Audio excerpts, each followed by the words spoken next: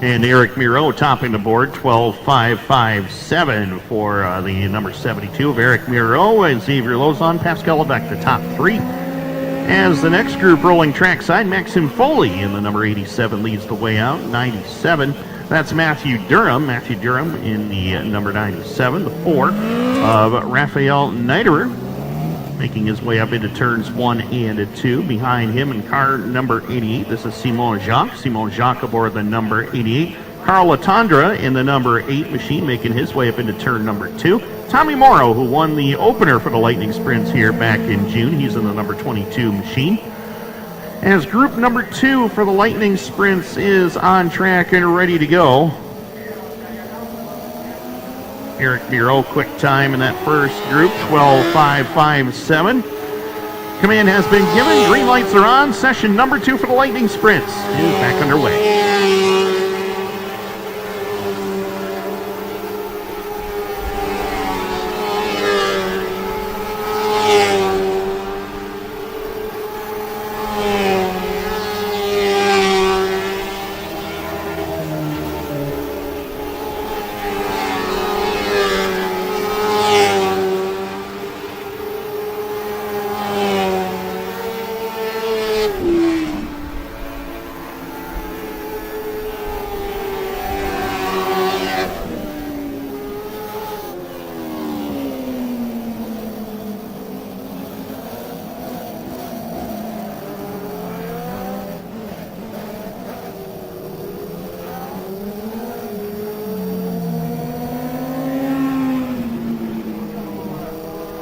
So a yellow flag being displayed. We're going to give these drivers another lap as the next group of Lightning Sprints waiting in the wings to make their way to the Speedway. After the Lightning Sprints, we're going to have the 358 Modifieds out for their hot lap session, and then the Next Level Home Improvement Sportsman Division will come out for their timed hot laps. Once again, that will set up tonight's lineups for the qualifying heat races later on tonight. The Alexandria Home Hardware Pro Stocks, they're in action tonight as well, and then the Assist to Sell Mini Stocks on the card also. And then the 358 Modifieds, the Grinder 358 Modifieds will come back out for their time trial session. Fastest driver in each of the qualifying groups will start on the pole for the respective heat race. Green lights back on, and the Lightning Sprints are back to green.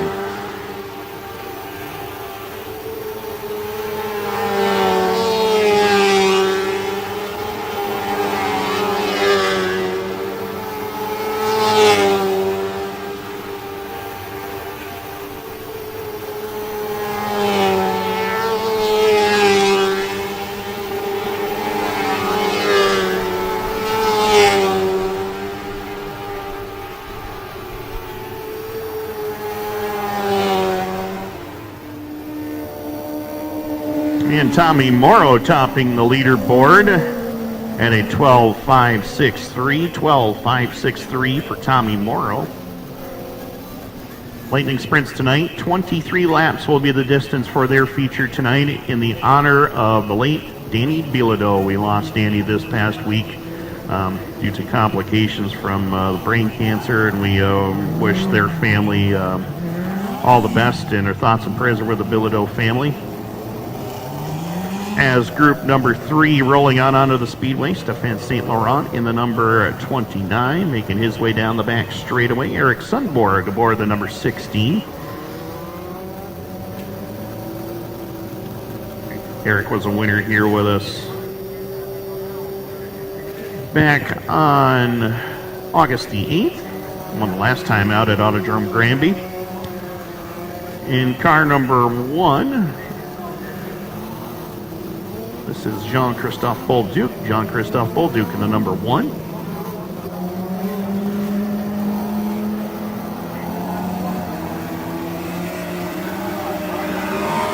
Mike and Trevor Gaucher back with us in the number 5 and the number 3 as the green lights are on. Session number 3 for the Lightning Sprints is underway.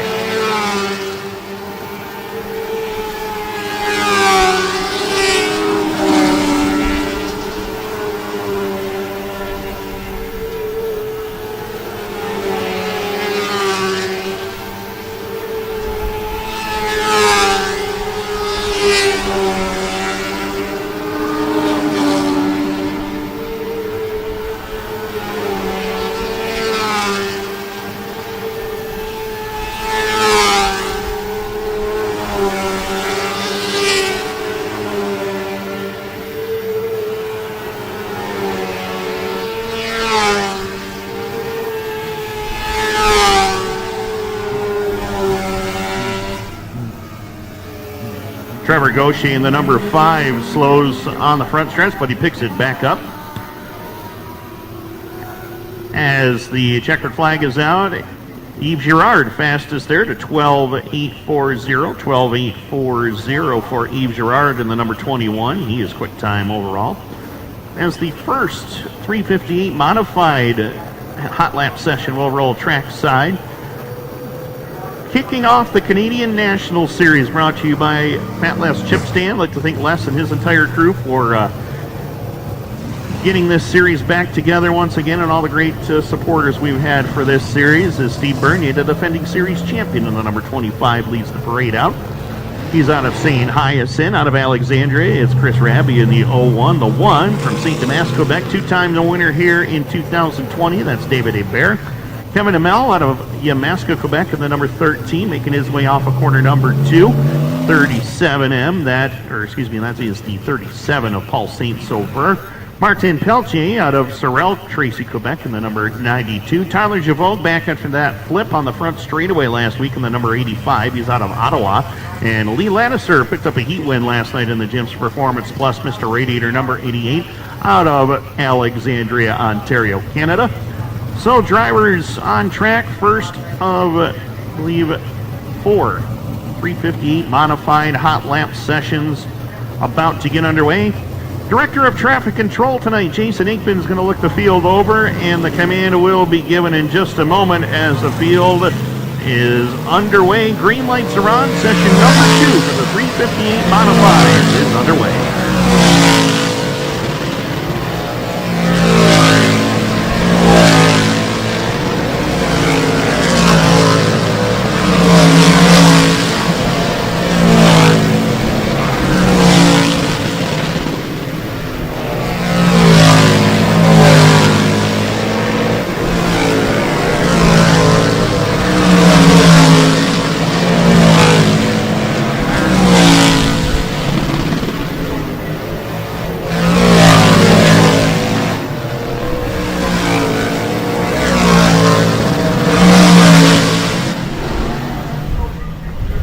David Hebert shows the way in group number 1, 13.407. 13.407 for David Hebert. As session number 2 rolling track side. Francois Bernier in the number 49. Martin Hebert back with us in the number 43. Tristan Draper in the number 17 out of Sydenham, the Draper Doors Machine. And Brian Slim McDonald, the West Front Construction, Govro Transport number 151. Kyle Dingwall, two-time track champion here in the 66 machine. The 66M, that is Corbin Miller. The Trailer Country Machine out of Perth, Ontario. Matthew Desjardins from Sorel Trace.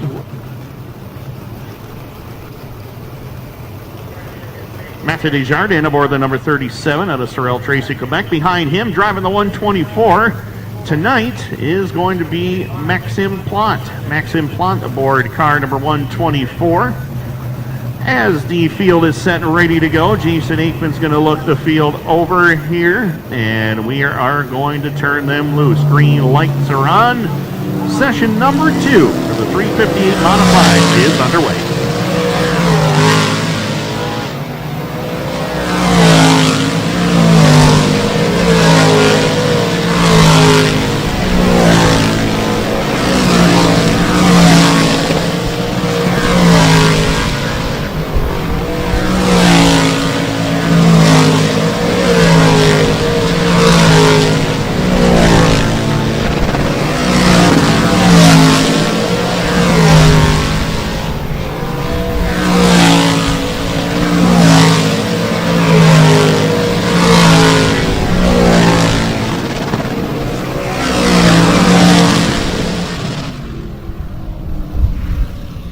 Francois Bernier, 13.284. 13.284 for Francois Bernier in the number 49. As Group 3 rolling trackside, led by Mario Claren, the 22Cs out of St. Edmund, Quebec. The 96 out of Montreal, that is the grinder himself, J.F. Corriveau. Mike Bowman from St. Catharines, the Seaway Fluid Power number 71. Renfrew, Ontario's Ryan Arbuthnot aboard the Valley Sales and Equipment R70, the Olsen Fab Twin Leaf Express 15B, and that's Brianna Ladisser from Cornwall. The Twin Leaf Express number 66X, 4-time track champion here at Cornwall, former series champion. He has competed in every single Canadian National Series event ever held, going all the way back to 2010. That is Harry Torrance out of Hogansburg, Chris Herbison in the number 63 out of Brockville, and Mike Stacy from Ganawage in the number 23M. Third group on track. Another group waiting in the wings, ready to roll trackside as the field is looked over. Green lights back on. Session number 3. 358 modified underway.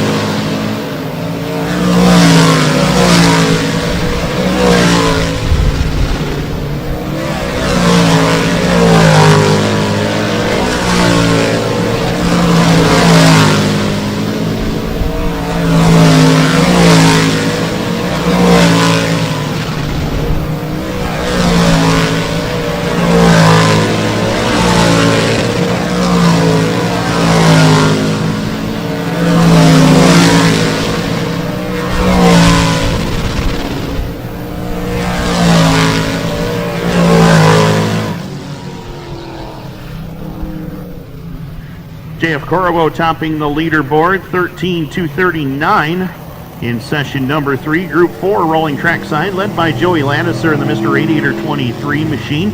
Luke Whitaker in the King Edward Auto Parts Dirt Outlaw Apparel number 38 out of Iroquois. Matt Williamson, the S&W Service Center Bicknell Racing Products number 6. Corey Wheeler in the Fat Les Chip Stand number 47 right here in Cornwall. From St. Remy, Quebec in the 99, that's Mikkel Lebreche. 91, that is Matthew Laramie, the 25 out of Granby, the Le Groupe Ultra TO Race Products, or TO Chassis, Big Race Products, number 25, that's Mikkel Perrant. 21 of Yann Boussier out of Drummondville. We'll make up group number 4 as the first group of Next Level Home Improvement Sportsmen will be rolling trackside momentarily. They're sitting in the staging area. This will be their timed hot lap session coming out after this final group of modified hot laps.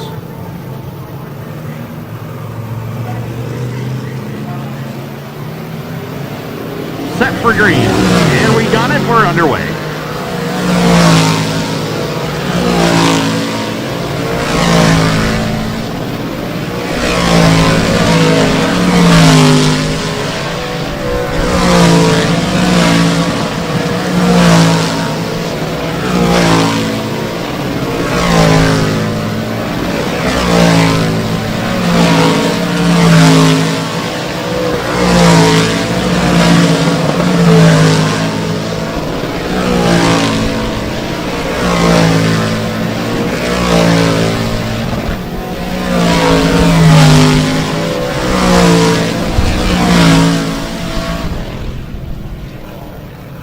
Session number 4 draws to a close. 13,156 for Corey Wheeler, quickest of everybody in 358 modified hot laps. Joey Ladisser, 13,235, second quick on the leaderboard. As the first look at the Next Level Home Improvement Sportsmen, they'll be coming out for their timed hot lap session here.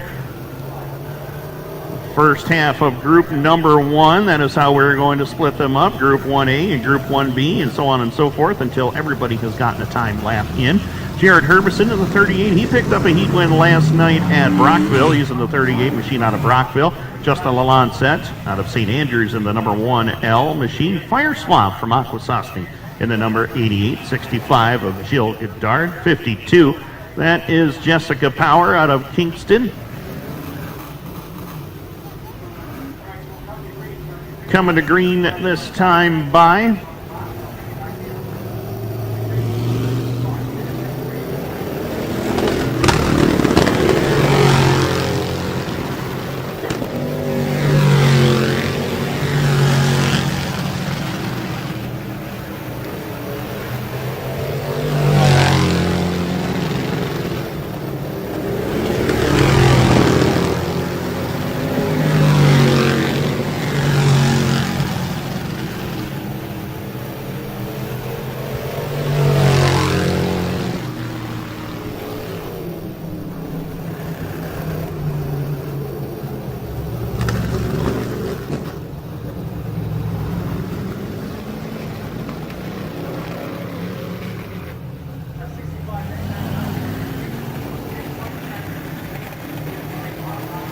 This will be the time portion of the hot lap session for the Sportsman. We want to give these drivers a couple of laps to get acclimated to the speedway. As Joe Godard gets the green flag, he'll be the first driver to take time.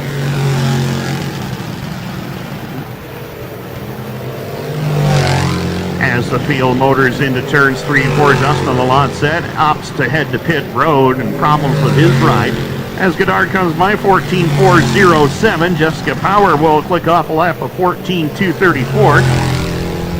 Jared Herbison, he goes a 14.083 and fire swap to the 30 spot at a 14.267.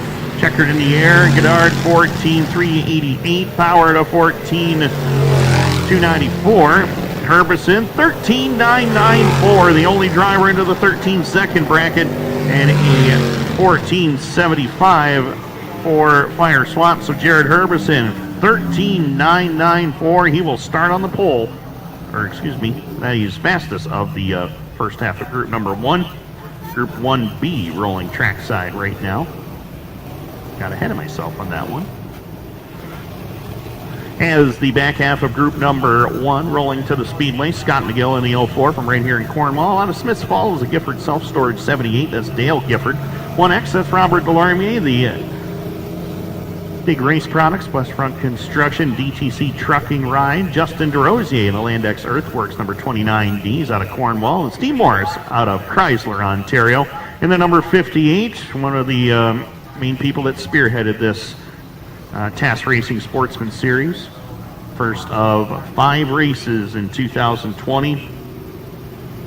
A lot of money on the line in both the Fat Lass Chip Stand Canadian Nationals and the TAS Racing Series for the Sportsman as well.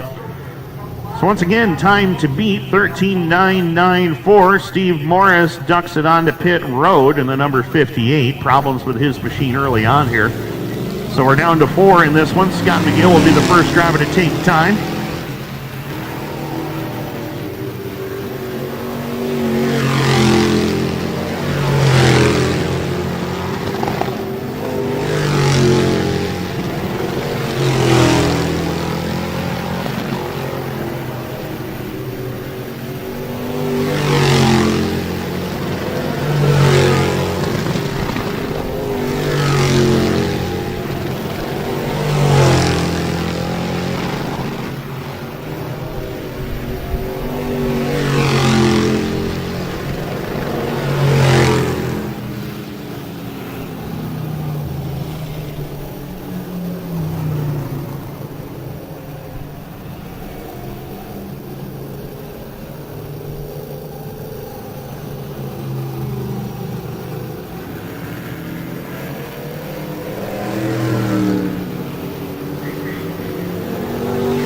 So, green lights back on. This is going to be the time portion of the hot lap session. Robert Delormier will be the first driver to take time. Big Race Products, DTC Trucking, Thompson Motorsports, number 1. Works it off at turn number 4 and across the line for his first lap. 14.117. DeRosier, 14.378. Checkered hours. White flag out for Scott McGill, 14.128. As Dale Gifford, 14.277. Checkered in the air for Robert Delorme. He goes a 14.112. 14.175 for Justin DeRosier. Puts him fourth quick. McGill will cross the line, 14.344. And Dale Gifford goes a 14.324. So that does it for group number 1. Group 2A rolling to the speedway right now.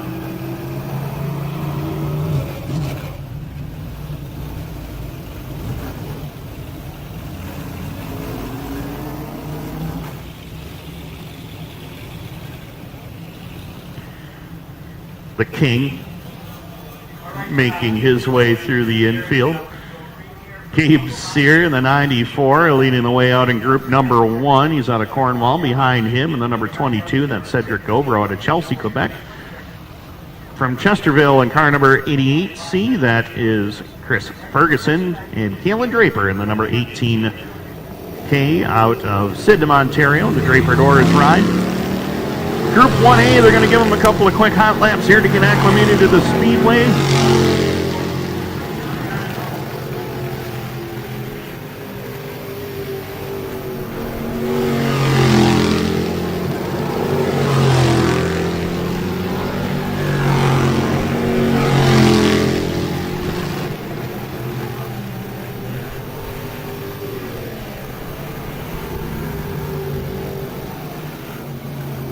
Caution coming back out. These drivers will come back around for a green-white checkered.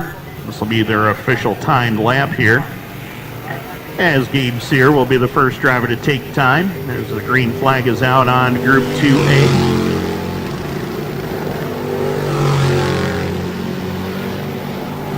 Gabe Sear, 2 wins this season, one of those coming right here at Cornwall, the other one earlier this season at Autodrome Granby. He'll take his first time lap of the day at a 14.100. Cedric Govro, 14.390. Chris Ferguson across the line at a 14.541. Kalen Draper at a 14.465. Checkered flag in the air, and Sear goes a 13.848. Fastest overall, 14.258 for Govro. Kalen Draper, 14.515, or excuse me, Ferguson, 14.515, and Kalen Draper, 14.442.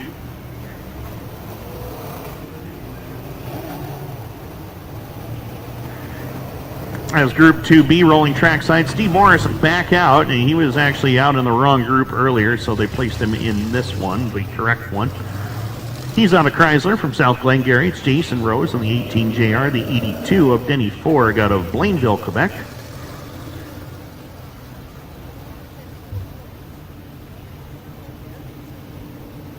And Moise Paget back aboard the familiar number 66. Moise made his 358 modified debut here a couple of weeks ago, finished a very respectable 10th. He's got a win this season as well at Autodrome Granby. As the green lights are on, going to give these drivers a couple of laps to get rolling here. As Group 2A on the racetrack, 2B rather.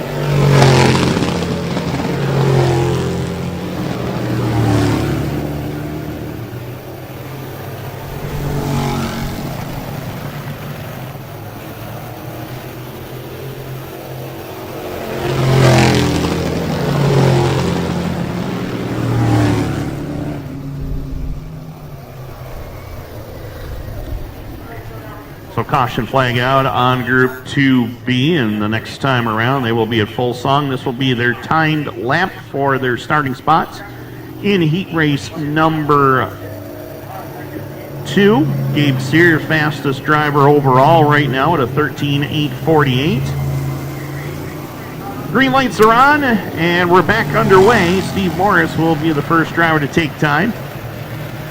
Chrysler, Ontario native, makes his way off of turn number 4 and across the line to get the green flag.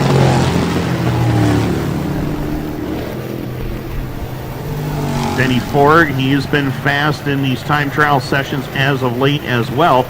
We'll see if Steve Morris can set quick time. He'll cross the line of 14.594. Jason Rose, 14.377. Denny Ford, 14.167. Moise Paget, third quick, 14.208. Checkered in the air on Steve Morris. 14.590, 14.434 for Jason Rose. Denny Ford, 14.141. Moise Paget, 14.208. So Gabe Sear, quick time there. He goes a 13.848. He will start on the pole for heat race number 2. Group 3A out on the Speedway right now. Going to be led by Thomas Cook in the 35. The 10, that's Michael Delorme, the Thompson Motorsports machine. Jonathan Ferguson, 2-time series champion in the 44, the only driver to win it in back-to-back years. He won it in 2017 and 2018. And the gentleman, Billy Cook out of Hogansburg, New York, in the number M70 machine. So we'll give these drivers a couple laps to get acclimated to the racetrack, and we will turn them back loose once again for their timed session in just a moment.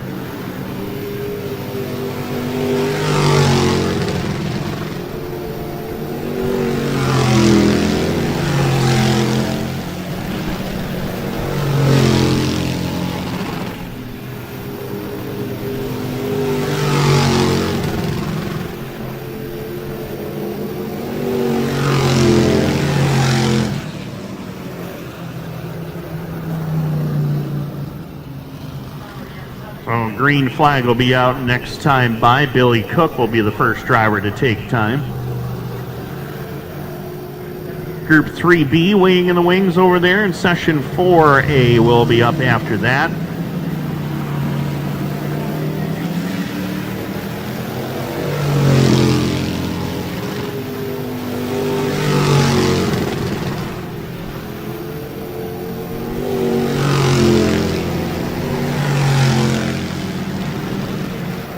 As Billy Cook brings his ride off of turn number 4, and he'll go a 14.699. Grandson Thomas Cook, 14.453. Michael Delorme will bring it across the line, 14.640. Jonathan Ferguson, 13.979. That's quickest overall right now in this group.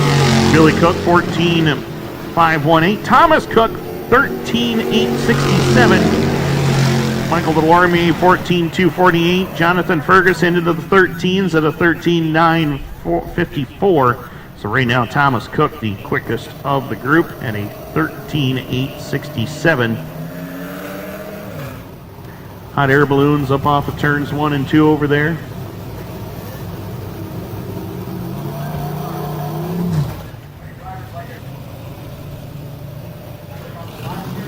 So Group 3B out. This is the final group. I apologize. So this is the third and final group on the racetrack.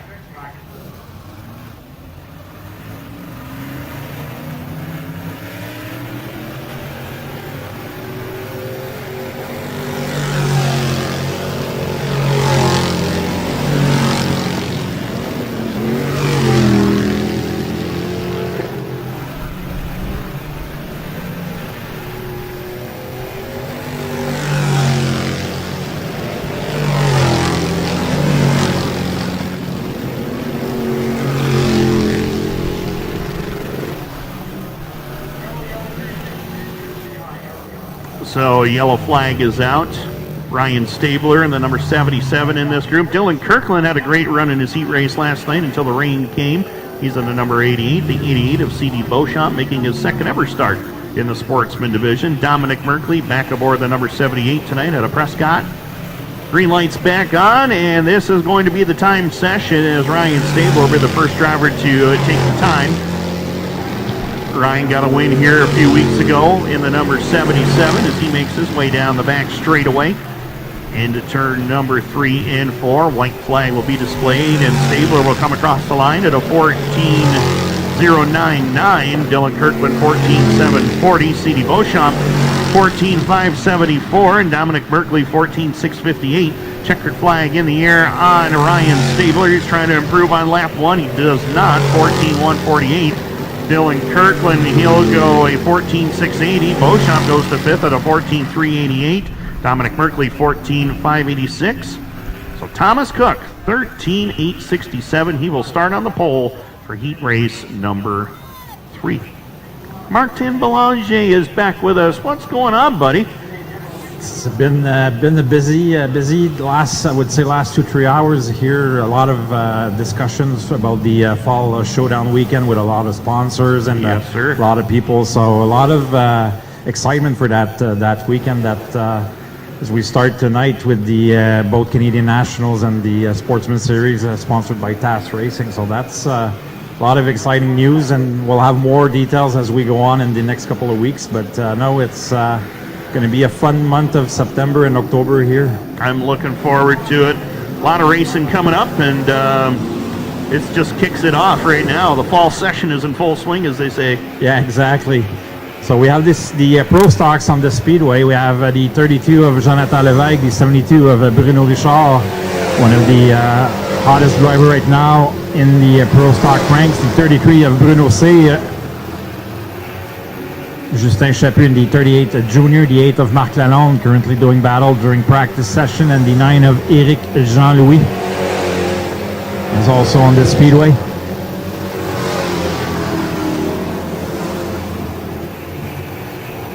Right now, the quickest time goes to Marc Lalonde, but there's still 2 laps for them to try and beat the time of 15.473 right now that Bruno Richard has, but we'll see if they're able to beat that time as the checker flag is thrown by Jason Aikman.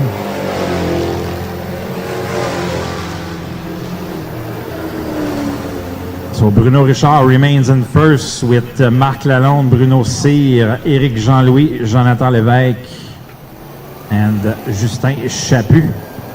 So second group of Pro Stocks is on the Speedway. You have the 07 of Robert Larocque, 194 of Yves Hamel. Recognize those colors on that car that was owned by C.D. Beauchamp a few weeks ago. So Yves Hamel is the new owner of one of the two cars of C.D. Beauchamp. 338 of Pascal Payeur, the 6 Stéphane Lebrun, 11A of Dave Seguin, 38 Steve Chaput, 2R of Riley McMonagle, 82 of Terry Gorgerat, and the 14 tonight driven by Roch Aubin.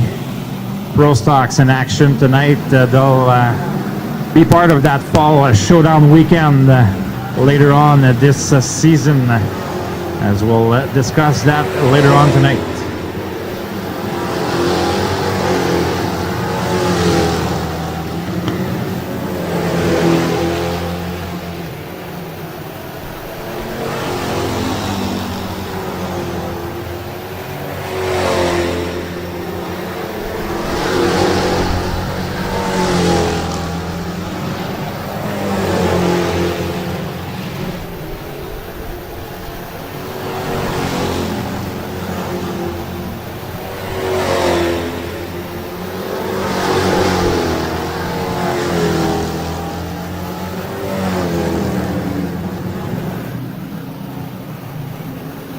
Pro Stocks are doing some good times right now on this good speedway tonight, as Dave Seguin is currently the quickest car with a 15.605, a 15.605 for Dave Seguin.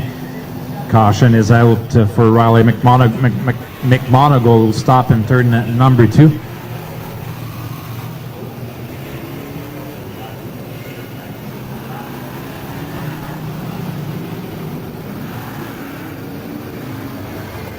So we'll go back to green here for practice session in the Pro Stocks. Another good field of cars here tonight.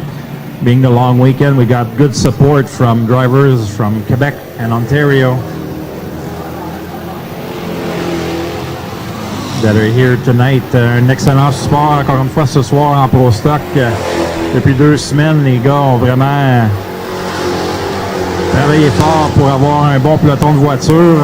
On avait 4 voitures il y a quelques semaines, 17 la semaine passée, puis ce soir on a une quinzaine de voitures, donc très intéressant pour les Pro Stock ce soir. Un bon groupe du Québec et de l'Ontario qui sont présents. On profite du long week-end également, de la fête du travail, puis ça paye. On a beaucoup de voitures en présence ce soir.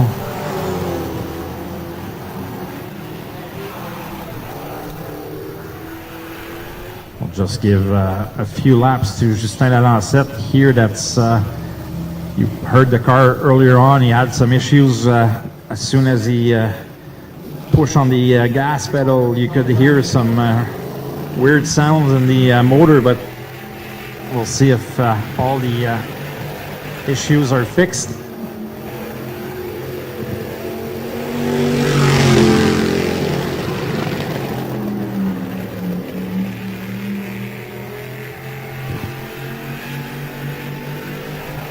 Justin Lalancette en piste qui avait des enjeux tantôt avec sa voiture. Là, on entendait le son du moteur, pas le son qu'on voulait entendre, mais ça semble beaucoup mieux pour Justin Lalancette qui effectue quelques tours de pratique.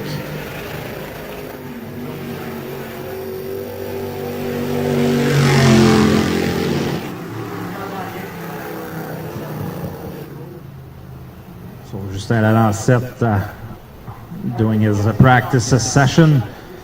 Mini stocks are back on the track again, Tim, with another good field of cars here tonight.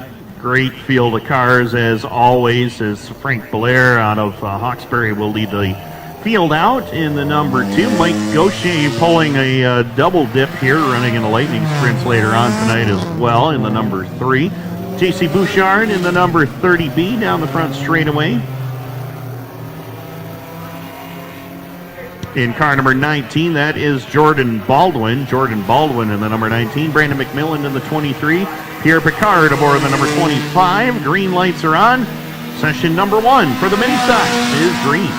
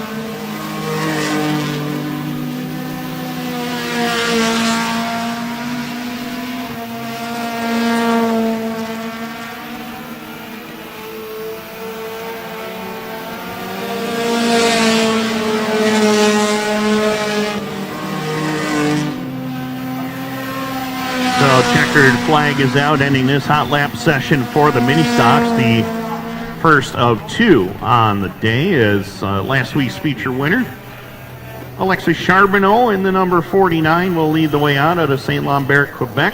All top five finishes with the exception of June the 6th in 2020. Behind him, it's a father-son duo here tonight as Christian Charbonneau in the number 67. Fourth place finish for him last week. Dan Cook, the number 87 out of Cornwall. Dan had a great run last night. Battled with Teddy Baird for a heat win, and it came to a dead heat in the mini stocks last night. James Clark, four-time winner in the number 2X. Into turns 3 and 4, Curtis Lindsay in the number 88, and Marc-Andre Voyer in the number 21. Mark out of Huntington, Quebec. Green lights are on, and the second and final mini stock hot lap session is underway.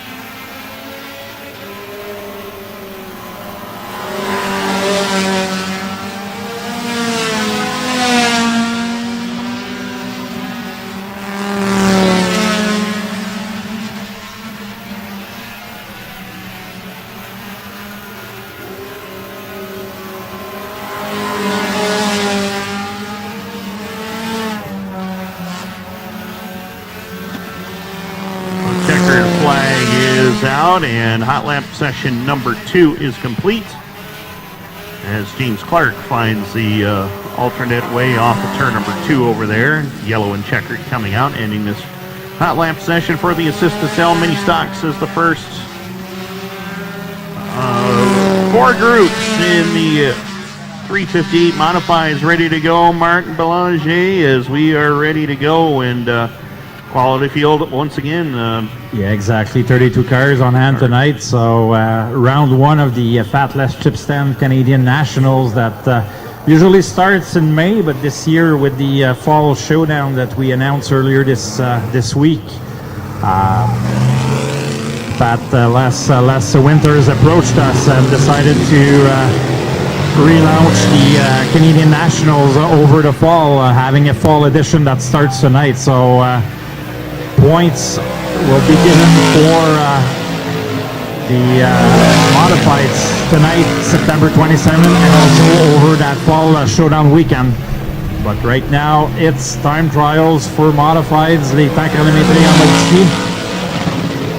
Premier temps de Steve Bernier, 13.598, 13.598 for Steve Bernier. Kevin Hamel in second, 13.694. David Hébert third, 13.699. Martin Pelletier, 14.023.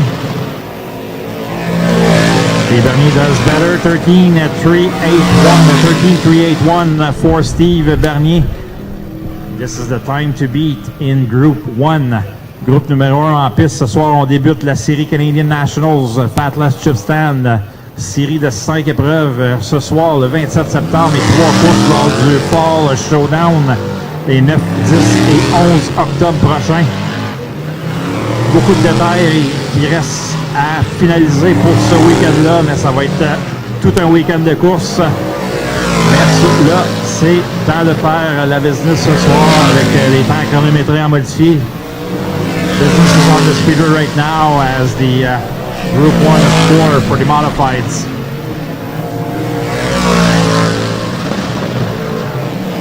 Solar 13 at 9.75. Chris Raby up to 5th, 13 and 9.57. Javogue now up to 5th, 13 at 7.96.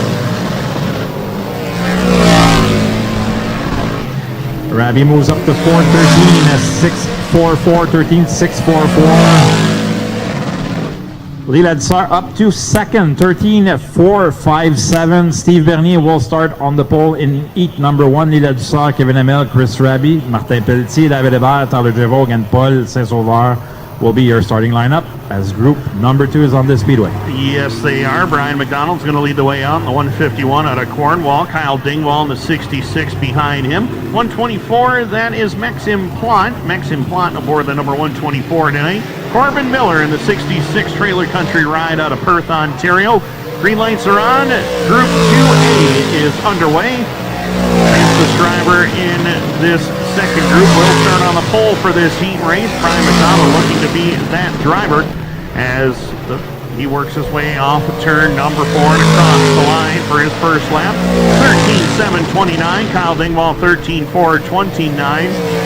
Maxim Plot comes by 15-3-75 and a 14-0-32 for Corbin Miller as Maxim Plot goes around yellow and checkered on the racetrack. Kyle Dingwall right now currently fastest, 13-4-29.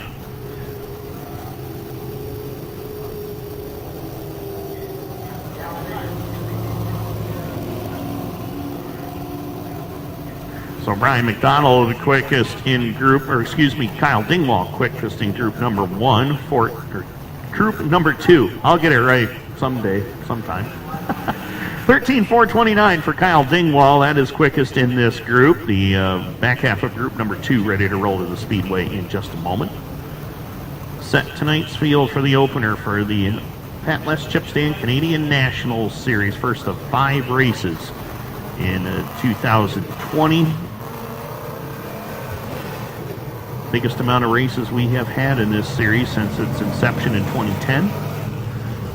Matthew Desjardins aboard the number 37, the 49, that is Francois Bernier, the 17 of Tristan Draper, and Martin Hébert in the number 43. Green lights are back on, and time to beat is 13-4-29. That was laid down by Kyle Dingwall.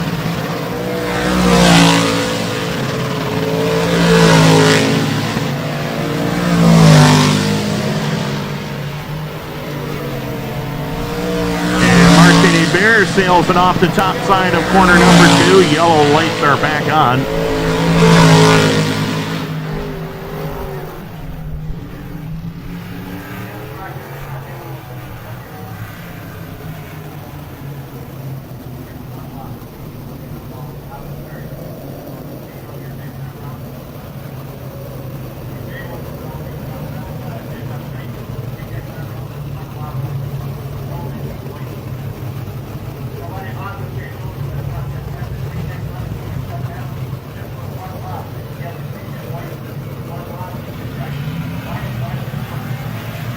So 1 lap left to decide this one. Currently Kyle Dingwall 13-4-29. That is the quick time to beat.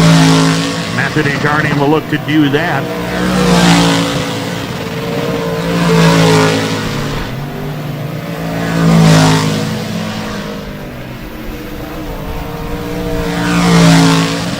Checkered flag is out. 13-7-67. Won't get it done. Francois Bernier 13-6-34.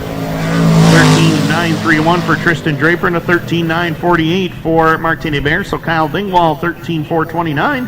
He'll start on the pole for heat race number 2. Group 3A on track right now. Group numéro 3A, Group 3 on the speedway. We have the 22 of Mario Claire, 66X Carrie Terrence, 71 of Mike Bowman making the trek from the St. Catharines area, and the 15B of Brianna Dussart is on the speedway. Groupe 3A en piste avec Claire Terrence Bowman et Brianna Dussart.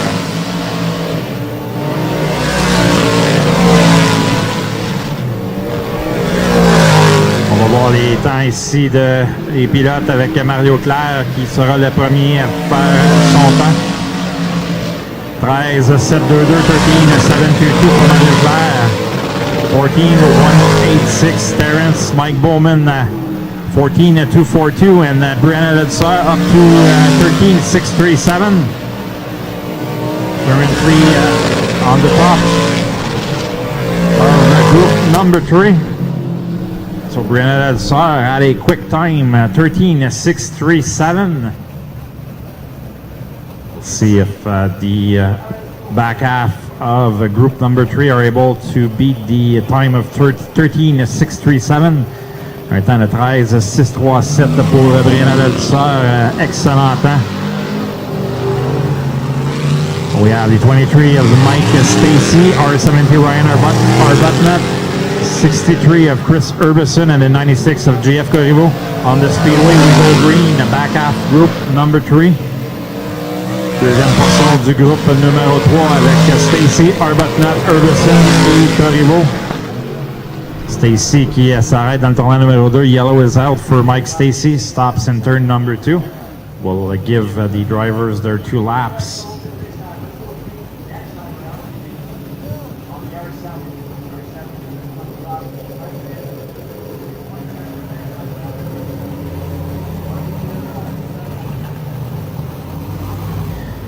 So we'll give them their 2 laps. So green-white checkers on the next lap as Ryan Arbuthnot will be the control car. La voiture R70 de Ryan Arbuthnot sera la voiture de contrôle. On va leur donner les 2 tours ici. Le temps à battre dans ce groupe 13, 6-3-7 pour Brianna Delsar. Arbuthnot up to third.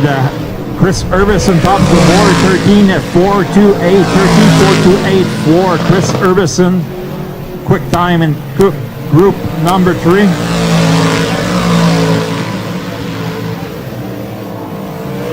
We'll see if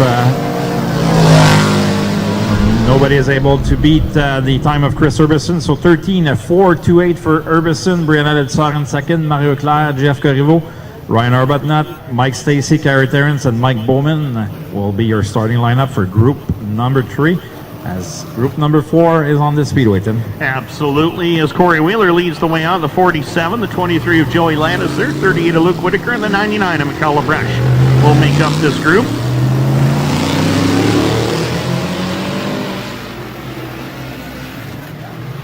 So green lights are on, and Corey Wheeler will be the first driver to take time. Corey with a feature win here a couple of weeks back in the Patless Chipstand 47S. He'll make his way off of turn number 4 for his first time lap of the day, and he'll cross the line to the 13.599. Joey Lannister, 13.533, and 14.068 for Whitaker, and a 14.445 for Michaela Bresch. Checkered in the air on Wheeler, 13.118. 13.118 for Wheeler. 13.766 for Lannister, 13.977 for Whitaker, 14.654 for Michaela Bresch. Corey Wheeler put it to him there, 13.118. Fastest overall right now. And that is going to be a tough time to beat. Keep in mind, he was fastest in the hot lap session earlier, 13.156, as Matt Williamson could be the candidate to knock Corey Wheeler off the top of the mountain, as Mikel Perrant in the 25, the 91 of Matthew Laramie, 21 of Jan Bussière. Could be a couple other drivers that could get the job done. Green lights back on. Matt Williamson will be the first driver to take time. Matt, of course, won his qualifying heat race last night at Brockville in convincing fashion, coming from the back of the field to do it, as he makes his way off of turn number 4 and across the line. 13.424 for Williamson. Mikel Perrant, 13.991. 14.414 for Matthew Laramie, and the 13.536 for Jan Bussière. As Williamson across the line, 13.596. 14.046 for Mikel Perrant. 14.411 for Laramie. 13.379 for Jan Bussière and Corey Wheeler. 13.118. He will be on the pole for heat race number 4, but he has also got the bragging rights to say I was faster than everybody today to 13.118. That does it. And he's been quick all season long here, Tim. Yes, he has. Well, he's our defending track champion, so he's got some honors to defend. But still, he's been one of our local guys that has been faring pretty good against the invaders this year. And boy, we had some invaders this year. Oh, did we ever? All the guys, well, for me, Mario Claire and David Hébert, yes, they are from Quebec, but they've been supporting us on a weekly basis in the past. But this year, having their own Quebec cars here, the Payet, GM Payet cars, which are really stout equipment and really a stout team up in Quebec. So, and it's been showing here as Hébert has 2 wins, and he's been in the contention almost every night, as well as Mario Claire. So these guys are, for me, are local talents, but have some invader cars, I would say, this year. I'd say so too, and I think you're right. I think it was you that was mentioning if we had to run points this year, I think David Hébert would be the guy that would be atop the leaderboard if we had a point standings going this year. Yeah, it was a 1 point difference with Steve Bernier. Steve Bernier didn't win this year, but he's been consistent all year long. Yep. Top 3, top 5s. That's it. So the guy has great success. His brother François is here tonight. I think he has 4 wins in Granby. So I think he wants to have a taste of Cornwall. I don't know if it's a sign to have him until the end of the year, as these guys are running for 4 other features with tonight. So it's a busy fall for the modifieds. Definitely. Along with the Falls Nationals that are coming as well in Brockville. So a lot of racing in Eastern Ontario. 4 Fall Nationals coming up at Brockville, and of course a lot of the drivers you see here tonight will be at the Fall Nationals in Brockville, brought to you by Dirt Outlaw Apparel, and I'd like to thank Ralph Murphy for what he's done with that deal, the 12th edition of it. Hard to believe it's been 12 years since we started that. And speaking of Quebec Invaders, Mario Claire won the first one in 2009, won the 358 portion of the program that year, and hasn't been to victory lane since at Brockville. So I think if he shows up, he's going to be one guy they're going to keep your eye on, and because the 358s are the star of the show this year. So it's going to be neat to see that and see if he can get the magic back at Brockville, so to speak. Yeah, and we've had some great racing during all those Falls Nationals. You were able to notice all of them, but some of the years I was there, the Dirt Car 358 series was ending always the points battle there. Mm-hmm. 1 year with Danny Johnson and Del Plank, and those points series were ending there, and a lot of counting in the tower and a lot of action on the speedway. So those are fun nights of racing. Yeah, we became mathematicians really quick. Yeah. All right, so Lightning Sprints on the speedway, les Lightning Sprints en piste. On a la voiture 25 de Michael Benoît, 87 de Maxime Follet, qui partira à ses côtés, le 3 de Pascal Lévesque, 72 de Éric Miro, le 88 de Simon Jacques, le 28 conduit ce soir par Yannick Poirier, le 28P, et le 74 de Terry Ledusser. Son première de 3 qualifications, first of 3 heats in the Lightning Sprints tonight. Start of the Cornwall Speedway Championship tonight for them. Remorquage du plateau on board as well for the fall edition, as they will be in action during 2 nights at the fall showdown this year. But right now it's all Michael Benoît. Great start for the 25 machine over Maxime Follet. As a good battle for that third position between Yannick Poirier and Éric Miro. As Yannick Poirier runs in third right now, took that spot from Miro, with Pascal Lévesque closing off the top 5. So Michael Benoît qui mène déjà une très bonne avance sur Maxime Follet dans la voiture 87. Yannick Poirier en 3e position, Éric Miro et Pascal Lévesque complètent le top 5. Simon Jacques et Terry Ledusser, qui est en action ce soir, complètent le peloton. Performance dominante ici pour Michael Benoît. Dominant run so far for the 25 of Michael Benoît. You see on his wing the Magic Mike. or Magic Mick. So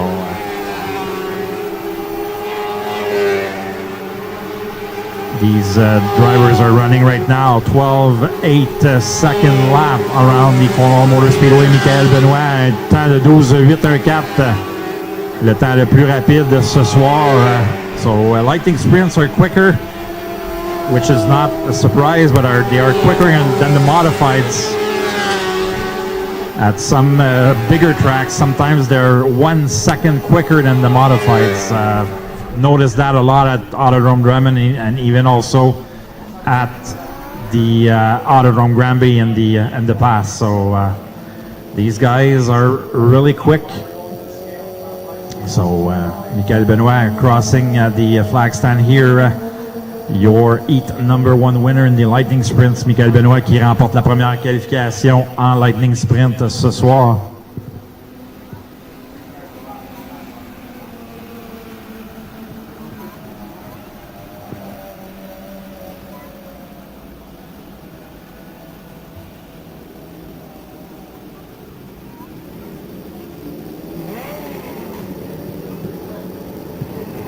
So, heat number 2 on the Speedway. Deuxième qualification en piste. So we have the 8 of Kevin Latendre, 96 of Xavier Lauzon, 1 of Jean-Christophe Bolduc, Tommy Moreau dans le 22. In the 22, 97.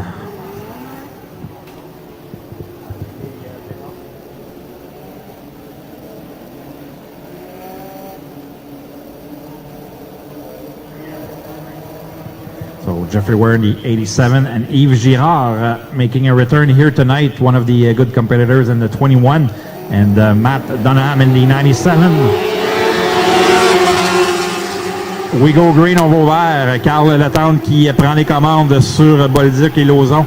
Lauzon has been one of the guys to beat in this class this year. 2 feature win. Was really hot back in July at the Speedway here. 1-2 feature in a row. We'll see if he's able to visit the winner's circle again here tonight at Cornwall Motor Speedway. But right now it's all Carl Latendre who had quite a start over Bolduc. Battle between Dunham and Jeffrey Ware, teammates. A lot of cars under the colors of Remorquage du Plateau, one of our good sponsors in the Lightning Sprints this year, has come on board really strong. They have a lot of cars based in Elmer, Québec. Donc, Remorquage du Plateau, on voit là, plusieurs voitures à ces couleurs-là qui sont basées à Elmer, Québec. Amènent beaucoup d'argent et beaucoup de support à la série Lightning Sprint, eux qui vont faire partie du Fall Showdown Weekend dans quelques semaines ici du côté de Cornwall. 2 tours à faire, 2 laps to go as Carl Latendre keeps his lead over Jean-Christophe Bolduc with Xavier Lauzon, Tommy Moreau. And Jeffrey Ware, your top 5. White flag has been displayed. Carl Latendre qui continue de mener cette deuxième qualification devant Bolduc. Beau dépassement ici de Tommy Moreau. Tommy Moreau now in third. The checker flag is out. Latendre wins over Bolduc. Tommy Moreau, Xavier Lauzon. Jeffrey Ware, Matt Dunham and Yves Girard. So this completes heat number 2, deuxième qualification de compléter en Lightning Sprint.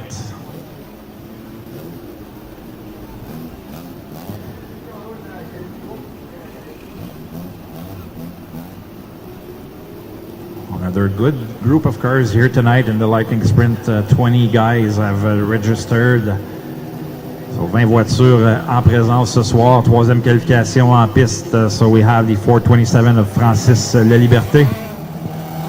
The 4 Raphaël Niederer. 16 Eric Sundborg. 29 of Stéphane Saint-Laurent.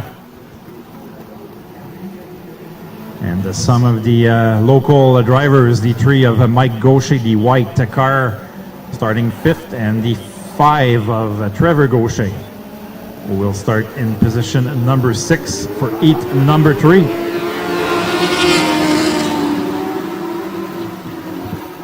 Un bon départ ici pour Francis Laliberté qui prend les commandes sur Eric Sundborg et Raphaël Nédéra, Stéphane Saint-Laurent 3e et Mike Gaucher complète le top 5. On vient compléter le premier tour ici avec Laliberté toujours aux commandes devant Sundborg. Raphaël Nédéra, Stéphane Saint-Laurent. Sundborg, one of the veteran drivers in this division here, trying to gain some ground on La Liberté, but La Liberté has been quick. 13.362 the last time for La Liberté. 13.116 the last run for La Liberté. Is getting quicker and quicker. Might see some 12-second laps for a third time in the Lightning Sprint Heats, as La Liberté has pulled away from the rest of the field. Lap 5 completed, 5 tours de complété. C'est La Liberté qui a effectué d'excellents temps dans le 13-1, 13-2 au cours des derniers tours. 2 tours à faire. Très constant dans ses tours, avait fait un temps de 13-26, vient de faire un temps de 13-27, donc régulier comme une horloge pour Francis Laliberté. White flag being displayed. Francis Laliberté has been really bring consistent laps in the last few laps. 13-2-7 to 13-2-6, 13-2-1 the last one. He gets the checker flag. Francis Laliberté, your heat number 3 winner here in front of Eric Sundborg and Raphaël Nédéra. Stéphane Saint-Laurent in 4th, and Mike Gaucher completes the top 5 here. Busy night for Mike Gaucher, as you saw him earlier on in the mini stock. So jumping in something a little bit quicker here in the Lightning Sprints. That he is, and that is a big switch. That's no easy task to go to an open wheel car and one heat, then jump into a full fender car. They obviously drive completely different, but Mike trying to step out of the comfort zone a little bit, and this is perfect here to do it. Try to experiment with a few things, and he is improving each and every week in that number 3 Lightning Sprint. And he'll be back out in this mini stock. Quick turnaround as the mini stocks are lined up and ready to go for their heat races.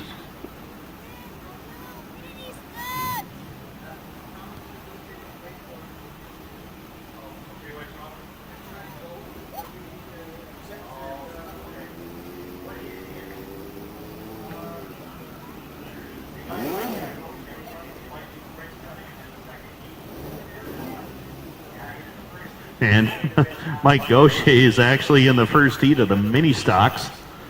So we got to give Mike a little bit of a breather here to try to get from one car to the next. So busy day for Mike Gaucher, and you great race fans out here. Glad to see that you are here in attendance tonight. My goodness. Great supporters of the Speedway. Thank you so much for being on hand with us. Those of you watching live on 360nitro.tv, welcome as well to the Cornwall Motor Speedway here tonight. And what's interesting, Tim, is that we've been selling our tickets for the fans. As you know, we're only allowed 100 fans per night, and for this weekend, I've been monitoring the ticket sales on Le Point Vente, the platform that we've been using.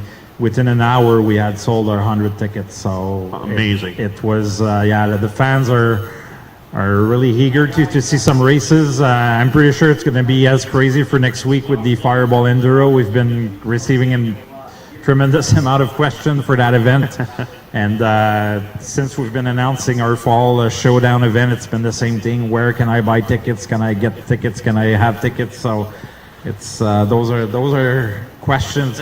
It's too bad because I'm pretty sure if it was if fans would be permitted, the gates would be open and we would have our regular fan base, but we're not allowed, and it's unfortunate, but at least we were able to partner up with 360nitro.tv, and we're able to offer an option for fans that can watch the races for I would say a fair amount of pricing, I would say, and they're able to see the races and hear your beautiful voice then. My beautiful voice. I think they tune in more for yours than mine. But that's going to be a good show. Like I said, 3 straight days. It's the first time in the history of the Canadian Nationals and TAS Sportsman Series that we've run 3 consecutive days. The final day, of course, being a big one. 125 laps for the modifieds and $5,000 to win. Wow, it's a lot of laps in a short period of time. But these drivers, they've been wanting laps, and hey, we're going to give it to them. Yeah, and what Raymond Laverne wanted to do is that we've been, as you know, we've been having some tremendous support from all the drivers this year. The purse were cut because it's a tough year, as everyone knows. There's no fans in the stands, so at least for that weekend, it should be regular purses and probably even bigger than usual. So it's just to give them back, just to support them as they've supported us all season long. So. Absolutely, as mini stocks on track for their heat event. Dan Cook in the 87, alongside of him will be Mike Gaucher in the number 3. He pulls up alongside. Row 2, it's Pierre Picard in the 25, along with the number 19, Jordan Baldwin out of Belleville. J.C. Bouchard in the 30, the 88 of Curtis Lindsay, and James Clark goes shotgun on the field in the number 2. Green lights are on. 6 laps will be the scheduled distance. Next Level Home Improvement Sportsman on deck next, as Dan Cook in the number 87 leads the way. Mike Gaucher just got done a lightning sprint. He holds on to second. As they click off lap number 1, Dan Cook leading the way into turn number 1. Dan had a fantastic battle last night with Teddy Baird for a heat win at Brockville, and it was so close that we couldn't decide a winner, so we called it a dead heat last night, and Cook is really trying to keep that inside line, but the handling on that car just not as good, and Mike Gaucher, a little better handling a race car around the top side. He'll take over the lead heading into turn number 1. Cook not backing down from him, though. He's trying to put up a fight, but Gaucher drives away down the back chute. Cook into the infield a little bit, heading into turn number 3. Now Jordan Baldwin and J.C. Bouchard going at it as Curtis Lindsay heads for the house. He's done for this one. He'll head to pit road. In the meantime, Mike Gaucher working his way off of corner number 2 with a healthy 5 to make it 6-car length advantage over Dan Cook. 19 of Baldwin, followed by James Clark, makes the move to the inside of Bouchard to pick up position number 4. As we work lap number 4 with 2 laps left to go, Mike Gaucher in complete control of this race. Has been since about lap 2 as Dan Cook with a problem slows to the outside of turn number 2, but picks it back up behind Jordan Baldwin, who picks up position number 2. White flag in the air for Mike Gaucher. And Dan Cook, obvious problems there, trying to get up out of the way, and Bouchard was right there behind him and got into him a little bit, so Dan Cook pulls it to a crawling pace in turn number 3, or turn 1 rather. Checkered flag is in the air, no contest. Mike Gaucher picks up the victory. Baldwin will cross in second. J.C. Bouchard will end up in position number 3, and Pierre Picard will wind up in spot number 4. James Clark has taken it to pit road in the 2X machine, so kind of a surprise there, as the mini stocks are complete for heat race number 1 at least, and Gaucher heads to the pits to survey his machine, and we'll see what he does when he comes back out for the mini stock feature. Looking for his first Cornwall win of the season. He's got one at Brockville earlier this year. So heat race number 2 lining up in the staging area. Frank Belair in the number 2 will lead the field to green, followed by the 21 of Marc-Andre Voyer.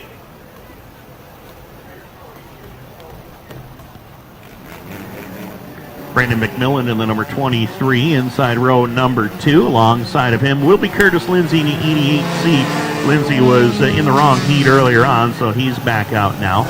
67 of Christian Charbonneau in the 49 of last week's feature winner, the 49 of Alexa Charbonneau. Father-son tandem there in row number 3. Set to go. Green will be coming out this time by 6 laps is the distance. Second and final heat in the Assist to Sell mini stocks. Ready for green at the Wired Audio Fire Zone in turn number 4, and we're underway. Frank Belair jumps into the lead early on. Brandon McMillan follows suit up to the 2 spot. 21 of Marc-Andre Voyer works the high side. Holding on to third is Alexis Charbonneau, has picked up spot number 4 already. Out to complete lap number 1. Frank Blair in control of the field. A car length and a half over Brandon McMillan, who's trying to hold off Marc-Andre Voyer in the process for spot number 2. Voyer to the bottom, can't quite make it work. Alexis Charbonneau right there with him in 4th, and it's Lindsay and Christian Charbonneau completing it.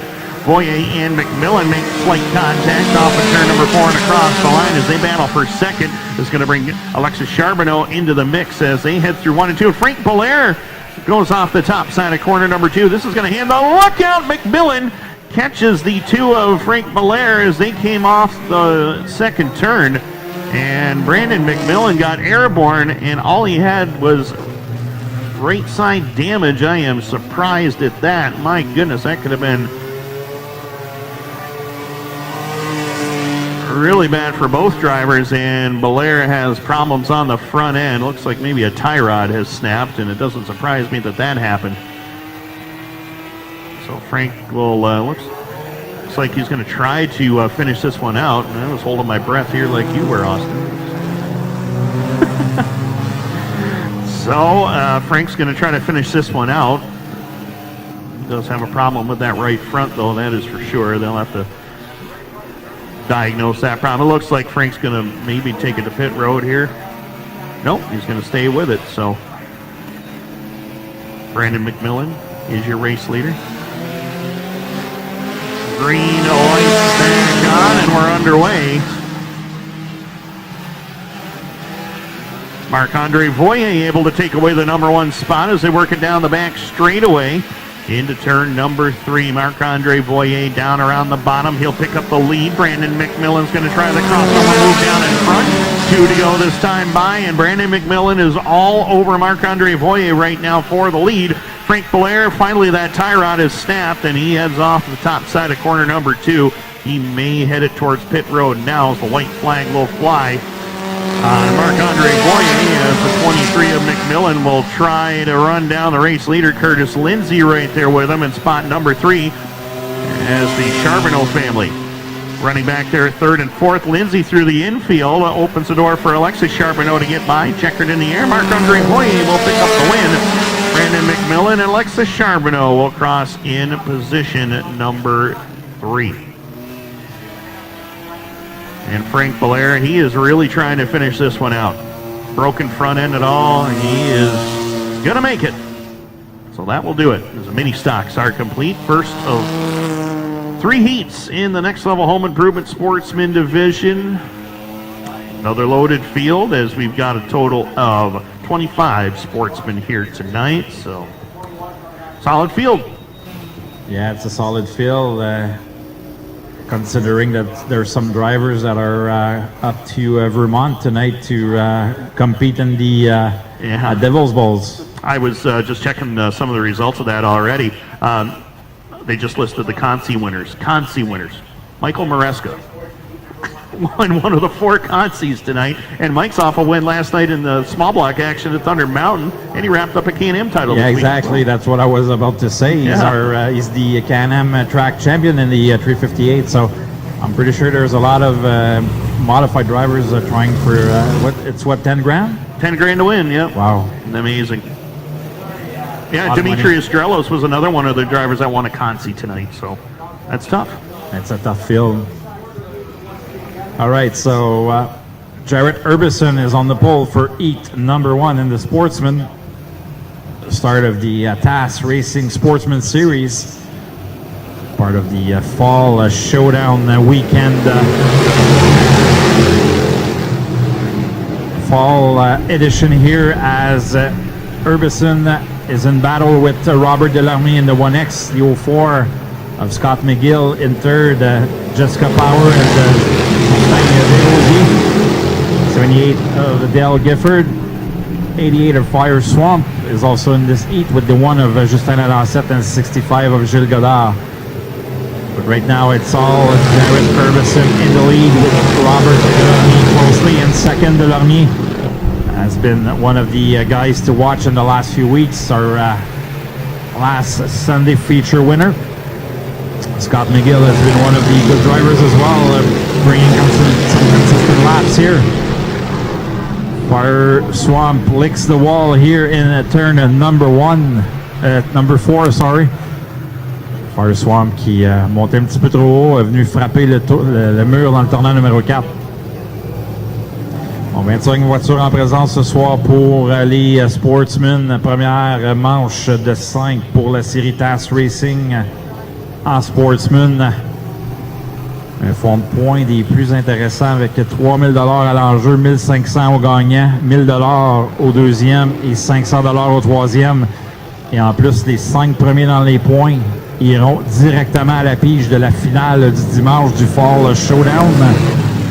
Donc, les 5 premiers dans les points auront une chance de partir parmi les 12 premiers du Fall Showdown, finale de 100 tours prévue. La bourse est toujours à confirmer, mais on chuchote possiblement 2 000 $ au gagnant, avec une bourse somme toute intéressante pour partir. Donc, ça va être un beau dimanche pour les Sportmen. De retour au vert, we're back to green here as Jared Urbison is in the lead.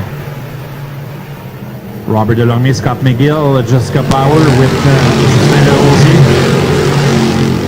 Your top 5. Some smoke coming out of Fire Swamp as Justin Lalancette is battling with him for that final position. McGill is now up to second, making some great strides in this first of 3 heats in the Sportsman.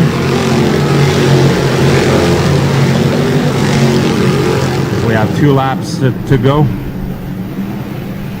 2 tours à faire. The white will be displayed to the field as Urbison continues to lead over McGill and Power in second. Delorme has lost some ground in the last few laps with 78. Flat tire here for Fire Swamp. Parks it in the infield. The checker is out for Jared Urbison. Scott McGill second. Power. Robert Delorme.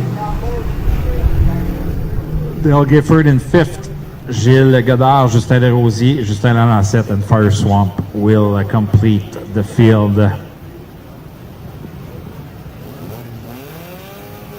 So, first of 3 Sportsman heats in the books. We'll be ready to send heat number 2 shortly as another group of guys looking at the top of that lineup, Tim, and there's a lot of good drivers there. Denny Fogg always quick in time trials. Hopefully he can translate that into 8 laps and being able to compete with those guys. It would be nice to see for sure, and he'll go from the top side of the front row. Gabe Sear in the 94, he'll go from the pole along with Denny Fogg in the 82. Row number 2 is going to find the 66 of Moise Paget with the 22 of Cedric Gove. Row 18 JR of Jason Rose along with the 18K of Kalen Draper. Final row is Chris Ferguson in the 88C with the 58 of Steve Morris. 8 cars, 8 laps the distance. Second of 3 heats in the Next Level Home Improvement Sportsman. Caution flag remaining out as Gabe Sear went a little bit early. So we're going to try it one more time.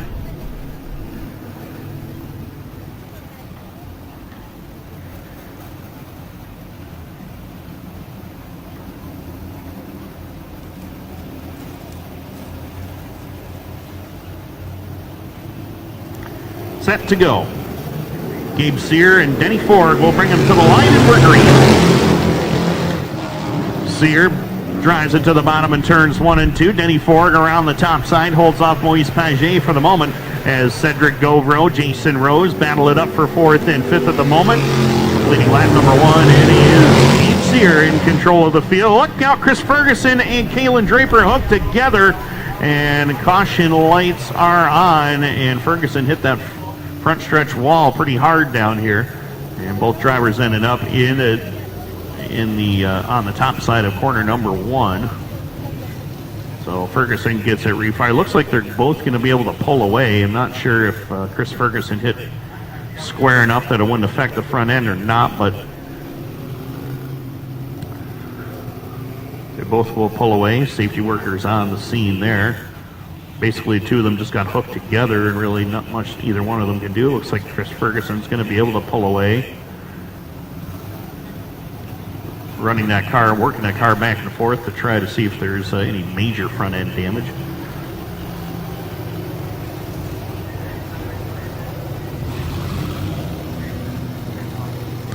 And Chris looks like he is going to take it towards pit road in a tough break for the Chesterville native. One win in Sportsman action, but it did not come here. It did not come at Brockville or any other track. It came at the Maniwaki Speedway a couple seasons ago. So Gabe Sear and Denny Ford will lead him back to green. We did get that first lap completed. Gabe Sear is the leader. He has choice of starting lane. He'll opt for the bottom as we go at the wired audio fire zone off of turn number 4. We're back to green.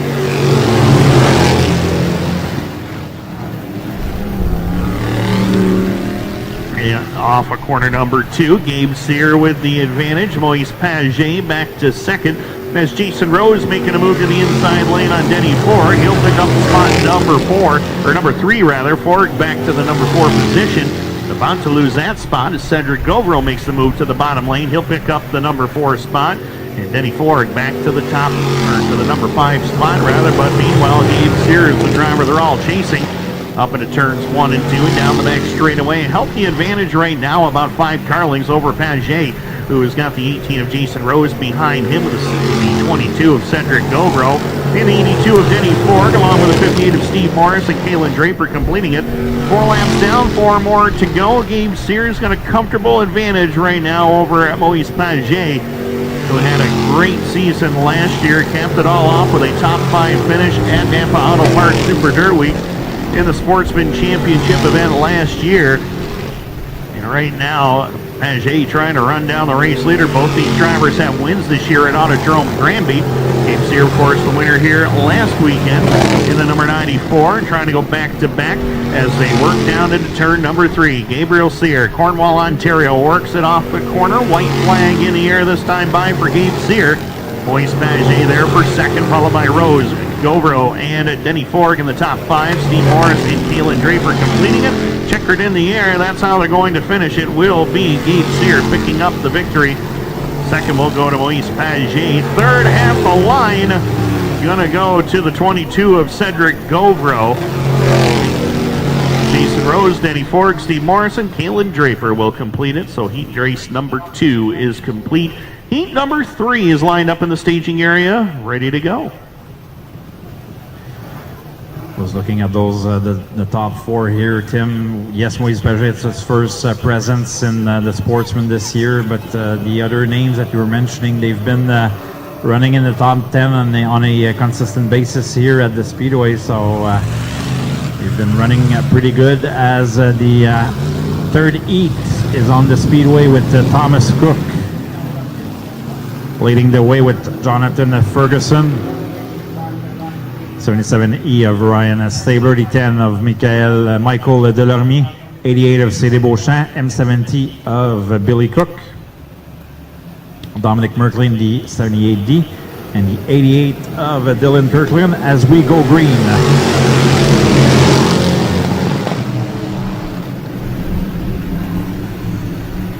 Good start here for Thomas Cook as Stabler takes second over Jonathan Ferguson. Battle for position number 5 between Merkley and C.D. Beauchamp. Beauchamp is the second outing tonight in the Sportsman. Gave a little push to Merkley as Thomas Cook leads the way.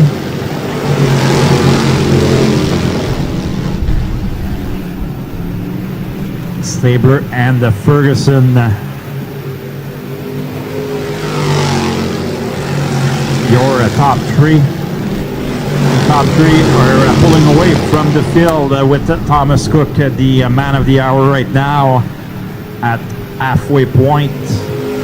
Thomas Cook qui continue de faire d'excellents tours, le seul pilote sous la barre des 14 secondes. 13-8-7-7, 13-9-8 pour Thomas Cook. As the good battle for second is shaping up between Stabler and Ferguson. Both drivers using the inside lane of the Speedway. Stabler having the edge on Ferguson. 2 laps left to go, 2 tours à faire. Merkley et Beauchamp, le top 5. We'll watch Dylan Kirkland as well, trying to battle with another 88. There's a bunch of 88s now in the Sportsman this year with Ferguson as well. As the white flag has been displayed, he will come and get the checker flag, the 35 of Thomas Cook. Ryan Stabler in second, Jonathan Ferguson third. Dominic Merkley completes the top 4. C.D. Beauchamp in fifth. Billy Cook, Dylan Kirkland, and Michael Delarmier in the Thompson Motorsport number 10 rounds out the field. So this completes the Sportsman Heat for tonight, as they'll come back later on for 50 laps, part of the TAS Racing Sportsman Series. But right now, modified action, Tim. Squad ready to go. Steve Bernier will piece the field to green in the number 25. Lee Lannister aboard the number 88L will go away from the outside of row 1. Row 2, it's Kevin Amell in the 13, along with Chris Raby in the 01. Row 3, Martin Pelletier in the 92. David Hebert in the number 1. Tyler Javogue in the 85, and Paul Saint-Sever will complete it. 8 cars on track, 10 laps is the distance. First of 4 heats in the Grinder 358 modified division. Steve Bernier and Lee Lannister bring them to green and mark. First time through turns 1 and 2, Steve Bernier opts for the bottom. Good choice. He takes over the top spot as Lee Lannister jumps into the 2 spot. And here comes Kevin Amell. He takes advantage of Lannister. He'll go to position number 2 as Chris Raby tried to fill the void on the bottom, but the door was shut when he got there. David Hebert trying to work the top side as he goes around the outside lane, trying to get around Chris Raby for a spot. Now going to lose the spot to Martin Pelletier in the 92. Meanwhile, Steve Bernier is on cruise control right now. The 2 brothers racing ride on the St. Hyacinth, working his way up off the corner with a 5-car length advantage over Kevin Amell. Lee Lannister, Chris Raby, and Martin Pelletier complete the rest of the top 5. David Hebert struggling through traffic here. Hard to believe. 27 starts for David Hebert in this series. Best finish has been 30. Has never won event less series race in his career. As they head through 1 and 2, and David Hebert is going to be coming from towards the tail of the field if this keeps up like that. But right now, Steve Bernier, the class of the field, the 25, on cruise control right now. Kevin Amell and Lee Lannister both running strong on the bottom portion of the speedway. Amell sets it up nicely through the bottom portion of turns 3 and 4 and across the line. Lee Lannister right there in his tire track. Martin Pelletier, they battle for 4th and 5th at the moment. David Hebert, Tyler Javogue, and Paul Saint-Sever completing it. Up off the corner number 4 and across the line. Steve Bernier continues to stretch that margin out. It's over a straightaway right now. Kevin Amell doing a really good job pulling that inside line. That's where the most bite is right now. Lee Lannister now under attack from Chris Raby as David Hebert finally finds the running room he was looking for to get by Martin Pelletier. As everybody working the bottom portion of the speedway. Turn 1 and 2 right now with 2 laps to go. White flag will be displayed this time by, and Steve Bernier has got it on autopilot. 2 brothers racing, Bicknell chassis, working the portion of turns 1 and 2 and down the back straightaway. Final time through turn number 3. And Steve Bernier on a St. Hyacinth will grab the win in heat race number 1 in dominant fashion. Second spot will go to Kevin Amell. Lee Lannister will cross the spot number 3.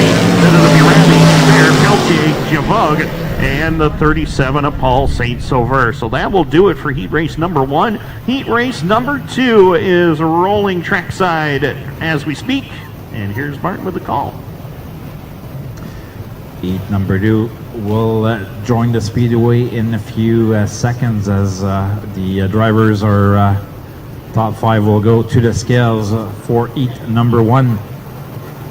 So heat number 2 on the speedway, the 66 of Carl Dingwall, 49 of François Bernier, 151 of Brian McDonald, 37M of Mathieu Desjardins, 17 Tristan Draper. Martin Hebert will be in the 43, the 66 of Corbin Miller, And the 124 tonight, another driver in this car as Maxime Plante, making his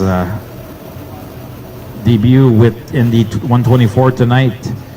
He's a regular modified driver in Quebec in the Granby and RPM, but tonight one of his rare.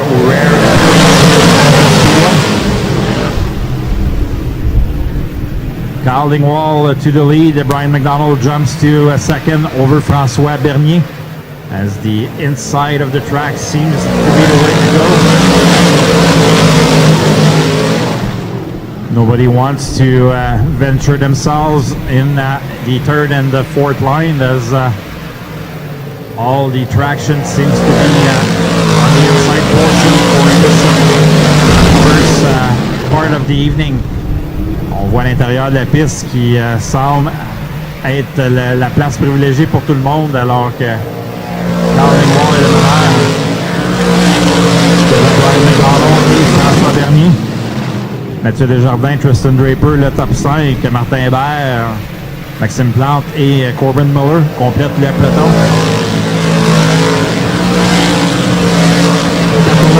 For laps completed for Carl Dingwall. Halfway point, 40-66 as McDonald still runs in second. François Bernier and Mathieu Desjardins, your top four. Draper, Hébert, Plante, and Miller. Completes the field. Dominant run here for the 66 of Carl Dingwall.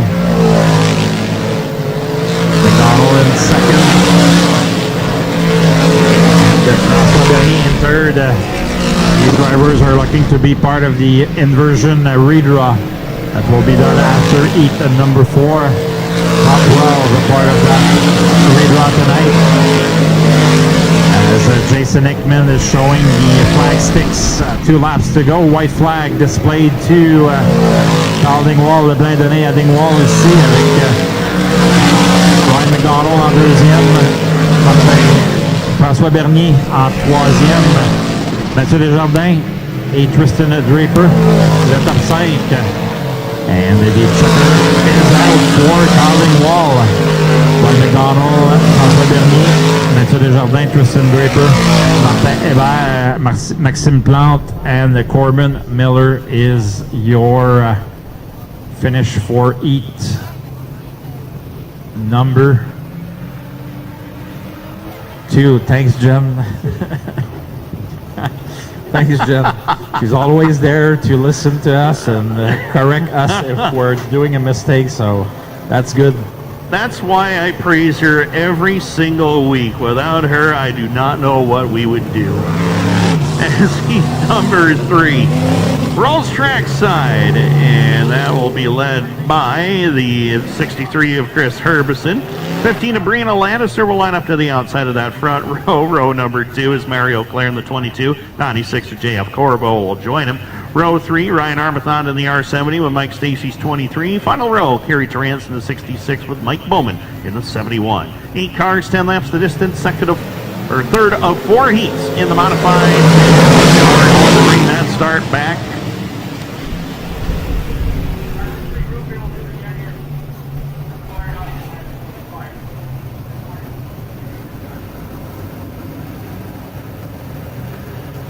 We are set to go.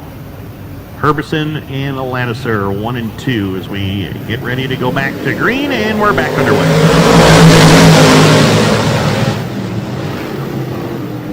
Quickly through turns 1 and 2, Chris Herbison will jump to the lead down the back straightaway.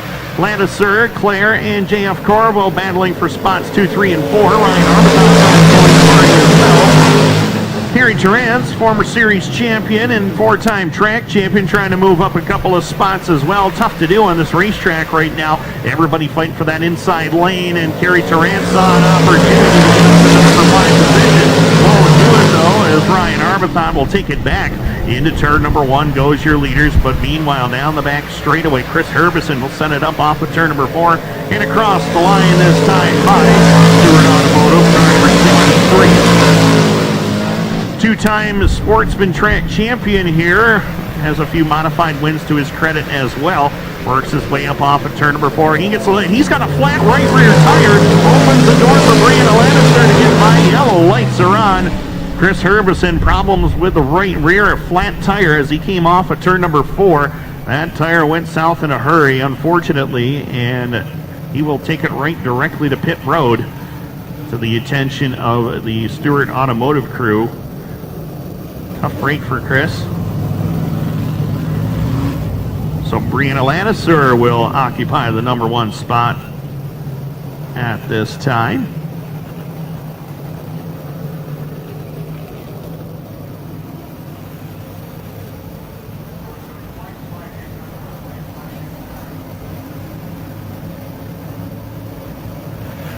Ready for green next trip around. White flag to be displayed this time by.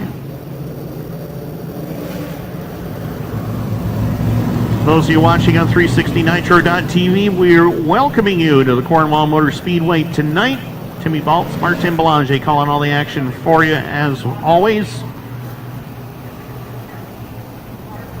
Heat number 3 of 4 on track right now. So Brianna Lannister will set the pace off at turn number 4 with Mario Claire alongside. Green light.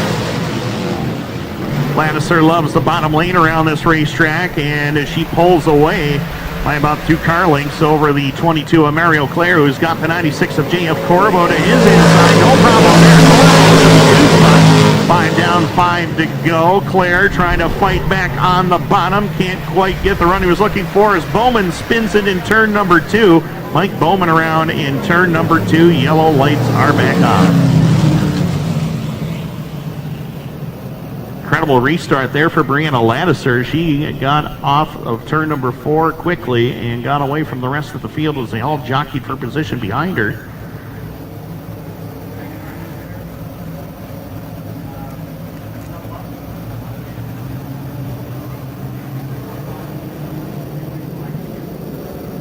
White flag will be displayed this time by. Green next trip around.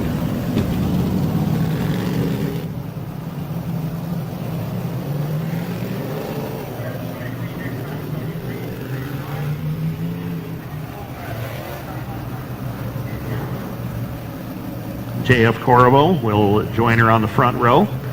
Lannister and Corbo bringing them down to the line. Green lights back on, and away we go. And JF Corbo wants that bottom lane in the worst way, and he used up Mario Claire to get it, and in the process takes over the lead. Here comes Ryan Arbuthnot to challenge from the outside lane. Arbuthnot trying for second, not going to answer though, as Lannister will take it back into turn number 1. Mike Bowman with a problem again coming into turn 4, and he pulls it to the infield. Halfway home this time by JF Corvo. The grinder is out front, all the way right now. 2 to go this time by, and Corvo looking really good coming off the turn, but here comes Lannister back to the bottom, not going to give up on this one. Into turn number 3, Lannister with a run down on the inside lane. White flag in the air this time by. JF Corvo with the advantages in turn number 1. Lannister pulls it to the inside lane. Not going to happen off the corner though. Corvo out by a car length and a half. Checkered flag is in the air. Checkered waving, and JF Corvo will hold on for the win. Second will go to Lannister. Ryan Arbuthnot will cross the third. Kerry Torrance, Mario Claire, and Mike Stacy will complete it. Mike Bowman, unfortunately, will have to get some help across the line to finish this one out in the number 71. So Corvo, Lannister, and Ryan Arbuthnot, your top 3 in this one. Heat race number 4, ready to roll trackside, and here's Martin with the call. Heat number 4, quatrième qualification, as Tim was mentioning, Mike Bowman requires some assistance to head to the pits, and then we'll be able to send the cars on the speedway for the final qualifying event tonight in the modifieds. So we'll have the 47 of Corey Wheeler, 21 of Yann Bussière, 6 of Matt Williamson, last week's feature winner here at the Speedway, The 23 of Joey Ledsa, 38 Luke Whitaker, 25P of Michael Parent, 91 of Mathieu Laramé, and the 99 of Michael Labrèche completes the field. 32 cars have answered the call here tonight. All 32 will be part of the 50-lap event later on tonight, but right now, position to establish as Wheeler to the lead. Good battle for that second spot between Williamson lost a lot of ground. Now running in fifth, Bussière will losing that second spot. A lot of position changes right now in these top five as everyone wants to be part of that inversion draw. It's all Corey Wheeler, but we need to watch what's going to happen between Bussière, Williamson, Wheeler, and Michael Parent now in the top five, just passing Luke Whitaker for that position. Some track maintenance will be required to build a second lane tonight, as you've seen all drivers looking to race from really the inside part of the racetrack. Seems to be the only way to be able to pass. There's no traction right now on the top side, as Corey Wheeler is your race leader. Joey Ledsa getting closer to one of his good friends. Track has a lot of bite tonight. Got 7 laps completed. Beaucoup d'adhérence ce soir. Alors on voit le Joey Ledsa qui s'approche de Corey Wheeler. Wheeler a ouvert la porte ici un petit peu à Joey Ledsa. Ledsa qui s'approche de la voiture de Wheeler. Wheeler lui ferme la porte ici.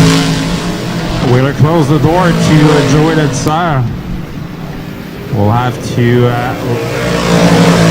be at the bottom of the racetrack as Yann Bussière is in third, Matt Williamson fourth, and Luke Whitaker in fifth. White flag being displayed. He will claim the checker flag before the finesse of Corey Wheeler. Joey Ledsa in second, Yann Bussière third, Matt Williamson and Luke Whitaker top five.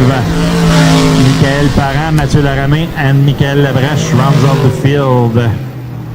So a lot of action between well, at least behind Wheeler in this heat, as drivers they have to be really aggressive on this track, as it seems to be a maybe 1.5 lane track right now. It needs we'll probably have a little bit of track maintenance later on tonight to at least have 2-3 lanes of racing, which we had almost all summer long here at the Speedway. So we'll see what's going to happen in the next few minutes, Tim. Absolutely, we will, as the Alexandria Home Hardware Pro Stocks rolling to the Speedway right now, and that will be featuring the 33 of Bruno Cyr, Jonathan Levesque alongside in the number 32, row number 2, Justin Chaput, and car number 38, Jay. The 8 of Mark Leloin will join him on the outside. Eric Jean-Louis in the number 9, along with the 7-2 of Bruno Richard. Final row by himself back there in spot number 7. It's the 194 of Yves Amel.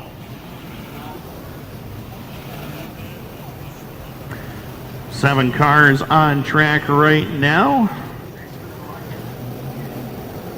8 laps will be the slated distance. After that, we'll have the Lightning Sprint 23-lap feature go in memory of our late friend Danny Bilodeau, former 358 modified competitor.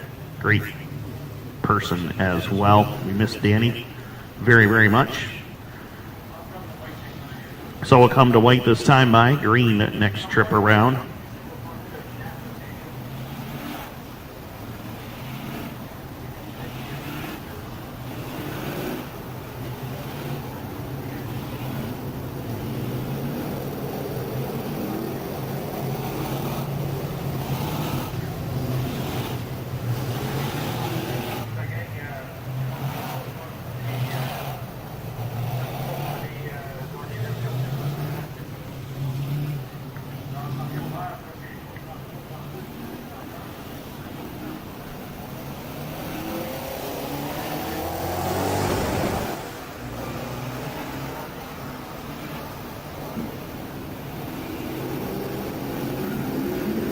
Jeffrey Gill added to his field into number 3. Green lights are on and we're underway. Down the back straightaway the go into turn number 3. And off of corner number 4, it is Bruno Sear out in front of the field. It's a complete lap number 1. Mark Lalonde is second. Battle on for third. Bruno Richard to the inside. Gets around the Jonathan Levesque number 32 as Eva Mel in the 194 has looped it around over there in turns 1 and 2. The yellow lights are on right now.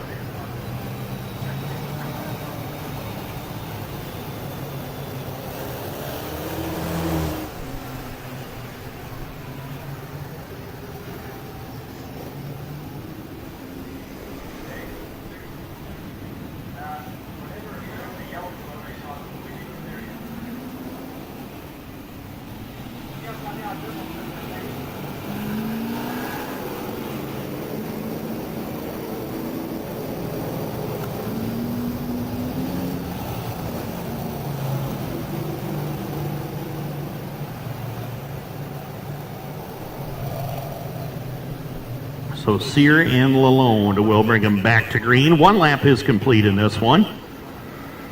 Once again, thanks everybody for joining us tonight here at Cornwall. Another great night of racing happening right now as Bruno Sear and Mark Lalonde will face the field back to green, and we're back underway.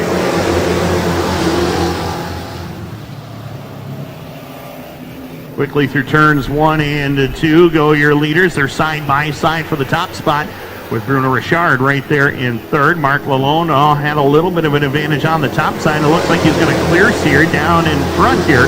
So the aid of Lalonde now up into the top spot. Bruno Sear back to second. Then everybody after Bruno Richard for third. Eric Jean-Louis and Jonathan Levesque trying to move up as Jeffrey Gill in the number 3 has moved around Eva Mel for position number 6. As they work down into turns 1 and 2, 3 laps down, 5 more to go. Mark Lalonde trying to check out on the field. Mark, the 2019 champion at the Airborne Speedway last year in Plattsburgh. As he leads the way down into turns 1 and 2 one more time. Bruno Sear back there for second. Bruno Richard and Eric Jean-Louis fighting it out for third and fourth at the moment. Jonathan Levesque there for fifth. Jeffrey Gill trying to hold off Eva Mel at bay as Justin Chaput in car number 38J rounds out your field. 5 down, 3 more to go, and Mark Lalonde is checking out. He is driving away from the field. Bruno Sear and Bruno Richard having it out for second to third at the moment. 2 to go this time by for Mark Lalonde. Into turns 1 and 2, Lalonde will set it up from the bottom. The 33 of Bruno Sear has been able to break away from the 72 of Bruno Richard for the moment. The 9 of Eric Jean-Louis back there in spot number 4. Fifth is still hotly contested here between Jeffrey Gill and the 32 of Jonathan Levesque. White flag in the air this time by for Mark Lalonde. Final time down the back straightaway. Checkered flag in the air this time by, and Mark Lalonde will put it into victory lane. A dominant performance here. It takes over the lead and takes the win. Second will be the 33 of Bruno Sear. Bruno Richard will cross in third, followed by Eric Jean-Louis, Jeffrey Gill, Jonathan Levesque, and Eva Mel, and the 38J of Justin Chaput. Heat number 1 is in the books right now. Heat race number 2 lined up in the staging area and ready to roll trackside right now. Deuxième qualification Pro Stock, second Pro Stock Heat. Ready for battle here tonight. They'll have 30 laps later on this evening. Notre Pro Stock auront 30 tours plus tard ce soir pour leur finale.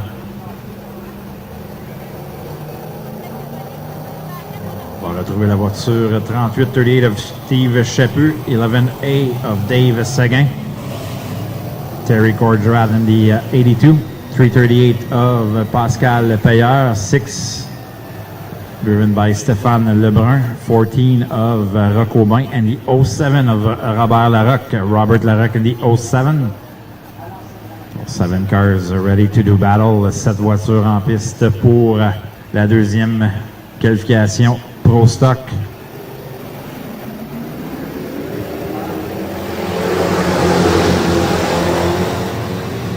We go green, on va au vert ici. On a roulé côte à côte dès le début.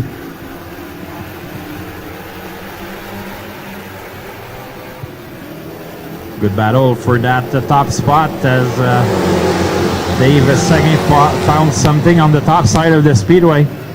Was able to build some speed as was able to pass Steve Chaput with Pascal Payeur trying to follow suit. Gave a push to the 38 of Chaput here.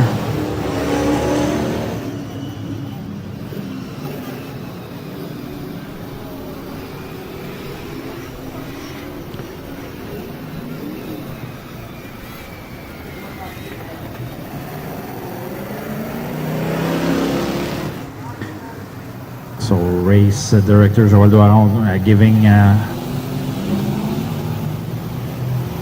penalty of 3 positions to Pascal Payeur as you saw the push in turn number 3 and 4 with Steve Chaput. Donc le directeur de course Joël Doiron qui a reculé de 3 positions, le 3,38 de Pascal Payeur pour sa petite poussette sur Steve Chaput. White flag being displayed. Le blanc est donné. 2 tours de complété. 2 laps completed. Heat number 2. Deuxième qualification en Pro Stock. Then we'll go to our first of 5 feature. Premier de 5 finale qui sera présenté immédiatement après. 23 tours en l'honneur de Danny Bilodeau en Lightning Sprint qui sera présenté immédiatement après. But right now, we've got 6 laps to go here as we go green en vert.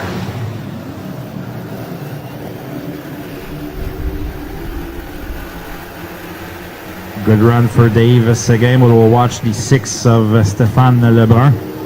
Top side seems to be starting to work here for some of the drivers as it was a little bit harder for not pro stocks, but for modifieds and Sportsman earlier on. But the 11A of Dave Seguin is your control car as halfway point has been shown to the drivers. Pascal Payeur is back to 3rd. He's been one of the good drivers here this season. Steve Chaput making some ground as well after starting at the back of the pack. But it's all Dave Seguin over Stéphane Lebrun with Payeur in that 3rd position. Jason Aikman showing 2 laps to go, 2 tours à faire ici, présenté par Jason Aikman au pilote, alors que Seguin est toujours votre meneur. Lui et Stéphane Lebrun ont sensiblement gardé la même distance depuis quelques tours. White flag being displayed, le blanc est donné. Lebrun in 2nd, Payeur 3rd. He will come and get the checker flag. The 11A of Dave Seguin is your 8th winner. 6 of Stéphane Lebrun. 338 of Pascal Payeur, Steve Chaput, Terry Gordrat. 14 of Roch Aubin, and the 07 of Robert Larocque rounds out the field. So that car was in half about a month ago for Dave Seguin. It's a complete rebuild, and it seems to be showing some speed as he won heat number 2 here in the Pro Stocks as the Lightning Sprints are making their way shortly on the speedway for 23 laps in the honor of Danny Bilodeau. Donc 23 tours qui seront présentés très bientôt pour les Lightning Sprints, as my good friend up here, Tim Balls, will have the coverage for that one. I will. And I've got the lineup right here in front of me, thanks to Brian Haggerty, the director of Backgate Security here at Cornwall Speedway, and also the chief scorer. And he is the bouncer up here in the tower as well, so if they come up to squawk about something, well, guess what? We're going to send Brian Haggerty about it. So, Lightning Sprints lined up and ready to go racing. We give it a starting lineup.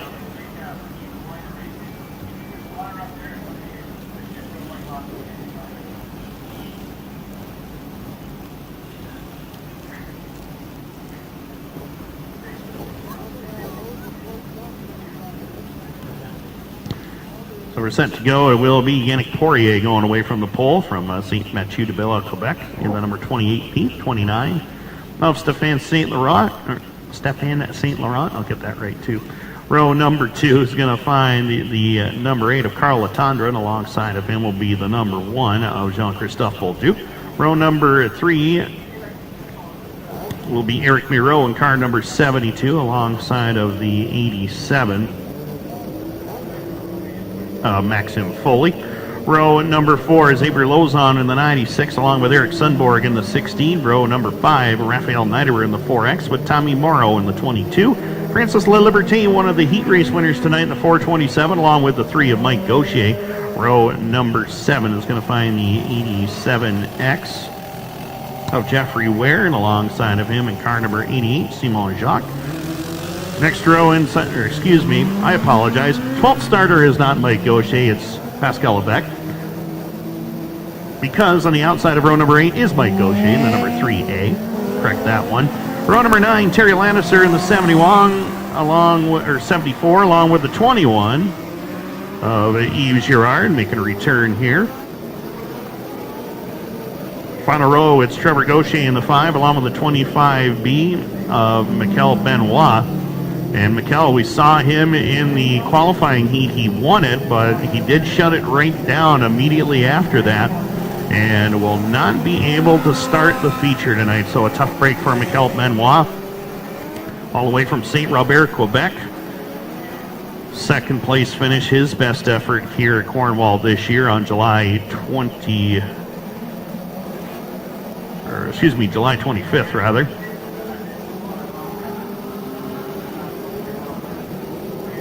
White flag will be displayed. Yannick Poirier and Stéphane St. Laurent will bring him to green.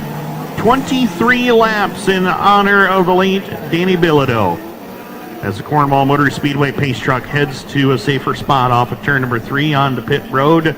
Poirier and St. Laurent will bring him to green, this time by looking at the wired audio fire zone in turn number 4. Jason Aikman looks the field over, and the lightning sprints are underway.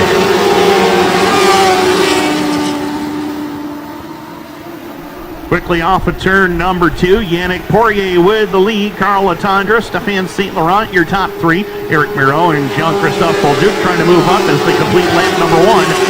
And it is Poirier in command of the field as they work it down the back straightaway. Yannick Poirier has not won yet with the lightning sprints, and he'd like to change that here tonight. Down off of corner number 4, Carl Latendre back there for second.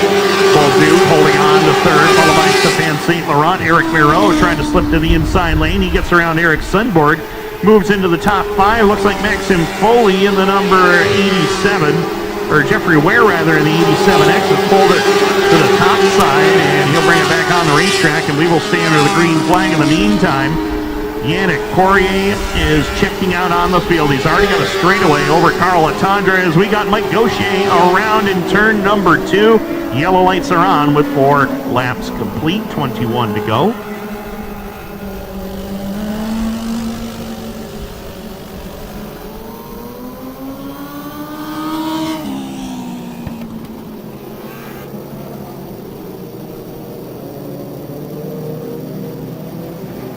.21 laps are left to go in this one. 4 are down.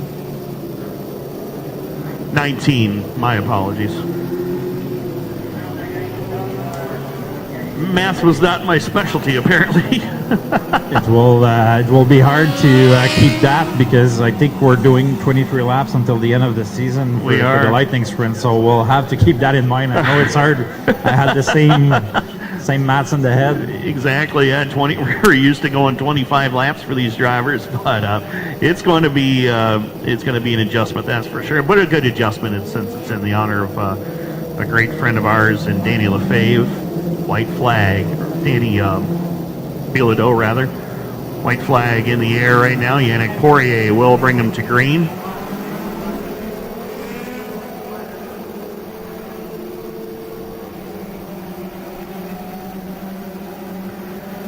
Yannick Poirier, Carl Latendre will bring him back to green. 4 down, 19 to go.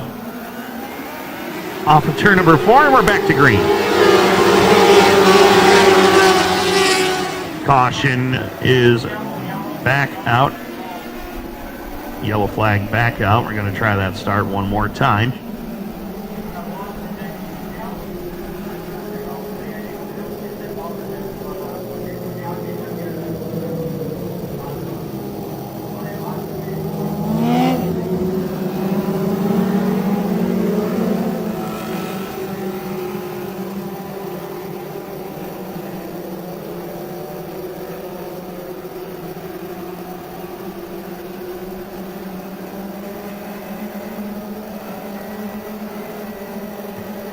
So we're ready to go.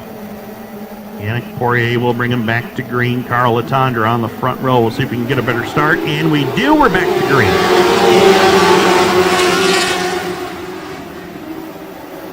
Quickly through turns 1 and 2. Yannick Poirier continues where he left off there as the race leader as he heads up off of turn number 4 and across the line. And Jean-Christophe Bolduc now in a battle with the number 8 of Carl Latondra, and Bolduc gets to the inside lane. He'll pull off the pass. In the meantime, Stéphane St. Laurent takes advantage and goes by Eric Bureau to pick up 4th.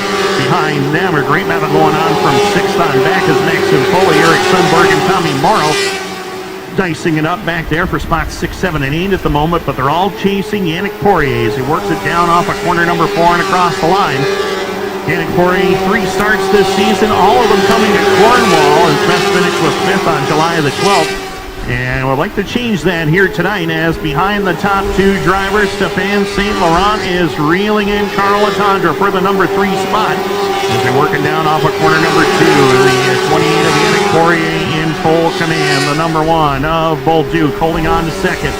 3rd still is Carl Latondra. Looks like Stéphane St. Laurent has slowed down just a little bit. He was closing in on your 3rd place car, and right now has kind of stabilized that gap. It's about 7 or 8 car lengths between himself and Carl Latondra for 3rd. Maxim Foley having a good run here tonight. He holds on to the number 5 position. We got a car off the top side of corner number 2. Looks like it might be the Trevor Gaucher number 5 machine. Yellow lights are back on. Oh, we got one upside down in turn number 1. Red flag will be displayed. We have got one over. That came after the yellow flag, and that looks like it could be the 87 of Maxim Foley.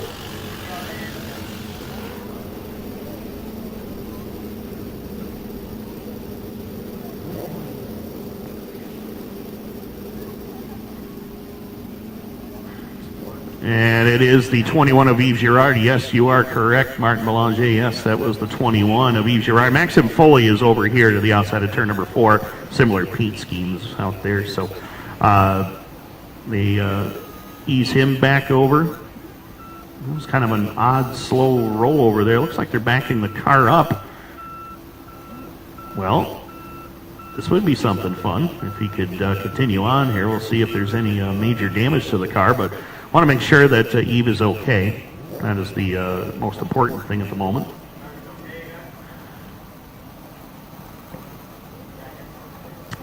Driver is okay, so Yves Girard is okay over there in turn number 1.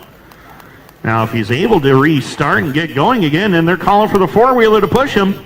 So Yves Girard is going to get back into the game here. How about that one?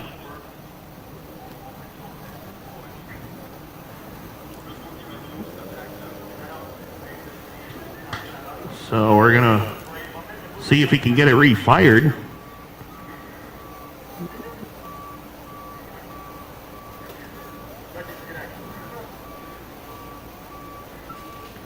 We'll see. He might actually get a push to pit road just to maybe check on the damage and maybe get him back out here. But Yves Girard, a slow roll there in turn number 1. He will head it towards pit road, and we will get the field back under caution.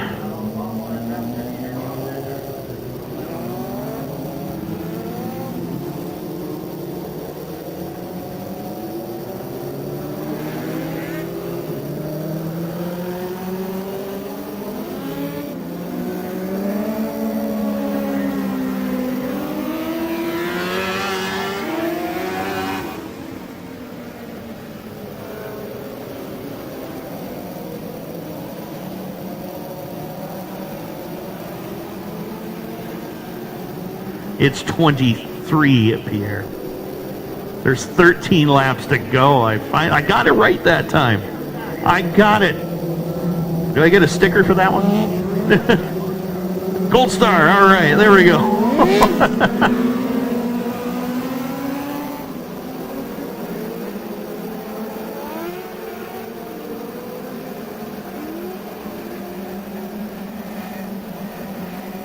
Laps are complete in this one. 13 left to go. We're ready to go. Oh my, they got stacked up as Stefan Carl Latondra lost the spot on that restart. Green light's back on.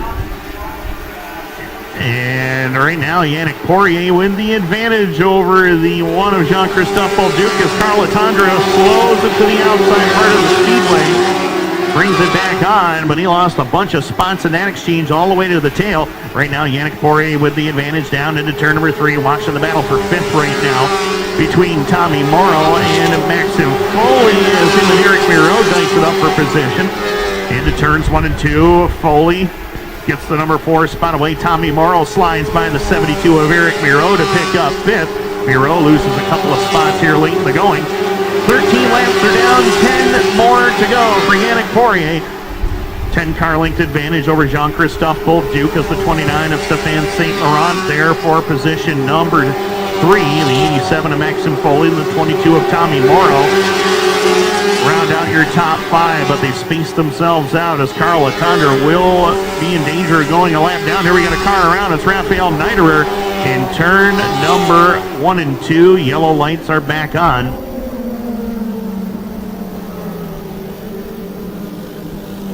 With 8 laps left to go.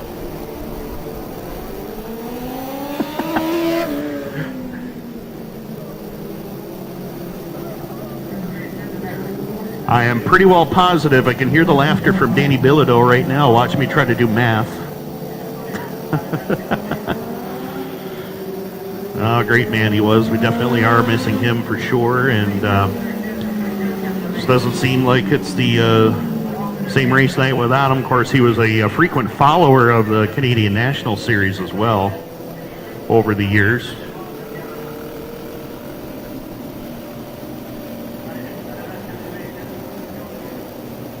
As Raphael Neiderer will get pushed down the back straightaway. Yannick Poirier is still your race leader.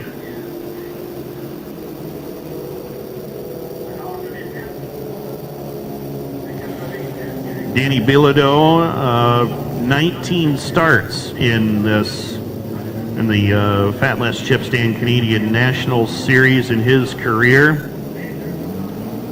Best finish of 5th on September 23rd of 2011. So Danny up there with some of the greats in the Canadian National Series, and I know he's got a great seat right now, looking down at us here, watching the lightning sprints go to work.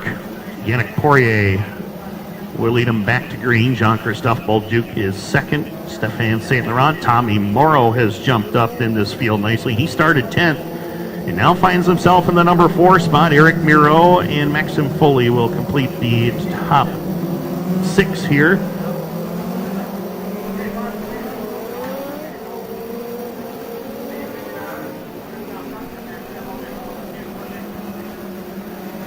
So Poirier and Bolduc will set the pace down the back straightaway into turn number 3. 8 laps left to go. 23 is the distance. St. Laurent, Morrow, and Miro. Your top 5 as they exit turn number 4. We're back to green. Everybody jumps to the bottom. Not Tommy Morrow. He's looking to the high side, trying to get around Jean-Christophe Bolduc for position number 3. And he's trying to clear him on coming off of turn number 4, and he will do it. Tommy Morrow now up to the 3 spot as they head up into turns 1 and 2. Battle is on now for position down the back straightaway as Terry Lannister has now moved it up into the number 6 spot here. Great lap for Lannister here in the late going. 17 down, 6 more to go. Can Yannick Poirier hold on for the win? Stéphane St. Laurent, Tommy Morrow, that's your top 3. Yannick Poirier has just been that fast all night long as they work it up off of corner number 2 and down the back chute. St. Laurent, Morrow, that's your top 3. Jean-Christophe Bolduc in a battle with the 72 of Eric Miro for the number 4 position. Miro down on the bottom. Jean-Christophe Bolduc around the top side, and Miro will pick up the 4 spot. 19 down, we're coming to 3 to go this time by, and Yannick Poirier doesn't show any signs of slowing down right now. The Fondations 4 Saison number 28P out of St. Mathieu de Belle, Quebec. Working it into turns 3 and 4. 2 to go this time by for Yannick Poirier. Stefan St. Laurent, Tommy Morrow, your top 3 still as the top 5 have spaced themselves out. Give it a call out to Terry Lannister. What a fantastic job of driving he has done tonight. Holding on to the number 6 position with Eric Sundborg and Pascal Levesque just behind him. White flag in the air for Yannick Poirier. Working through some traffic right now. He just got around the 87 of Jeffrey Ware.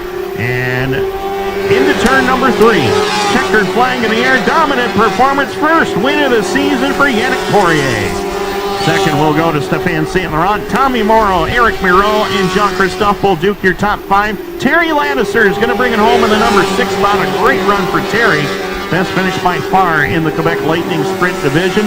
Pascal Levesque, Eric Sundborg, Maxim Foley, and Raphael Niederer comes back up for a top 10 finish in the number 4 machine. And now we'll do it for the Quebec Lightning Sprints, 23 laps, the distance for all of their features through the remainder of 2020 in memory of the great Danny Bilodeau. As Martin Belanger headed trackside with 360nitro.tv, there is legendary Pierre-Yves Joyal down there trackside, and he will head into victory lane. This Lightning Sprint group, very professionally run. They do a great job no matter where they go. They've visited Mohawk International Raceway a couple of times. They pretty much made Cornwall Speedway their home this season, along with Granby and Drummond and RPM this year as well. They've also added themselves to the Fall Nationals, which is going to be fantastic to see at the Brockville Speedway in just about 3 or 4 weeks' time. So we'll give you the updated schedule as to what's going to be going on. A lot of racing in the area coming up in the next few weeks. So we'll tell you all about that here when we go to intermission, but in just a few moments we're going to head to Martindown trackside as Yannick Poirier pulls off the scales. That's always a welcome relief to cross the scales without any problem. Tommy Morrow is going to bring it on through in position number 3. Tommy had a great run, continues his string of top 5s in this Lightning Sprint division. Continues a strong season. As your top 3 will be in victory lane in just a moment. Tommy has not finished out of the top 5 at all this season, including his win on June 28th. But right now, we're going to head to Martin Belanger. He's in victory lane with a happy Yannick Poirier.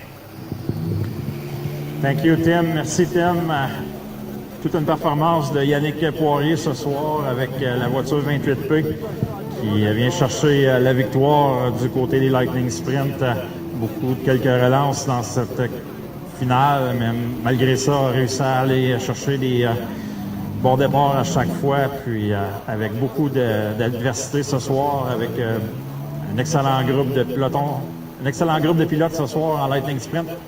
But Yannick Poirier is your Lightning Sprint winner. He can hear you.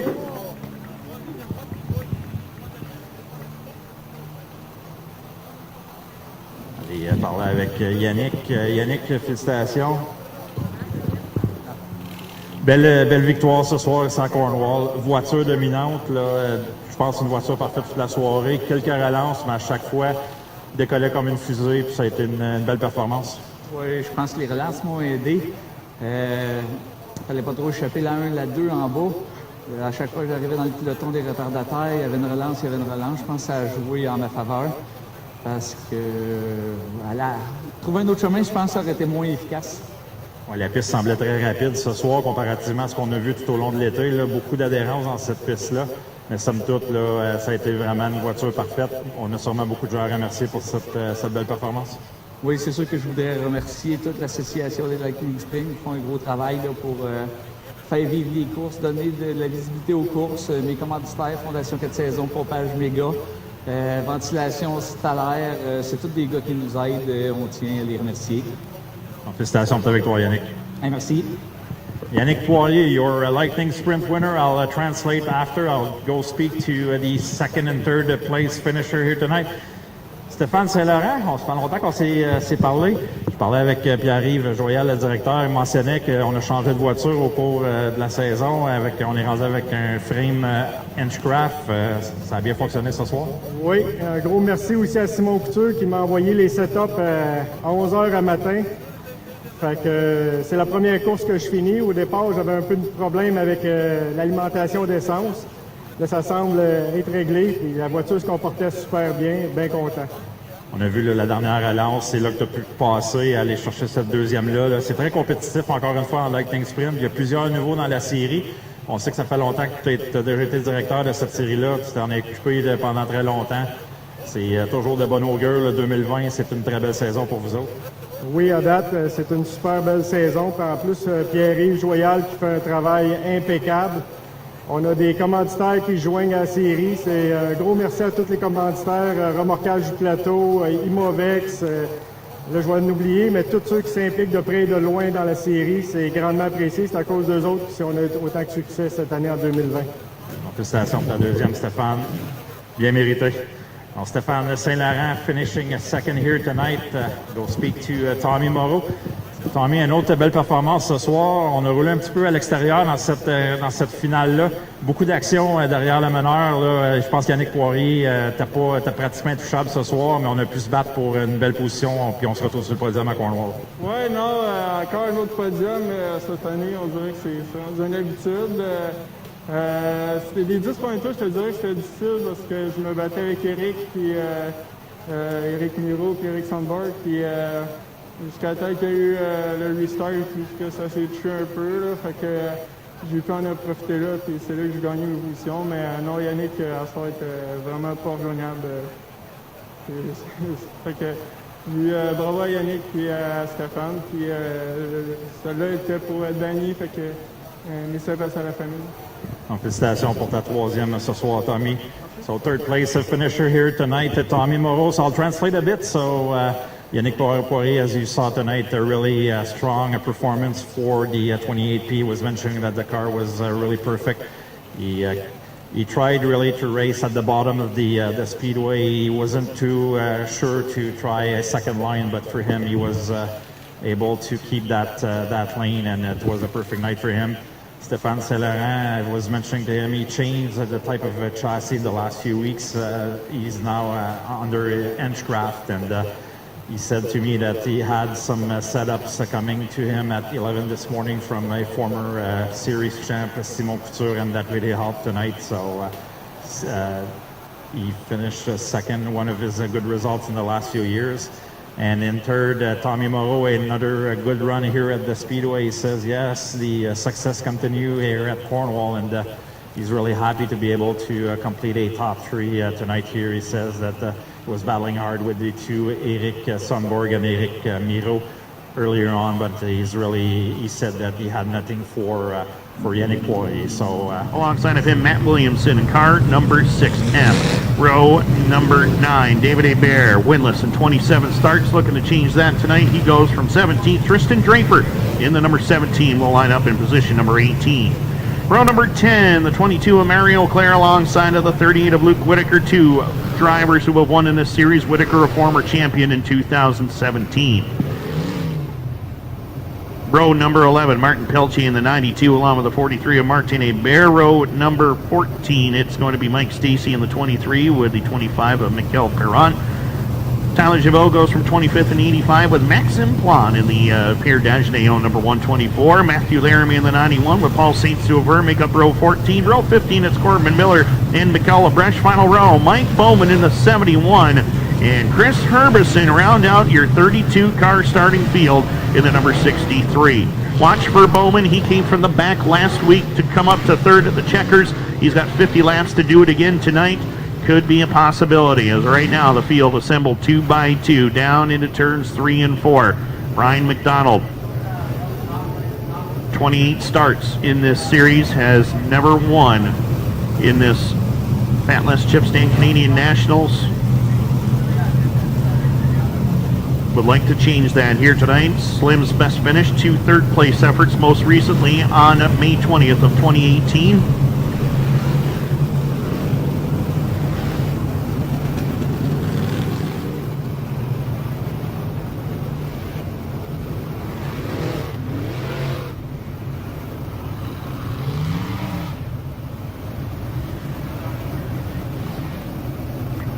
problems with Chris Herberson. He has pulled it to the outside of turn number 4.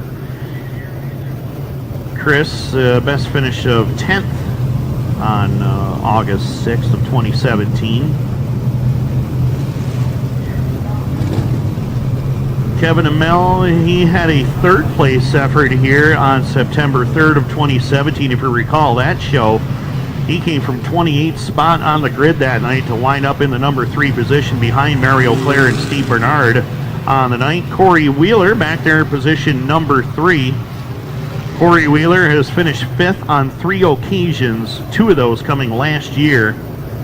Would love nothing better than to get his first series win. He also has a win in the TAS Racing Sportsman Series. Would like to become the first driver to have a win in both of those series. Also, the 3 tracks that compete or that run regular around here, Mohawk, Brockville, and Cornwall, have their own little mini series such as this one. Corey Wheeler, Brianna Lattiser, and Joey Lattiser are the only 3 drivers to have starts across all 6 of those series. That would mean the Ogilvy Series at Brockville, the MIR Sportsman and 358 Series at Mohawk, and the Fat Les Chip Stand Canadian Nationals and TAS Racing Sportsman Series as well. So a pretty elite group right there with Wheeler and Brianna and Joey Lattiser in that mix. Looking back through the field, Kyle Dingwall, he's starting from position number 5. Kyle, 3rd place effort. August 19th, 2012 was his best ever finish in one of these series races. Steve Bernier is the defending series champion, the number 25 star. Looking back through the field, Brianna Lattiser, despite her runs through the Sportsman division, she does have a couple of starts. 13th is her best finish in this series, but with her sole focus on the modifieds this year, she will definitely improve on that for sure. As we get set to go, racing drivers working in this speedway just a little bit more, trying to get that extra moisture worked in around the top side of the speedway.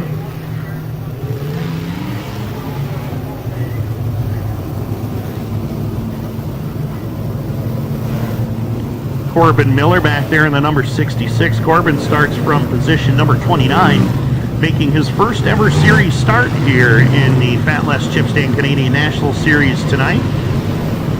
Mike Bowman behind him, he's checking to see if he had a series start, and he does. Best finish for Mike Bowman in this series is 6th on August 31st of 2014, so he's going to have to come from a long way to beat that tonight, but if anybody can do it, Mike Bowman certainly can. So white flag being displayed, 50 laps is going to be the distance. All laps will be run under the green flag. No caution laps will be counted.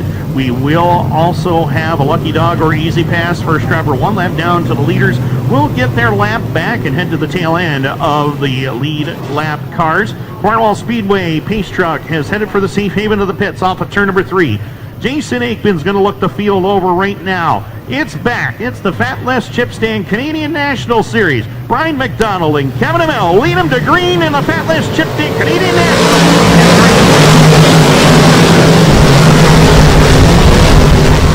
Brian McDonald jumps on the lead down the back straightaway. Corey Wheeler jumps to the 2 spot as they work it up off of turn number 4 and across the line to complete lap number 1. McDonald, Wheeler, and Dingwall, your top 3. Kevin Amell, he gets dropped into the 4 spot as JF Corvo battles with modified rookie Brianna Lattiser into turn number 3. Lattiser on the bottom trying to get around Corvo as these two battled it out for the heat win earlier today. Corvo gets the winner of Lattiser for the moment as they work with number 2. Ryan Armathon behind them in spot number 7. That is Lee Lattiser and 8. Joey Lattiser 9. Chris Raby has jumped up to the top 10. He started 13th and he is on the charge forward in the early going as we complete lap number 3. Brian McDonald setting the pace down into turn number 3. Is working about the mid portion of the speedway right now with Corey Wheeler right there. Some 3 Carlings back in second. Another gap of 3 Carlings back to Kyle Dingwall in third as JF Corvo continues to charge forward, looking to get around the 13 of Kevin Amell for position number 4. Corvo down on the bottom, Amell around the top side of the speedway, and Amell will hold on to the position for the moment. 5 laps down, 45 to go, still quite a ways to go in this contest, and right now, top 6 drivers have spaced out around this speedway with Wheeler and McDonald 1 and 2 at the moment. Slim working the top side of the speedway. He's closing in on some lap traffic, so this will change how things are running at the front of the field as Corey Wheeler looking to move in. McDonald comes up, lets Paul St. Sauveur know that he is there behind him. He's like, hey, I gotta get by here. And he does just that. McDonald will move by. Now Corey Wheeler will have to deal with him. Into turn number 3, McDonald sets it up on the cushion around the top side of Mikel Lebrecht. Wheeler able to sneak around Paul St. Sauveur right now. Right now, Mikel Lebrecht holding on to the bottom and allowing the leaders to get by on the top side, and that's going to allow McDonald to get through. Corey Wheeler, Kyle Dingwall, Kevin Amell, and J.F. Corbo. Your top 5 at the moment as they exit turn number 4 and down the front straightaway. Behind the top 5, Brianna Lannister having a solid run, holding on to the 6th spot. Ryan Armathon, 7. Steve Bernier battling with Lee Lannister for the number 8 position. Lannister's got that Ford power plant hooked up as Mikel Lebrecht problem here on the front straightaway. He's going to pull it immediately to the infield and out of harm's way, so we will stay green. 10 laps are down, 40 to go. It is right now Brian McDonald and Corey Wheeler setting the pace into turn number 1. Lapping around the 23 of Mike Stacey. They'll close in on Chris Herbison. Lapping cars and will is Brian McDonald right now, in search of his first ever Patless Chip Stand Canadian National Series win. Has never won one of these series races. He has a series championship in 2013. But would like to change that with a win here tonight and get off to a fast start in this series and possibly get another title. Mike Bowman problems in turn number 4, and he is going to take it right to pit road. Yellow lights are on though as 13 laps are complete. This will give the opportunity for Mikel Lebrecht to head pit side with the 99 as Brian McDonald is your race leader at lap 13. So Mike Stacey will be credited with the lucky dog on this caution flag. He is the first driver 1 lap down to the race leader, so he will go to the tail of the longest line here.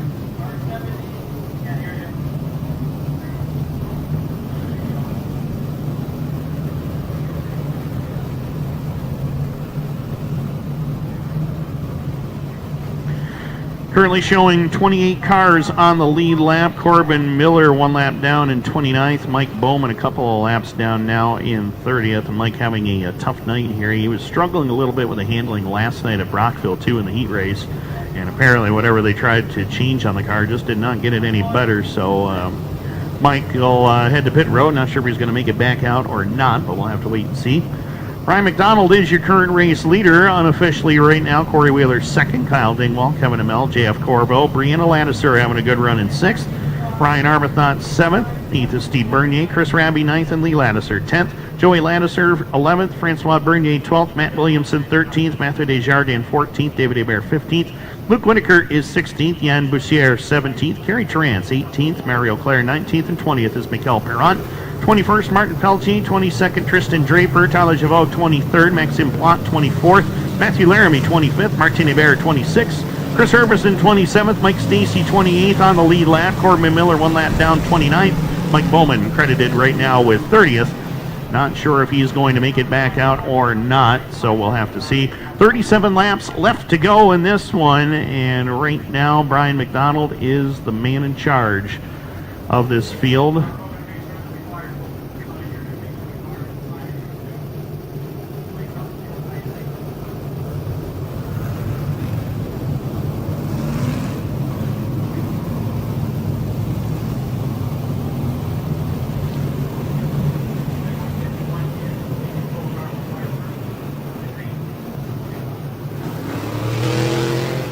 So Mikel Lebrecht makes it back out in the 99. I stand corrected there. Mikel Lebrecht now 31st. Paul St. Sauveur out of the race in 32nd. As we're back to green, we're back underway. And to turn number 1, it will be Brian McDonald again taking over the lead as they head through turns 3 and 4. Corey Wheeler to 2nd. Kyle Dingwall getting some pressure from Kevin Amell. And Brianna Lannister has found something on the top side of the speedway. She rockets around the 96 of J.F. Corbo. So move Lannister up to position number 5 as she works the cushion in turns 3 and 4. And Brianna takes over 5th. 6th is a good battle now between the 25 of Steve Bernier as he dices it up with J.F. Cornwall. 3 wide down the back straightaway as Ryan Armathon and Steve Bernier clear the 96 of Corvo down into turn number 3. Meanwhile, up in front, Brian McDonald and Corey Wheeler continue to show the way. Kyle Dingwall still third. Kevin Amell, very impressive run. He's trying to go after Kyle Dingwall, 2-time track champion. For position number 3 is Brianna Lattiser using the cushion around the top side, but she'll lose the spot to Ryan Armathon. A little better look down around the bottom. Chris Rabby following in his tire tracks around the inside lane. Rabby sneaking up to the inside lane, running in 7th, trying to get around Lattiser for position as Kyle Dingwall is able to fend off the challenges of Kevin Amell. We're 3 wide for spot number 5 for a moment, straightening it out to 2 wide for now as Ryan Armathon, Chris Rabby, and Brianna Lattiser are having it out for those spots. Meanwhile, couple of longtime friends battling at the front of the field. Brian McDonald has the top spot, looking for his first series win. Corey Wheeler also looking for the same thing. He would like to put the Panelist chip stand at number 47 into victory lane tonight as they exit turn number 4 down the front straightaway. Keep in mind, Corey Wheeler used to actually be a crew member for Brian McDonald some time ago. Now they're battling fierce competitors on the racetrack in the modified ranks. And right now, Brian McDonald with the advantage. Carling's advantage over Wheeler down into turn number 1. Kyle Dingwall still holding on to 3rd. Then it's Ryan Armathon into 4th. 5th is Chris Rabby. Kevin Amell has dropped back to the 6th spot. 7th is Steve Bernier. He just took that spot over from Brianna Lattiser as the 6th spot now belongs to the 25 of Bernier, or 7th rather, belongs to Bernier. Joey Lattiser is taking over 8th. Matt Williamson trying to get by Lattiser for 9th right now. But meanwhile, up in front, the battle for the lead continues on. 23 laps into the books right now in McDonald. Holding on to the lead for the moment. Corey Wheeler putting the pressure on. He's back there in the 2 spot. Not getting any pressure from Kyle Dingwall at the moment. Some 7 car lengths behind in 3rd. Ryan Armathon there for 4th, followed by Chris Rabby, who's having his best run of the season by far at any of the tracks he has attended this year. Rabby working on Ryan Armathon for position number 4 as we click off lap 25. We're halfway home in this one. 25 down, 25 to go. Brian McDonald looking really good coming down the back straightaway as they headed to turn number 3. Corey Wheeler settles into his tire tracks on the top side. They lap around the 23 of Mike Stacy. So Stacy goes a lap down to the leaders, and he is running back in a position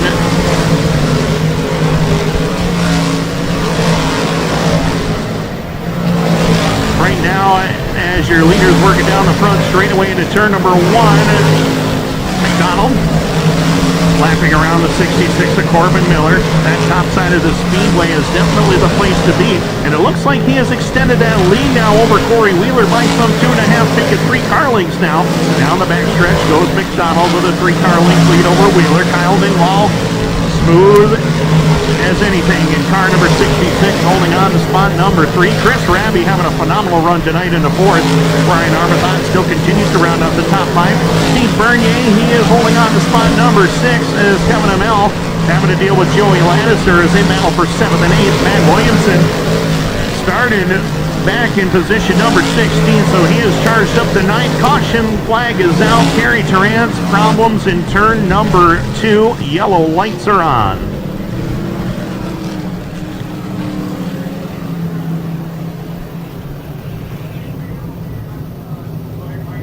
So Mike Stacy, 1 lap down to the leaders. He is back on the lead lap. Tristan Draper is headed to the pits in the 17. So Mike Stacy will get back on the lead lap. Scoring is actually showing Kerry Terrance ahead of Mike Stacy, but since Kerry Terrance was the cause of the yellow, he will Mike Stacy will get that free pass. So now 28 cars back on the lead lap.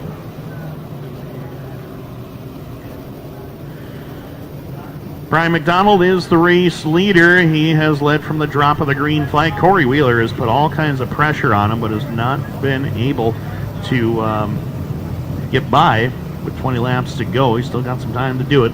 Kyle Dingwall having a good run, as steady as ever in the number 3 spot. Chris Rabby has just had all sorts of gremlins happen to that 01 this year. He holds on to 4th. Talked to Chris earlier this year at Brockville, and he said it's just been one thing after another trying to figure out this race car, and with no points on the line, he says it's when something's going wrong with the car, it used to be you'd stay out there and try to finish it out, gain the maximum points you could. But since there is no points, he hasn't been wanting to run the risk of tearing the race car up. So if he finds a problem with it, he takes that Troyer chassis to the pits. But right now, he doesn't want to do that because he has got a bad, fast car here tonight, holding on to spot number 4. Brian Arbuthnot, he holds on to 5th. He was so close to getting a win here just about a month ago.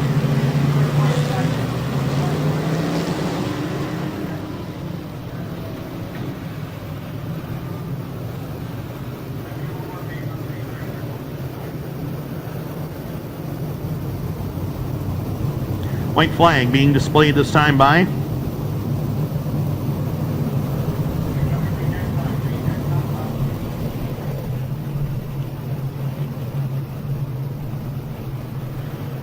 looking for green. Brian McDonald, Corey Wheeler, 1 and 2. Interesting, McDonald choosing the inside lane on the restart. Kerry Tarantz hops the bank in turn 4, brings it back on the racetrack. And we're set for green off of turn number 4. McDonald on the hammer. We're back underway. Slim crosses over, goes to the top side. Corey Wheeler draws even turns with him down the back straightaway. Wheeler trying to get back by Slim, almost loops it in corner 4. New leader, it's Corey Wheeler down in front. Corey Wheeler takes over the top spot as they head up into turns 1 and 2 and down the back straightaway.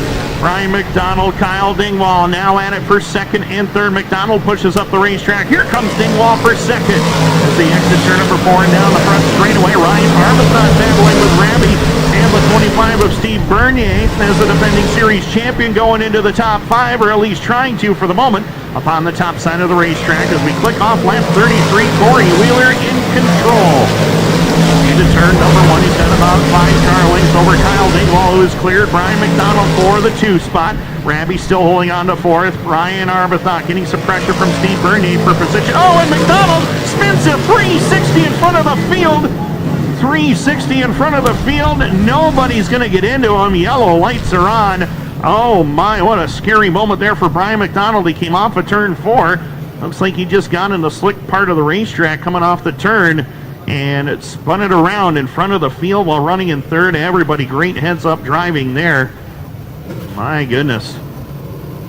Great move by everybody to get down to the low side. And anybody who's ever been on this speedway or has ever raced here knows how tight the racetrack is, the confines of the speedway. And it is not a 2 or 3 lane road out there. It is a comfortable 1 groove sometimes through turn number 4, but everybody doing a great job getting down out of the way. Great job on the one-way radio too by our great race director to allow the drivers let the drivers know that there was a problem there off of turn 4 and to get down to the bottom if they could. So nobody got into Slim, and everybody is able to continue on here. Hopefully Brian will be able to continue on at the back as Mikael Lebrecht comes back out in the 99. Corey Wheeler is the driver in charge. Now we're just holding the field up here in turn number 4. The lineup is good, and Brian McDonald out of the race car is thinking something might have broken to the rear end of his machine. Brian, of course, has had one of those seasons that been good on some nights and not so good on other nights, unfortunately, for the man from literally right down the street here in Cornwall. I believe something did break on the rear end. Brian McDonald, his best finish this year, 2 9th-place finishes, one of those coming last week. And former 2013 series champion Brian McDonald takes the long walk back to pit road. Unfortunately, his night has come to an end.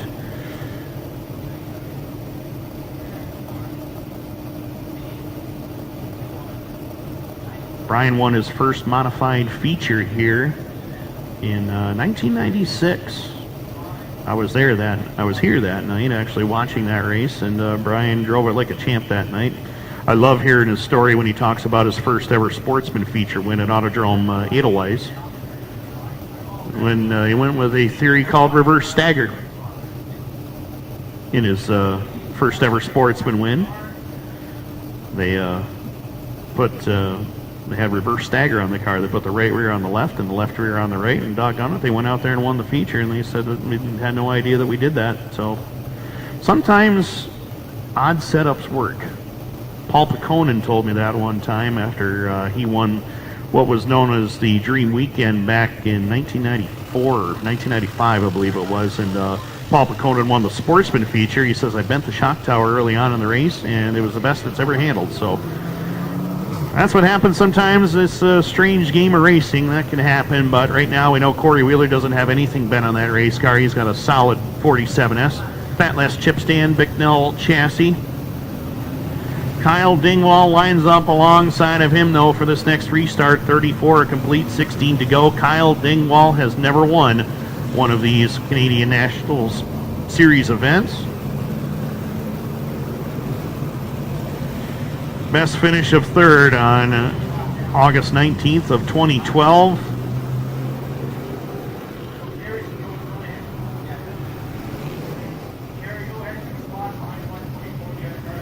And oddly enough, that is his only top 5 finish in this series. He has 16 top 10s to his credit, tied with Mario Claire for second on that list. Right now we're going to double him up and go green next time by. Matt Williamson has charged through the field nicely. He started back in 16th, so he's halfway through from where he started.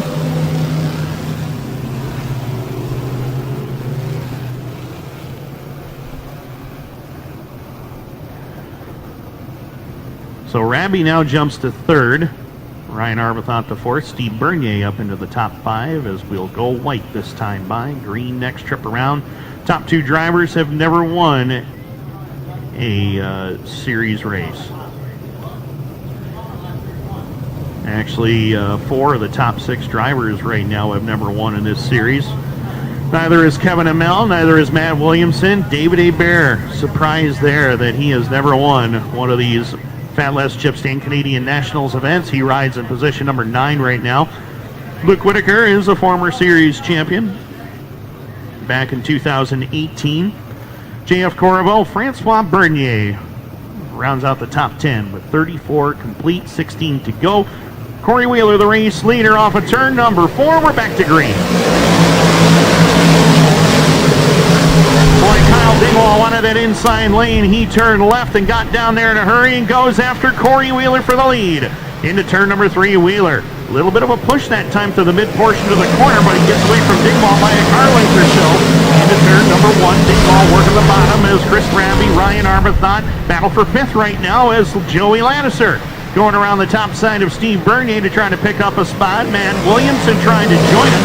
He's trying to work around the outside of Kevin Amell in position number 7 as they head up into turns 1 and 2. But Corey Wheeler has got a fast race car, pulling away from everybody. Down into turn number 3, McKellebrest trying to get it into the infield and out of harm's way. Trying to get it out of harm's way, and he might not be far enough off the racetrack. We're trying to get him off of the speedway, though. We'll keep our eye on him, still under green, as they head up through turns 3 and 4 and across the line. Corey Wheeler in charge as they working through turns 1 and 2 and down the back chute. Meanwhile, Chris Raby working that back bumper of Kyle Dingwall. He pulls up to the back bumper of Dingwall into turn number 3. Raby on the inside lane. Kyle Dingwall right there with him as they come down the front straightaway. Ryan Arbuthnot still fourth. Joey Lannister tracks the top 5. Here comes mighty Matt Williamson up to position number 6 from 16th starting spot. Up into the top 6 right now as we click off lap number 40. 10 laps left to go. Corey Wheeler looking to become the 17th different winner in the Fatless Chip Stand Canadian National Series. In the Fatless Chip Stand 47 as he comes down to the line. 9 to go. 9 laps remain for Corey Wheeler. He's down the back straightaway with a 7-car length lead on Kyle Dingwall, who's got Chris Raby behind him in third.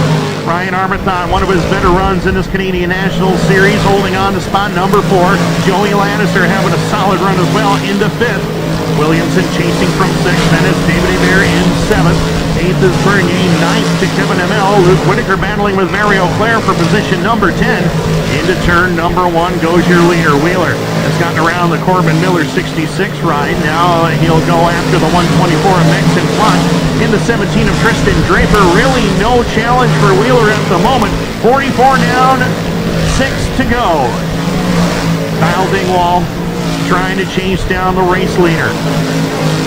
Chris Raby right there in spot number 3. Some 4 Carlings back in position number 3. 4th is still Ryan Arbuthnot. Matt Williamson trying the inside lane on Joey Lannister for the 5 spot as they make their way into turns 1 and 2. Williamson down low. Lannister around the top side of the speedway, but can't quite pull off the pass. In the meantime, Corey Wheeler trying a 3-wide move, and Tristan Draper catches the right front of Wheeler. Here comes Kyle Dingwall. Dingwall is into the picture now as they head down the back straightaway. Wheeler getting caught in traffic. Kyle Dingwall is there. Chris Raby closes in. 3-car battle for the lead as they come down across the line with 3 to go. Setting up for a good finish as Draper sails it off the top side of corner number 2. He'll bring it back on and will stay green. In the meantime, Wheeler will see the 2 lap flags this time from Jason Apick. Kyle Dingwall and Chris Raby chasing from 2nd and 3rd with 2 to go. Into turn number 1. They're working on the Max Implant number 124 ride. Down the back straightaway into turn number 3. White flag in the air for Corey Wheeler. Corey Wheeler trying to win his first ever Canadian National Series event at Cornwall. He clears Max Implant down the back straightaway. That puts the lap car between him and Kyle Dingwall. Checkered flag in the air. First time in his career, Corey Wheeler's a Canadian National Series winner at Cornwall. Kyle Dingwall comes home 2nd. Chris Raby up to 3rd at the finish. Ryan Arbuthnot 4th, and Joey Lannister fends off Matt Williamson for position number 5. And that does it. Corey Wheeler has finally gotten to victory lane, and more importantly, he makes history here in Cornwall. He's the first driver to have wins in both the TAS Racing Sportsman Series and now the Canadian National Series. Victory lane is going to be a happy one. His 2nd win of the season. The defending champion is back, and a great start to a possible shot at that overall Fat Less Chip Stain Canadian Nationals Championship. Kyle Dingwall, oh so close, but he betters his best career finish, which was 3rd in 2012. He does it tonight. Les, you got to be pretty happy with that one, buddy. Thank you for all you do for this series, by the way.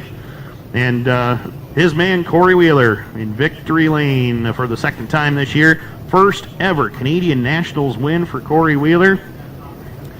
17th different driver in 32 events to claim a series win. As he also is becomes the only driver in the history of the Speedway to have wins in both the TAS Racing Sportsman Series and now this Fat Less Chip Stand Canadian Nationals as well. Kyle Dingwall, his best career finish in this series, coming home 2nd. Chris Raby finally gets something going his way with a top 3 finish here tonight. That Troyer race car is looking better and better each and every week. And they pulled off a top 3 finish, so that's good to see.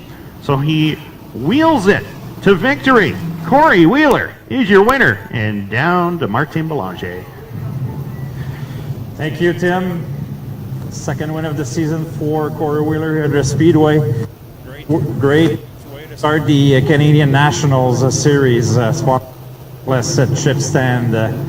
First of 5 races of the series. Our 2019 track champion is a 47S car work tonight. Getting the win for his team as we have a good top 3 tonight with Kyle Dingwall and Chris Raby. Local field and the top 3 that are local drivers. Top 3 ce soir à saveur locale avec Wheeler, Dingwall et Raby qui terminent sur le podium. He can hear you right now, the 47S of Corey Wheeler. He's out of the car.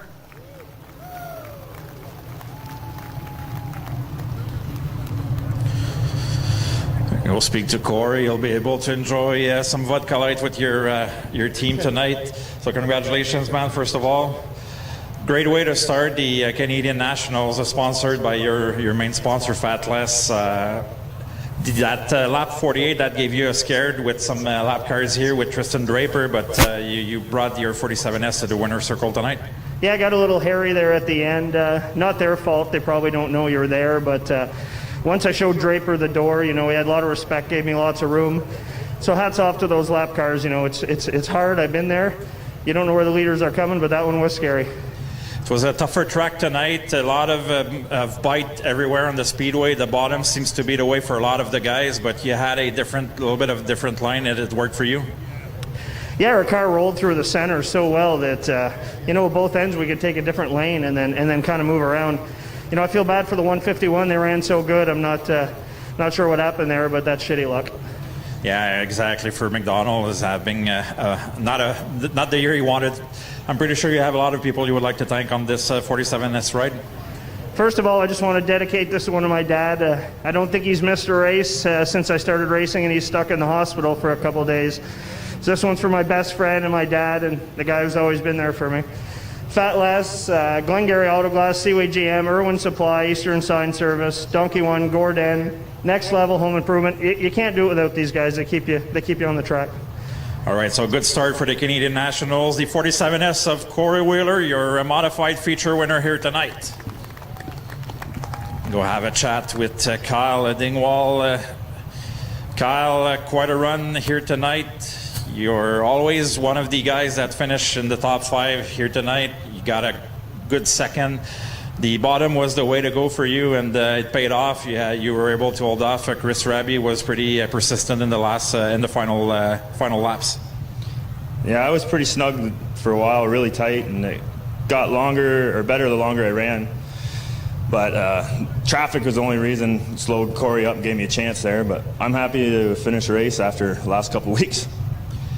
At least for the rest of the season, you guys usually race for points, with COVID-19 not happening this year, but at least with the Fatless Chip Stand Canadian National coming up, you're now second in the points for that series. At least for the next few weeks, it's going to be a little bit of significance for you guys.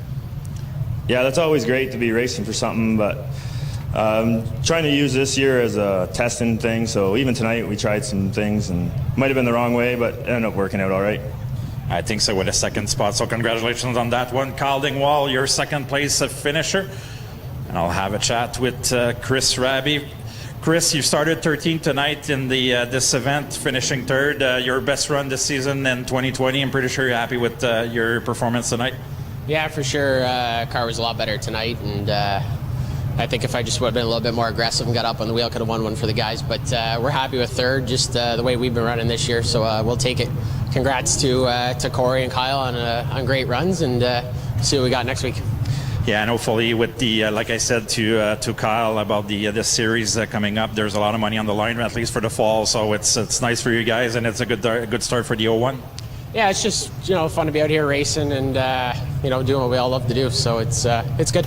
All right, so congratulations on your third place. Chris Raby, your third place finisher here tonight at the Speedway.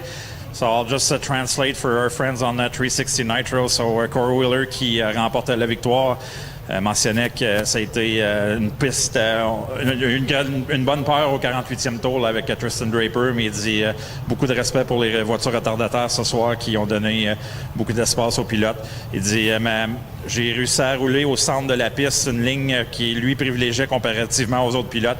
Puis il mentionnait que ça a bien été. C'est une belle façon de commencer ce soir avec la série canadienne Nationals de Fatless Chip Stand qui est son commanditaire principal sur la voiture. En deuxième position, Kyle Dingwall mentionnait que ça a été une saison un peu plus pour des tests pour lui. Mais il dit on est heureux de pouvoir courir avec la série Canadian Nationals qui débute ce soir, avoir un peu d'enjeu pour le reste de la saison. Là, on va passer aux choses sérieuses au cours des prochaines semaines du côté de Kyle Dingwall, qui a vraiment aimé pouvoir courir à l'intérieur de la piste. Il savait que la voiture allait de mieux en mieux, aussitôt qu'on pouvait prendre un peu de momentum dans cette finale. Puis Chris Raby, qui récolte son meilleur résultat de la saison, dit oui, si j'avais été un petit peu plus agressif, j'aurais peut-être eu une chance d'aller chercher peut-être Dingwall ou même Wheeler, mais il dit on a voulu amener la voiture, puis ce soir dans le top 3.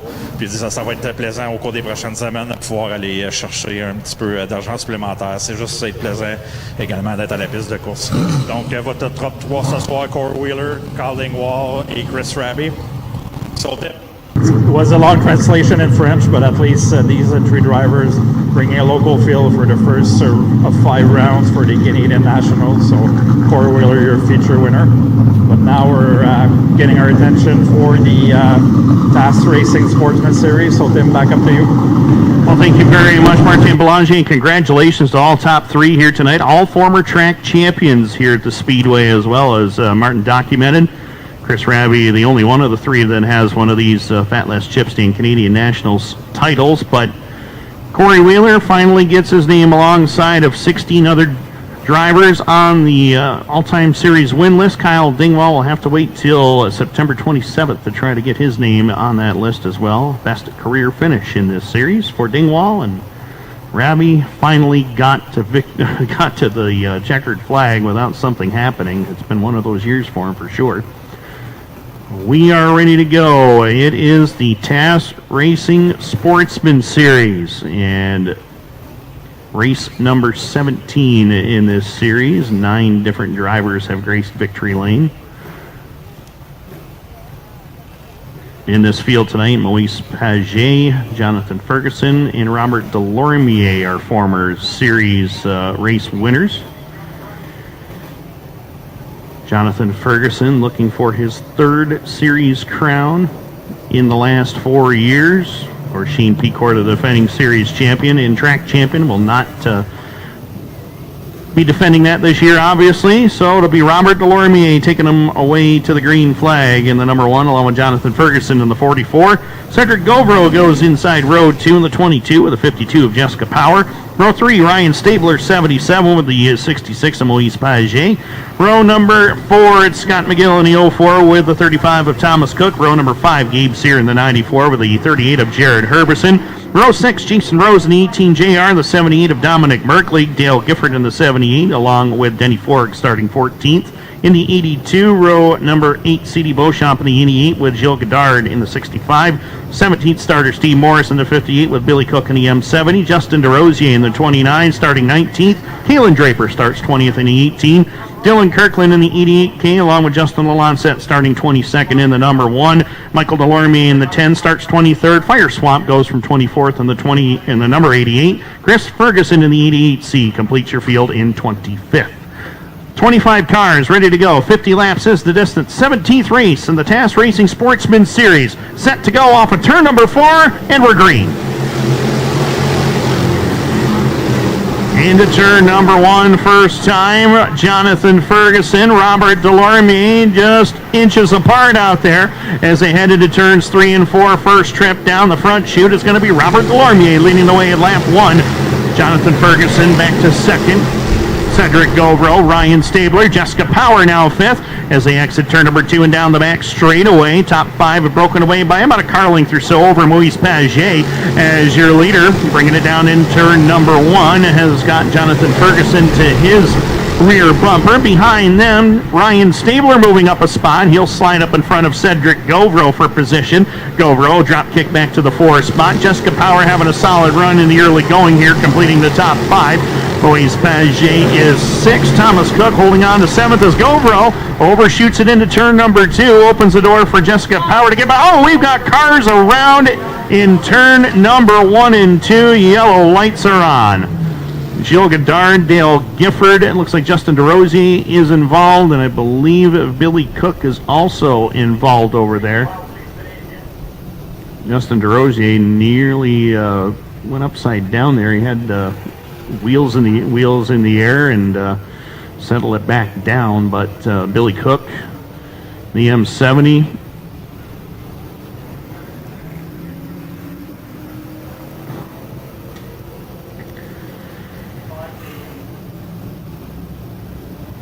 Gilles Godard headed pit side with his machine. Gilles' best finish in this series was a 6th place effort on August the 7th of 2016. Justin DeRosier in the number 29. 12th was his best finish, and that came last year, May the 19th.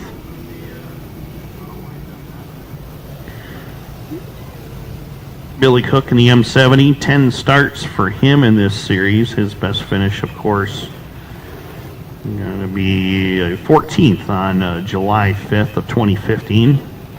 So they're going to try to get these two drivers apart. Hopefully there's not too much damage and they can continue on, but we'll have to wait and see. hopefully you're enjoying your Labor Day weekend, and hopefully you're enjoying it with us here at the Cornwall Speedway. Those of you watching live on 360nitro.tv, we appreciate you joining us. Those of you here in attendance tonight, thank you for all of your support in 2020. We would not be here if it were not for you, so thank you again. Don't forget, next weekend, something completely different. The annual Fireball Enduro 2-day show featuring men's and women's 4-cylinder 50 lappers. Then action shifts to September the 13th. Sunday afternoon special there with the 6 and 8-cylinder 50 lappers, and the popular minivan division will be on hand as well.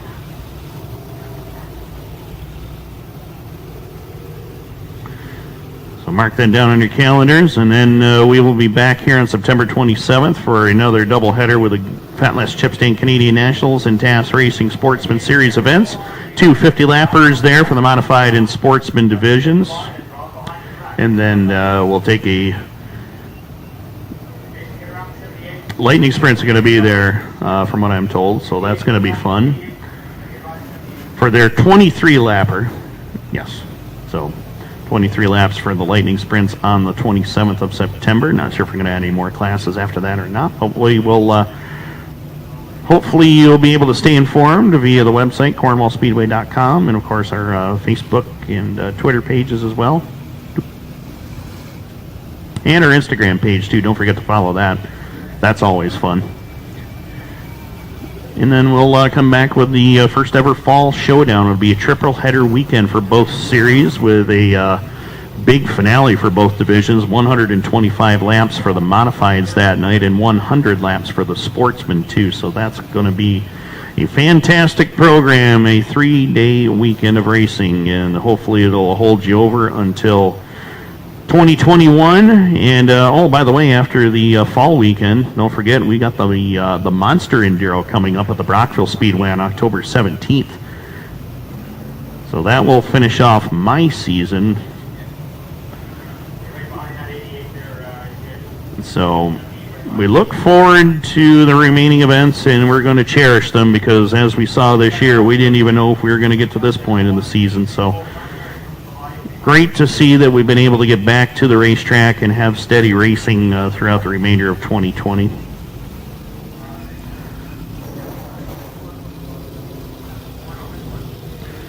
We'll give you the remaining lineup here, as unfortunately Billy Cook's night has come to an end. He is up on the business end of the tow truck there, as my good friend Dan Martin from Albany Saratoga Speedway says. Billy, of course, we honored him at the drivers meeting last week with a special plaque for commemorating his 50th year in motorsports. Billy, of course, his last modified win came right here at Cornwall in 1997. His last feature win came at the Mohawk International Raceway in a mini sprint. Austin and I were reminiscing about that last week. Never sat one of those cars before. Just jumped in it and away he went. And my golly, he pulled off the feature win that night. So Billy, well versed in modified sportsmen's and mini sprints as well. So looking forward to the day that Billy Cook races Victory Lane, and it will be a popular day when that happens. We know it'll happen. He is that good of a driver. Told us at the pit meeting when I did the interview with him last week, he says, I still think I got about another 10 or 15 years left in me, so that should be something to see if Billy Cook can stay out here and stay active that long. White flag being displayed. We've got Robert Delorme as the race leader, Jonathan Ferguson second. Ryan Stabler is now third. Jessica Power having a good day up into the fourth spot with Cedric Govro fifth. Moise Paget is sixth. Jared Herbison seventh. Thomas Cook is eighth. Scott McGill ninth. And Gabriel Sear rounding out the top 10. Dominic Berkeley having a good run so far. He's in 11th as we are set to go racing. Off of turn number 4, Robert Delorme sets the pace off the turn, and we're back to green.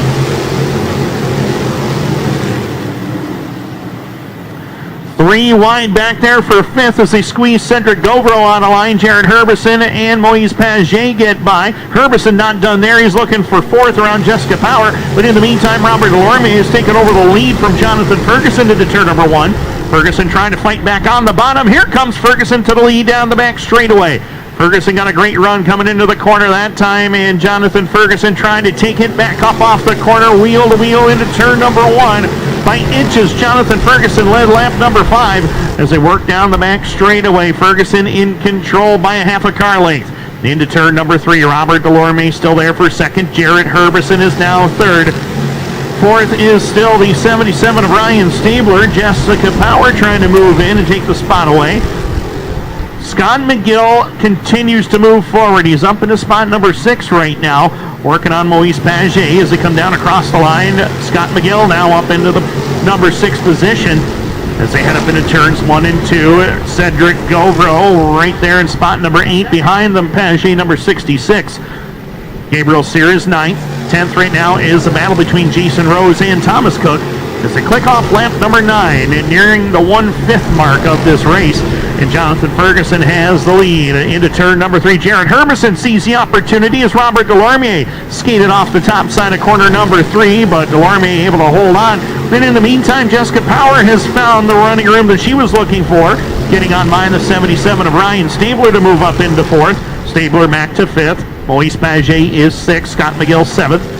Cedric Govro is still 8th, getting some pressure from Gabe Sear now as he rides in 9. Jason Rose has cleared Thomas Cook for the number 10 spot as Justin Lalonde moving through the field rather quickly. Justin on the charge through the field. He started back in 22nd spot, and he is now running in 11th, working to get into the top 10 around Jason Rose as they come down to complete lap number 12.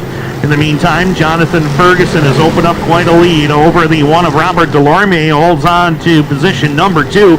Jared Herbison back there some 3 car lengths behind in spot number 3. Jessica Power still 4th. Battle is on for the 5 spot now. Moise Paget down low. Ryan Stabler up on the top side, and Paget will get the spot into turn number 3.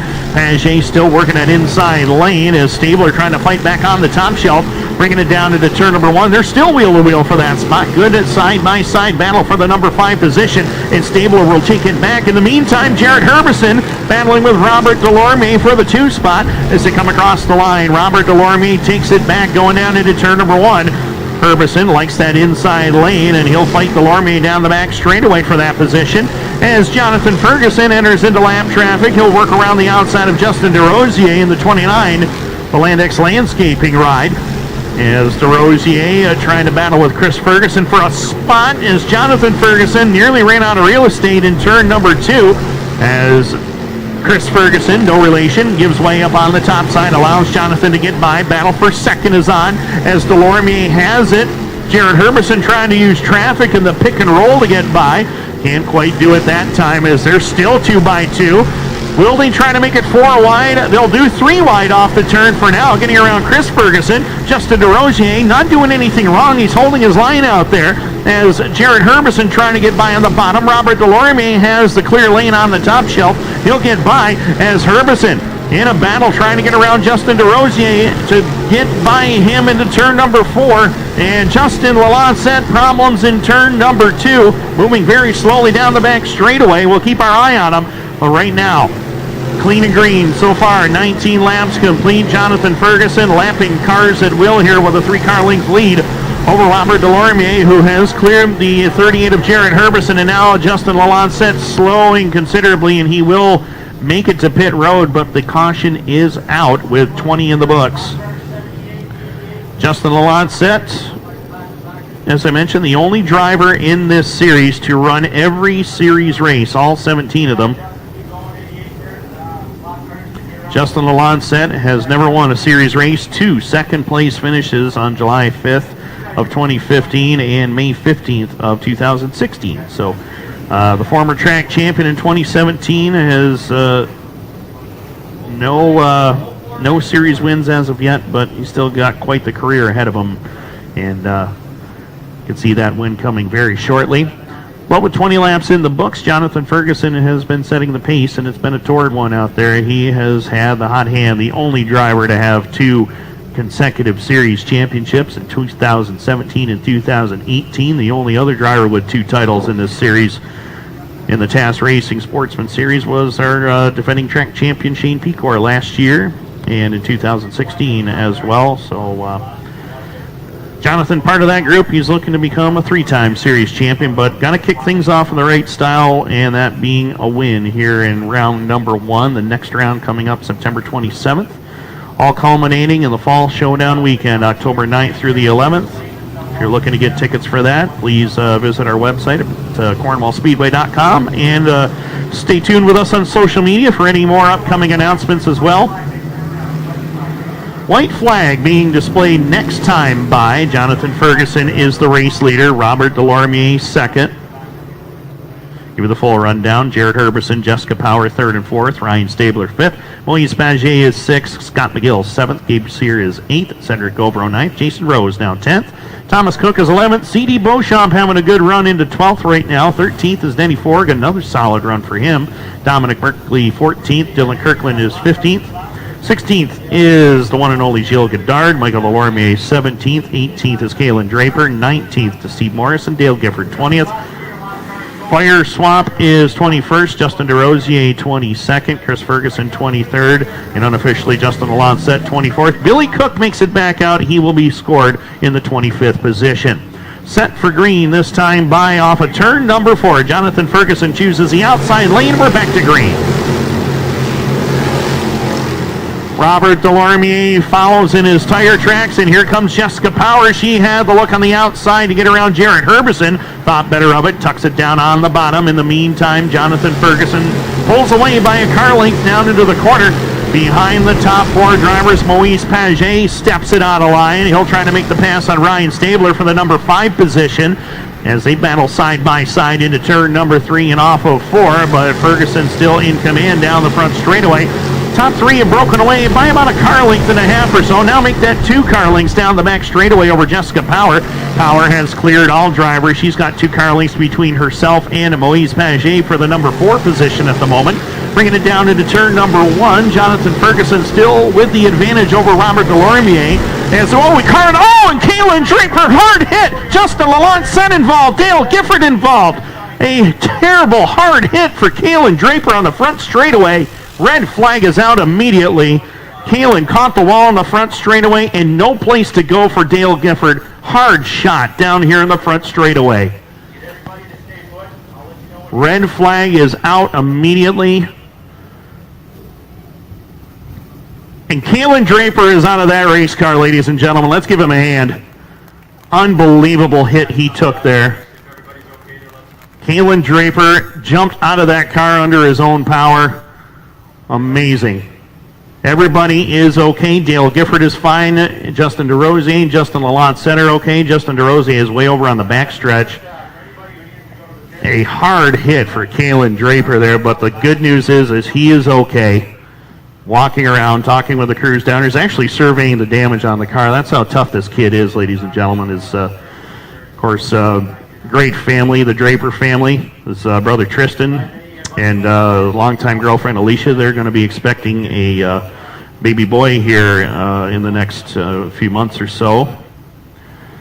And of course, Tristan and Kalen's grandfather competed in modified action in the area for several years. Of course, their dad Joe, they all run family business, Draper Doors in Sydenham. So tough hit there for Kalen Draper. My goodness, what a shot he took. But the good news is he is out of that race car, and he got out under his own power with no help needed. So we can all breathe a little easier. Dale Gifford is out of the car surveying the damage on his machine.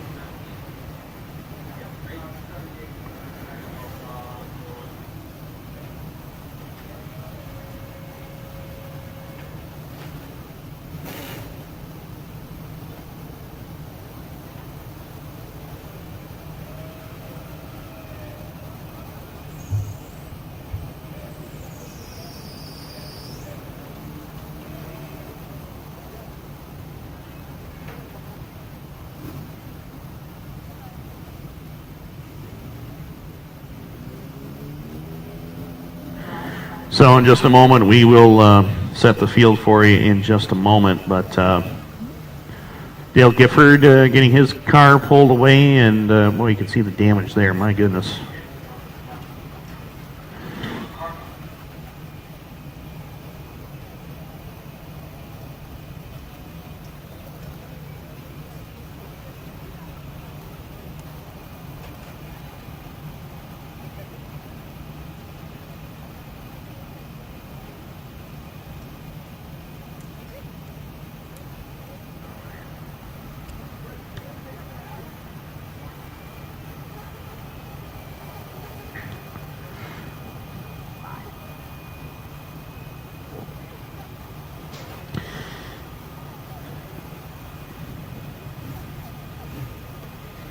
Well, those of you, I know that the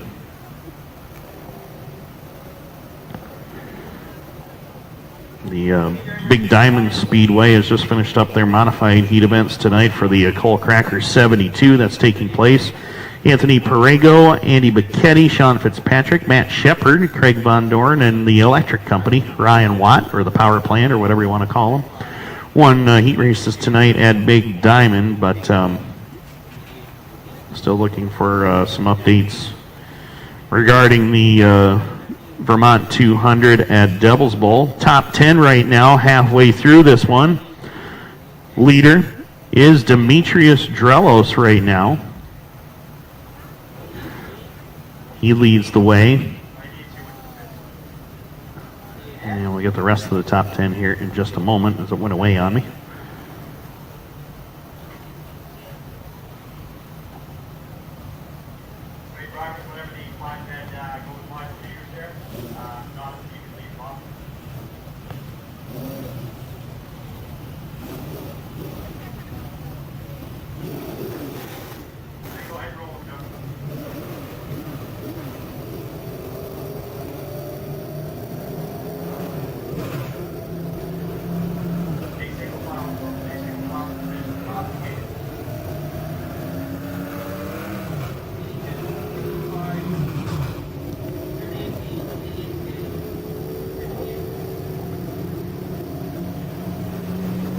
So yes, it's Demetrius Drelos, the leader, Robert Bublak, Matt Janzik, Michael Maresca is fourth right now at the Vermont 200 at Devil's Bowl.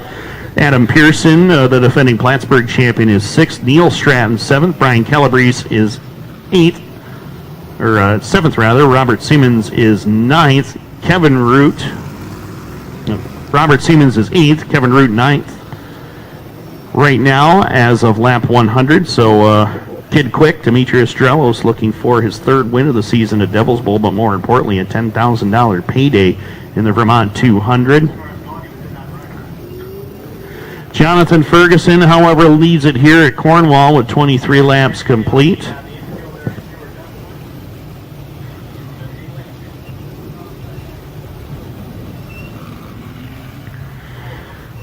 So Robert Delorme will hold on to second on this next restart. Jared Herbison third. Jessica Power is fourth. Moise Paget rounds out the top five. Ryan Stabler is sixth. Gabe Sear is seventh. Scott McGill eighth. Thomas Cook ninth. And Jason Rose now 10th. Cedric Govro is 11th. C.D. Beauchamp 12th. Denny Fork having a great run in 13th.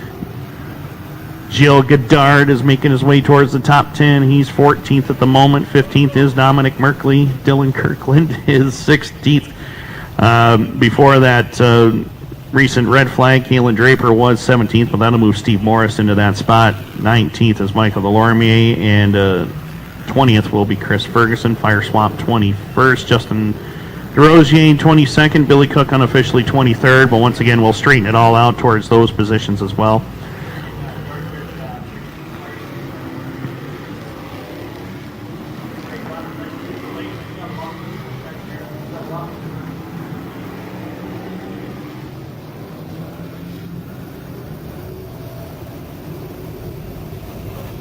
So command has been given to double up. We're going to go green here very shortly with Jonathan Ferguson. He's going to elect to choose the outside lane.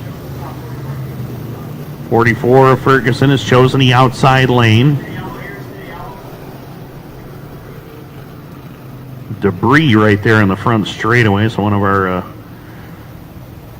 safety workers down there, and that thing is embedded into that clay down there. Good thing for steel-toed boots is correct. My goodness.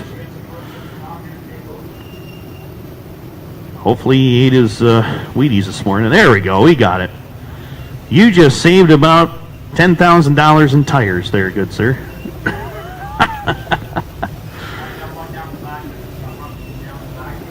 You're every race car driver's best friend there, the man on the safety team.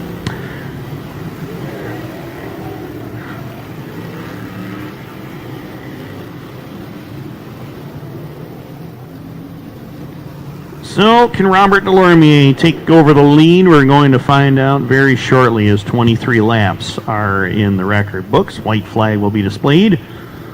Our talented safety team back to their positions as white flag is out. Jonathan Ferguson, the race leader. He'll go from the outside lane looking for his second career series win.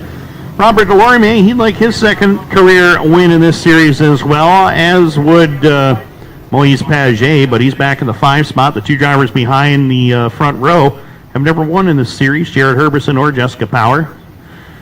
So, good opportunity for them to maybe sneak into victory lane. Ryan Stabler is also winless in this series too, but 27 laps to go. Jonathan Ferguson's on the hammer. We're back to green. And right now, Ferguson continues his strong run tonight, holding on to the race lead as they head through turns 3 and 4 and across the line. Robert Delormier putting some pressure on the race leader right now as Ferguson will roll on the top side pretty good. Top 3 broken away from Jessica Power by about a car length. Power makes that up, though, in turn number 3 and 4. She's got Moise Paget and Ryan Stabler battling side by side for position behind her. In the meantime, Jonathan Ferguson has got company as Robert Delormier sneaking into the picture. Here comes Jared Herbison after Delormier now for a second as they work in lap number 26. We are past the halfway point of this contest at the moment, and right now the battle is on for second. Jared Herbison to the inside lane. Robert Delormier on the outside, and Jared Herbison will slide to the second spot as they come down across the line. 27 in the books, 23 to go. Jared Herbison, your new second place car. As they make it down the back straightaway into turn number 3, Jonathan Ferguson still working that extreme outside lane. 2 good buddies off the racetrack, but fierce competitors on it. Jonathan Ferguson and Jared Herbison battling for the lead as they come down off of corner number 2. Down the back stretch, Ferguson able to get away from Herbison and Delormier for the moment. Into turns 3 and 4 and across the line. Jessica Power back there in 4th. Still side by side for 5th. It's Ryan Stabler and Moise Paget as they battle side by side through turns 1 and 2 and down the backstretch. Paget able to clear Stabler for the moment into turn number 3. Thomas Cook has charged up into the top 10 nicely here. He rides in spot number 6. 7th is Gabriel Serra getting some pressure from Jason Rose. 9th right now is Scott McGill, and lead battle continues off of turn number 4. Jonathan Ferguson and Jared Herbison. It's a dead heat at the line for the top spot. But Jonathan Ferguson may have used up his tire, and we have got problems with the Steve Morris 58 in the infield. Looks like some heavy smoke coming out of the tailpipes there. We'll keep our eye on them. Our safety crew is on the spot, though.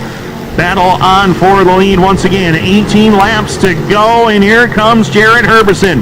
Down on the low lane, drives it deep into the bottom side of the speedway. Jonathan Ferguson rolls the top side as they come down across the line. Into turn number 1, side by side battle for the race lead. Herbison's going to take it down the back straightaway. New race leader, it's Jared Herbison. Into turn number 3, Ferguson trying to fight back up on the cushion. Can't quite do it that time. Herbison takes it over down in front with 34 in the books. 16 laps left to go. Jonathan Ferguson's got to try something. Got to try to find a faster way around this speedway to close in on Herbison, and he may have found it with lap traffic. Down in front, they're working on Chris Ferguson to put him a lap down, and that messed up the rhythm that Jared Herbison had as Jonathan Ferguson closes back in on the leader. In the meantime, Jessica Power going after the one of Robert Delormier for the 3rd spot. Delormier on the top side Power down low as they work side by side off the corner as your leaders drive it off into turn number 1. Jessica Power trying to make something happen in the late going in this one. Power to the inside lane, working on Delormier for third as they head there into turn number 3 and 4. Robert Delormier drove it deep into the corner that time as he knew Chris Ferguson was right in the way of Jessica Power, so he'll keep the number 3 spot for the moment.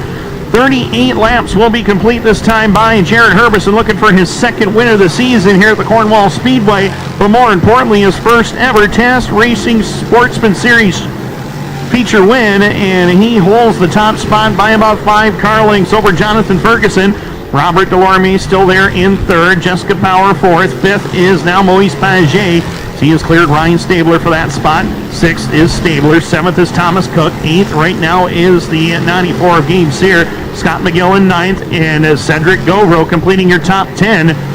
As we click off lap 39, coming around to complete lap 40, 10 to go for Jared Herbison. His dad, Chris, had plenty of wins here in the former St. Lawrence Seaway Sportsman Series for a number of years. Jarrett trying to get his first ever win in this TAS Racing Series. With 9 laps to go, he has got a good shot at it. Into turn number 1, battling to put Michael Delorme a lap down, and he will do so. But Jonathan Ferguson slowly reeling in the leader. He may have found something extra on that top side, and if he has found it, he's going to have to use it up in the final 8 laps here as we got 42 complete. Battle on again for the number 3 spot. Robert Delorme has the position. Jessica Power trying to take it away once again. Moise Paget some 6 car lengths behind in position number 5 as they work on Dominic Merkley to try to put him a lap down. Herbison goes to the bottom. Here comes Jonathan Ferguson. He's closed back in on the leader. Down the back chute they go into turn number 3. Jared Herbison caught in lap traffic. Here comes Jonathan Ferguson back to the top side. 44 in the books, and the battle is on for the race lead in one of the biggest races of the season here at Cornwall. And right now, Jonathan Ferguson trying to take it back. Jared Herbison looking to the bottom, side by side for the lead with 5 to go. Ferguson drops it to the inside lane, takes the position away from Herbison into turn number 1. Jonathan Ferguson knew he had to go to the high side to get the lead away because Jared Herbison was not going to give up the bottom. Off of turn 4, Ferguson is pulling away with 4 to go. Jared Herbison back to second. Robert Delorme, Jessica Power, and Moise Paget, your top 5 with 3 to go as they hit the stripe this time by Jonathan Ferguson off of turn number 4. He's got the lead now by 5 car lengths. Jared Herbison trying to figure out some way to get up to the back bumper of Jonathan Ferguson. He got a better run that time off of corner number 2. Close the gap to within 3.5 car lengths as they make their way through turns 3 and 4. 2 to go for Jonathan Ferguson.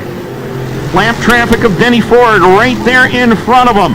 Jill Goddard battling with him for a spot as well. That is for positions 13 and 14 on the racetrack. White flag in the air this time by for Jonathan Ferguson. Jonathan Ferguson, 2-time series champion, looking for his second career series win. Lap traffic right in front of him. 2 car lengths over Jared Herbison. Herbison's going to charge it into turn number 3. It won't matter. Jonathan Ferguson gets it done again here in Cornwall. Wow, what a finish. Jared Herbison crosses in second. Robert Delorme third. Jessica Power fourth. Moise Paget will round out your top 5. Fantastic run for both drivers at the front of the field. Jared, that's a hell of a race. I know you guys are friends, but you showed the respect you deserve. I hope you sit down and have a beer after this one. Jonathan Ferguson gets it done, his second career series win. Been a long time since Jonathan has won a series race. Have to go all the way back to May 28th of the 2018 season, his last championship year. So Jonathan picks up career win number 2 in this TAS Racing Sportsman Series. And thank you so much to Steve Morris and Tyler Javogue and all the folks at TAS Racing who put this deal together late in the season. Jonathan rolls it down to victory lane, a place where he has now been here a total of 3 times. Jared Herbison making his way out in second. I know he's got to be disappointed with that, but as we documented, him and Jonathan Ferguson, best of friends off and on the racetrack, and we're going to send it down to Martin Belanger trackside. He's already out of the car, the 44 of Jonathan Ferguson, your Sportsman feature winner here tonight.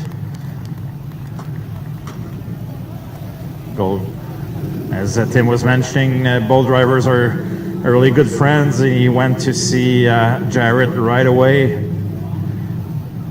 Quite a finish for these two drivers here tonight. It's looking good for the TAS Racing Sportsman Series. That's first of 5 races for that event. Both drivers are smiling, so that's good.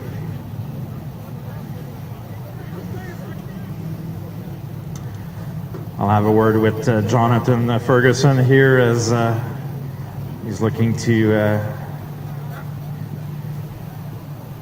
get his face covering. So first of all, congratulations, Vodka Light. You'll be able to enjoy with your team and probably with Jared as well. Quite a finish for that event, quite a run. You guys did some good battle here and there with side-by-side racing for a lot of laps. That must have been fun for you guys. Yeah, man, that was a blast. I had to get to the bottom when I got to the outside of him. I knew I wouldn't beat him if I didn't get to the bottom, so I kind of got to the bottom there. And no, it was a good race. Side by side, we were side by side with Delormier for a while too. And man, that lap traffic gets hectic. It can ruin you or it can make you, right? But it turned out pretty good tonight. Yeah, and it's so competitive this year. There's about 12 or 15 guys that can win night in, night out with it in your class, and it's going to be quite a fall for you guys with the TAS Racing Sportsman Series that starts tonight. Oh yeah, man, it's competitive. Like we got you said 15 cars that can win on any given night, right? And yeah, and car counts are good. There's lots of cars. It's fun. It's gonna be a fun fall, that's for sure. After this summer, it's gonna be fun. Oh yeah, for sure. A lot of people you would like to thank on this great win here tonight. Yeah, I got to thank my dad, my mom, my girlfriend Hannah, Corey, Chelsea, Rick, just everybody that helps on the cars. Splash Well Drilling, King of Auto Parts, Grumman's Gas, Dirt Outlaw Apparel, Steep Light Santa Gravel, Big Grace Products, and Riverside Body Shop. All right, so congratulations on your win, Jonathan, and good luck for the rest of the season. So Jonathan Ferguson, your Sportsman winner here tonight. Go speak to Jared Urbison here as he met with Robert Delormier. Congratulations on that second. You hold the lead for a while, but at least you got beaten by one of your good friends. Yeah, me and John are great buddies. We couldn't have even been out here if it wasn't for them and Corey and helping us get the rear end together after the heat. We had a bolt come out of the rear end, so without them, we couldn't even get out here. It's been quite a season for you here at Cornwall in 2020. Looking forward for the fall. Yeah, I'm really looking forward to it, dude. This is a great start to our 5-race series, and yeah, I've been really good this year, and I got to thank everybody that makes that possible for me. All right, so congratulations on that second. So Jared Urbison finishing second here tonight. Go have a quick chat with Robert Delormier, who finished third. Robert, you won last week, but tough field here again in the Sportsman. Yeah, we missed the setup was good. I think we just put the wrong gear in. I thought it would slick up like last week, but still Buddy coming out of the corners, and they really killed the momentum on the cars. Not enough gear, and hats off to the big shocks, top 3 again. That's a plus for me anyway. We do a lot with Dale and Brandon and everybody at their shop, and try to get everybody on their shocks. It's been going good all over the north, up north, New York and Pennsylvania. They're all down there. So I gotta say hi to my family. I forgot to mention them last week when I won. Hi. Nice to see the fans out here. To me, in my opinion, it ain't really racing unless the fans are out here to watch. It seems like we're racing for nothing, but we have the cameras here, and we just us as racers don't realize it without seeing the fans. So it's good to see these fans here. All right, so congratulations on that third. Good start for the TAS Racing Series. I'll let you enjoy the podium with the other 2 drivers. So Robert Delormier, having a good feel for you guys, the fans that are here tonight with us as the top 3 finishers. Well, I'm pretty sure we'll see these 3 guys later on this season in the TAS Racing Sportsman Series. I'll just switch it to French a little bit. Donc, Jonathan Ferguson qui remporte une 3e victoire cette saison aussi à Cornwall. Il mentionnait que Ça a été toute une bataille avec Jared Herbison, qui sont de bons amis dans la vie. Puis mentionnait qu'il a réussi à passer à l'intérieur. Il dit qu'il savait aussitôt qu'il pouvait faire cette manœuvre-là. Après ça, je pense qu'il savait qu'il était pour remporter la victoire. Il dit, je devais faire cette manœuvre pour être capable de gagner. Puis ça a fonctionné pour sa part. Du côté de Jared Herbison, malgré cette deuxième, oui, un petit peu déçu, mais il mentionnait que c'est quand même une belle deuxième. Puis il remercie justement l'équipe de Jonathan Ferguson qui lui ont donné un coup de main durant l'intermission, alors qu'il y avait des ennuis avec le derrière de la voiture. Puis ils l'ont aidé à réparer la voiture. Puis ça a été une bonne deuxième place pour Jared Herbison, qui a très hâte, évidemment, aux autres événements qui s'en viennent du côté de Cornwall pour la série TAS Racing. Puis Robert Delormier qui mentionnait qu'il s'est trompé un petit peu sur les ajustements de la voiture. Il pensait que la piste était pour devenir un peu plus glissante.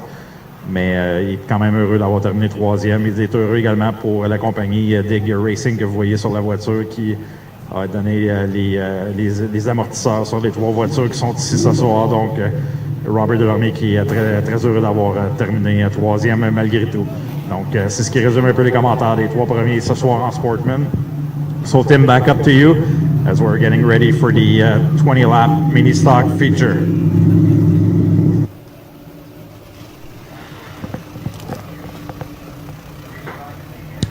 Well, thank you very much, Martin Belanger. As you see the top 3 pulling away down there in victory lane, Jonathan Ferguson gets his second career series win. Jared Herbison will have to wait till September the 27th to try to get that first ever series win. His best ever series finish by far. As Jarrett's best finish coming into tonight was a 13th place effort on August the 5th of 2018. So he beat that one by a country mile for sure. And they'll head back to Prescott and Brockville and celebrate a little bit tonight as Labor Day weekend continues here. Mike Gaucher will lead him to green in the number 3. He's back in a little more comfortable territory in this mini stock division, doing double duty tonight with the Lightning Sprints as well. Marc-Andre Voyer in the number 21 will join him on the outside of row 1. Jordan Baldwin in the 19 out of Belleville out inside of row number 2.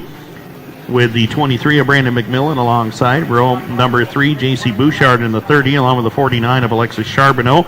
Pierre Picard in the number 25 lines up 7th with the 67 of Christian Charbonneau. James Clark in the 2X starts 9th with Curtis Lindsay in the 88C. Final row, it's Dan Cook in the 87 with the 2 of Frank Blair completing your field.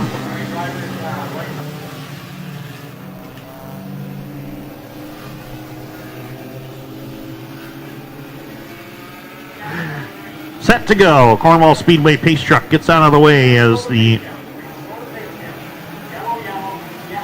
mini stocks looking to come to green this time by, but pace is a little bit too quick on that one, so we're going to call that start back and we're going to try it one more time.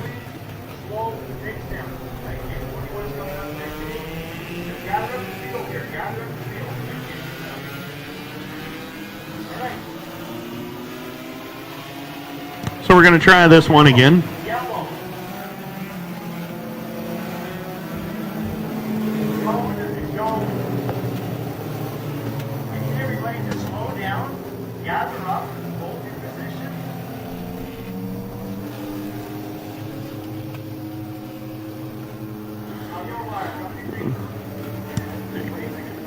Glen Ridge Motorsports Park just finished up their Sportsman feature tonight. Tony Ferrone picked up the victory there, and we'll try to keep you posted on other events as they come to us. But right now it's all about the mini stocks. 25 laps for green. Off of turn number 2, it's Mike Gaucher with the advantage this time. Marc-Andre Voyer, Jordan Baldwin as, oh my, Christian Charbonneau showed no mercy to Alexis Charbonneau there as he charged 3 wide into the corner and made contact with him into turn number 4. Caution lights are out as Alexis Charbonneau, last week's feature winner, gets the car refired and going again.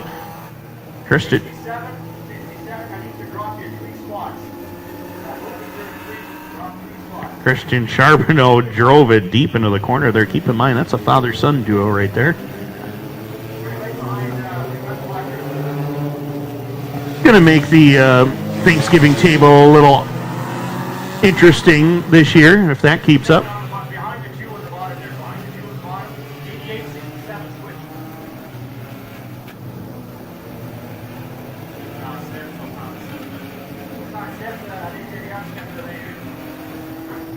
So Christian Charbonneau will line up alongside of Curtis Lindsay on this restart. That's where he is scheduled to go. So if Alexis Charbonneau wants to win this one, he's going to have to come from the tail to do it.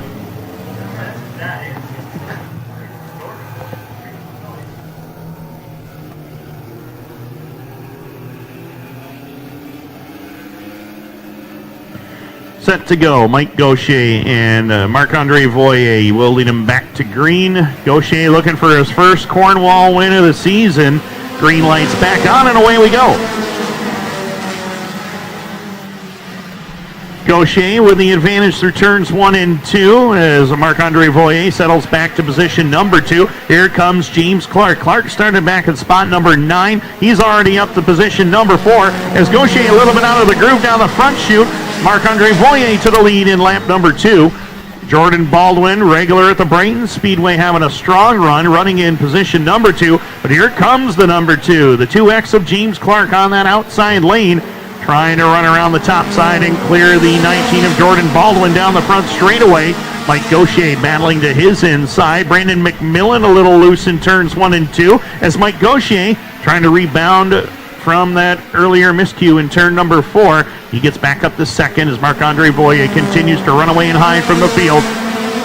4 laps are complete in this one, and right now Marc-Andre Voyer in full control of the field. Dan Cook loses it off the top side of corners 1 and 2. He'll stay. Oh my, him and Curtis Lindsay nearly touch. Actually, they did. Yellow lights are back on as Dan Cook spun it coming off of turn number 2 and just caught the bumper cover of the 88 of Curtis Lindsay. And in the process, Dan Cook lost his front bumper cover. 21 of Marc-Andre Voyer is your race leader. 20 laps left to go in this one. Mike Gaucher second. James Clark from 9th to 3rd already. Jordan Baldwin having a great run in 4th. Jordan out of Belleville, Ontario. And Brandon McMillan rounding out your top 5. JC Bouchard is 6th. 7th is Alexis Charbonneau. 8th is Christian Charbonneau. 9th is Frank Belair. And Curtis Lindsay now 10th. 11th is Dan Cook. And Pierre Picard completes the field in 12th. That is your running order right now. Pro Stocks ready to do battle next. The Alexandria Home Hardware Pro Stocks ready for battle next for 30 laps. Right now, the Assist to Sell Mini Stocks are the focal point.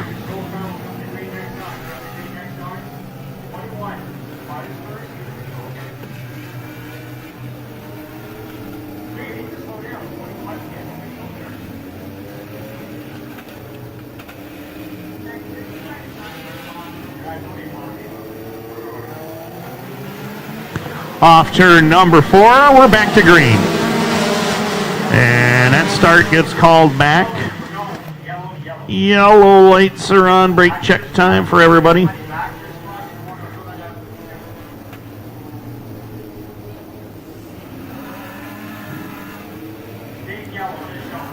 And for the second night in a row, Kyle Larson sets fast time at the Houston Speedway with the World of Outlaw NOS Energy Drink Sprint Cars. Had the lead last night until the right rear tire went bad.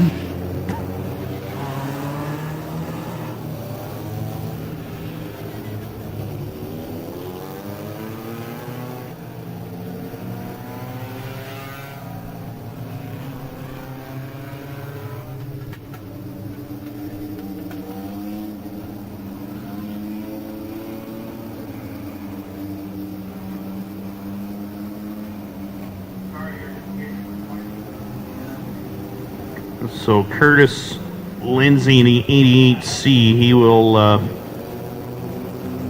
get assistance with that rear bumper cover.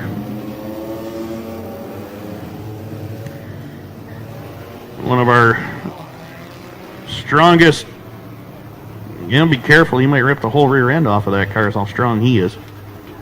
There we go. We got it that time. Perfect. We'll be seeing a lot of those bumper covers come next weekend. I'll guarantee you that as the Fireball Enduro rolls into town. 2-day show. First time in the event's history that we've run a 2-day program for this race.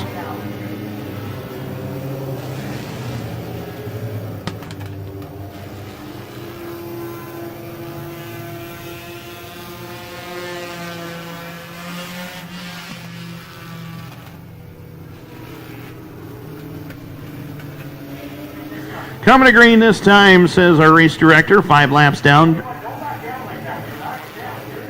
20 to go. Marc-Andre Voyer is the control car. He is the race leader. We're back to green.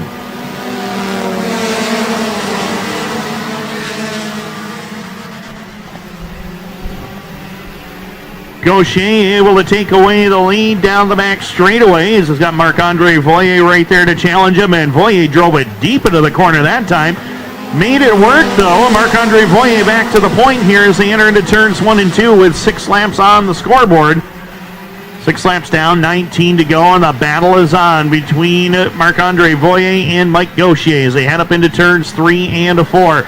Jordan Baldwin back there in spot number 3. The 2 of James Clark in a battle with the 67 of Christian Charbonneau for position number 4. And Charbonneau jumps around the top side. He goes to 4th. James Clark back to the 5 spot. Here comes Charbonneau again. He's battling and makes some significant contact there with Jordan Baldwin.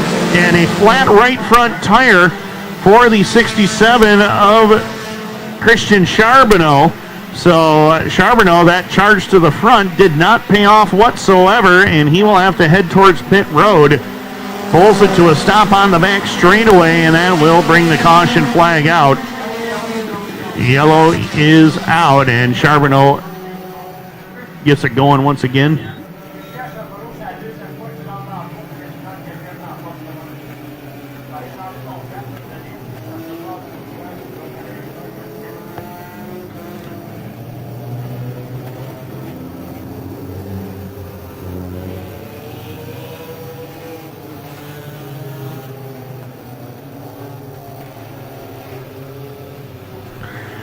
So Christian Charbonneau, pretty aggressive out here tonight, and he heads to the pits with a flat on the right front after that battle with Jordan Baldwin, who had himself a great run going, but there's still lots of time left for Baldwin to get back up to where he was. He currently rides in position number 7 at the moment unofficially, or number 8 rather. Alexis Charbonneau, his day has been filled with fun and exciting adventures. He had a problem in turn number 3 and 4 with all people, his dad, as they got together over there and bringing out the first caution, and now he finds himself back up into the top 3. Marc-Andre Voyer is the control car as we are set to go racing, this time by off of turn number 4. Green lights back on, Gaucher's back to the gas, and we're underway. In a 1 and 2, Mike Gaucher still with the advantage on that inside lane, and he'll take the spot away. In the meantime, Dan Cook found some extra speed, pulls around the top side, trying to get around Alexis Charbonneau for the 3 spot. He has got a fast race car out there. James Clark trying to move into challenge as well. Into turns 1 and 2 go your leaders down the back straightaway. Mike Gaucher with the advantage by about 2 car lengths. Marc-Andre Voyer still there for second. 49 of Alexis Charbonneau is third. Cranking it off the turn. James Clark now runs around the outside of Dan Cook to move up the 4th.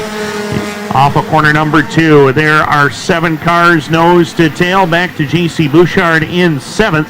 All of them have a clear-cut shot to win this race, but right now Mike Gaucher trying to make up for a couple of weeks ago after a heartbreaking loss in turn number 1, heading to the checkered flag. He messed up going into turn number 4, and that opened the door for the 2 of James Clark to go to victory lane. Trying to right the ship here tonight. Halfway home, 13 down, 12 to go, and Mike Gaucher trying to put it in the record books here tonight. He's a former champion in this assist-to-sell mini-stock division. Marc-Andre Voyer would like to spoil the party, though. He holds on to second, looking for his first ever Cornwall win. Back there behind him, Alexis Charbonneau would love to make it 2 in a row if he could possibly get it done tonight. As James Clark there for 4th. 5th right now is still Dan Cook. Cook having a great run. As Jordan Baldwin, problems in turn number 3. He heads off the racetrack and towards pit road. but right now, Mike Gaucher. Class of the field with 10 laps left to go. 10 more remain. Marc-Andre Voyer still holding on to the 2 spot. Alexis Charbonneau and James Clark giving chase from 3rd and 4th as they exit turn number 4 and down the front straightaway one more time. Mike Gaucher with about 5 car lengths over Marc-Andre Voyer. Voyer's been driving it deep into the corner trying to make up lost time, but Alexis Charbonneau and James Clark are keeping him honest back there in positions 3 and 4 at the moment as we come down across the line with 7 laps left to go. 7 remain. Mike Gaucher in command, and Voyer got a little bit wide off the turn, opens the door for Charbonneau and Clark to get by. Now Clark sees an opportunity trying to get by for second. Couldn't quite do it that time as we've got 6 laps left to go. Alexis Charbonneau still there in spot number 2. James Clark's got a little quicker car in the straightaways, but in the corners is where Alexis Charbonneau gets a little bit faster, and that's the difference right there as they come down across the line. 5 laps left to go. Into turn number 1, Alexis Charbonneau with the advantage over the 2 of James Clark for second. Marc-Andre Voyer still there in 4th as Dan Cook continues to complete the top 5. A solid run for him tonight as we got 5 laps remaining.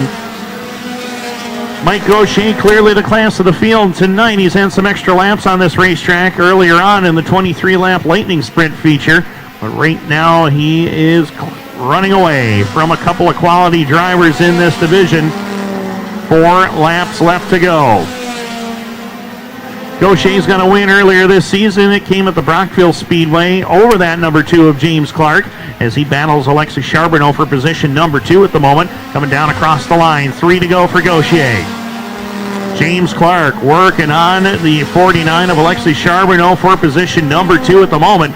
Clark right there on the back doorstep trying to wait for something to happen. He has got no time to do that. He's got to get by him if he wants any shot at Mike Gaucher. 2 to go for Mike Gaucher as he heads up into turns 1 and 2 with a healthy advantage over the rest of the field. Meanwhile, James Clark trying to get by Charbonneau for position number 2. Charbonneau holding strong in the number 2 spot. White flag set to come out this time by, and Mike Gaucher leads the way down in front. Charbonneau and Clark still at each other for 2nd and 3rd. Marc-Andre Voyer is 4th, followed by Dan Cook and Brandon McMillan. J.C. Bouchard and Pierre Picard. That is your running order. Checkered flag in the air. Redemption sweet here for Mike Gaucher. Picks up his first Cornwall win of the season. At the line for 2nd, Alexis Charbonneau will get it.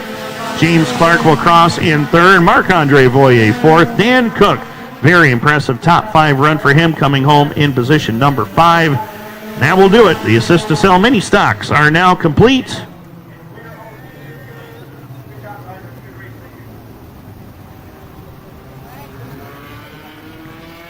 And Mike Gaucher, his 2nd overall win this year. As I mentioned, he picked up a win earlier this year at Brockville.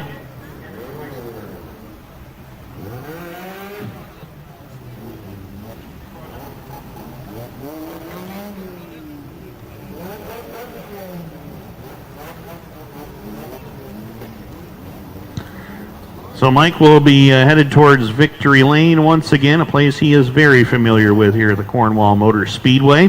One more feature event left to go, and that is the Alexandria Home Hardware Pro Stocks. They'll go 30 laps here tonight. Those of you still in attendance, we appreciate you joining us here tonight. And those of you watching live on 360nitro.tv, glad you could be on hand supporting us virtually as well. And in just a moment, Mike Gaucher will make his way into the winner's circle. The Alexandria Home Hardware Pro Stocks lining up with Pascal Payor and the 72 of Bruno Richard leading him to green. A veteran in this mini stock class, Mike Gaucher, former champion as well. Won a lot of races in his career, a lot of them in this division. Nice to see him branching out and trying his hand at the Lightning Sprint. Wonder if those extra laps in the sprint car paid off for him, and it must have done something because he's in Victory Lane and Martin Belanger is there to greet him. Thank you, Tim. Première victoire cette saison à Cornwall pour Mike Gaucher. First win of the season, as Tim was mentioning. second win overall and captured one at Brockville. He had a few occasions this year, but he's back in the winner's circle.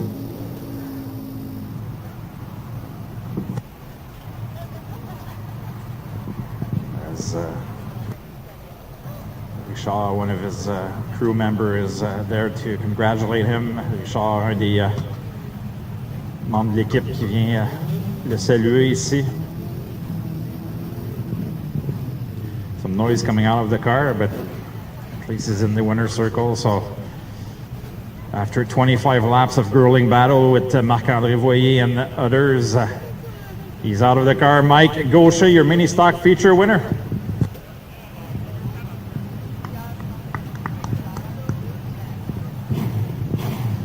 Mike, congratulations. I'll say finally at Cornwall this year, it's been a tough year. You had the chance to win at a few occasions, but tonight you finally did it. Yeah, I've been struggling all year, but tonight was a night. It's been a tough year, but a lot of good cars here. One of your teammates, James Clark, is always tough to beat. Alexis Charbonneau is tough to beat. Tonight you had a good battle with that 21 car, so it's a fun group of cars to race against. Oh yeah, it's probably the best around. The group is probably the best around all around. And tonight you were doing double duty, so a very, very busy night for you. How is it to run against, how do you compare the mini stocks with the Lightning Sprints? Well, sprints are a lot faster. And any people you would like to thank? Everybody who helps out all year long and all my sponsors on the car. Thanks a lot. And to the fans who show up every night. All right, so congratulations on your win. So Mike Gaucher, your mini stock feature winner here tonight. Good round of applause for him. So, juste pour traduire rapidement, mentionner que ça a été une saison difficile pour lui à Cornwall, mais ce soir. Mais comme nous sommes tous heureux, ça a été c'est le meilleur peloton, le peloton le plus compétitif dans toutes les pistes qui courent, autant Brockville et les autres endroits au Québec également. Pour lui, c'est Cornwall, c'est le peloton le plus compétitif. Donc, Mike Gaucher qui remporte la victoire. J'ai posé la question également concernant les Lightning Sprint. Il dit, vous l'avez évidemment tous vu, mais il dit c'est beaucoup plus rapide de courir en Lightning Sprint. Donc, un homme de peu de paroles, mais on a vu sa conduite ce soir-là, une belle victoire en mini-stock. So, Tim, back up to you as we're getting ready for the final event of the evening, the 30-lap Pro Stock feature.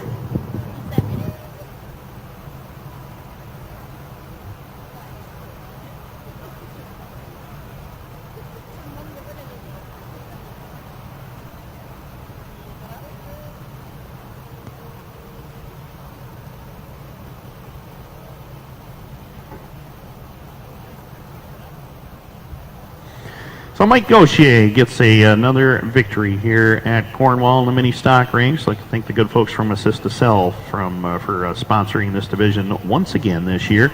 Alexandria Home Hardware, longtime supporter of the Pro Stocks, sponsoring the Pro Stock division once again this year. Really? Ron Oldban in the house tonight.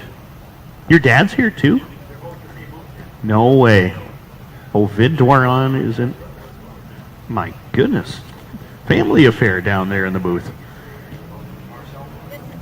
Well, Marcel Dwaron, welcome. Will you please come up here and deal with this kid upstairs? We'll send Marcel up. We'll give Ovid the night off. Oh, legends all over the place here is Ovid and Marcel Dwaron and Joel up here in the tower as well.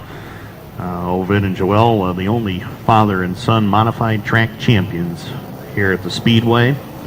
Pascal Payor in the number 338 will go from the pole, along with the 72 of Bruno Richard. Row 2 is going to feature the 6 of Stéphane Lebrun with the 33 of Bruno Cyr. David Seguin in the number 11A, along with the 8 of Marc Lalonde, the 9 of Eric Jean-Louis, along with the 38 of Steve Chaput. Jeffrey Guild in the number 3, along with the 82 of Terry Gorgarat. Jonathan Levesque starts 11th in the 32 with Rocco Band in the number 14 rather. Eva Mel in the 194 goes 13th. Robert Larocque in car number 07 will go from the 14th position. Final row, it's Justin Chaput in car number 38J, and Riley McMonigal goes from 16th in the 2R machine. That's your starting lineup.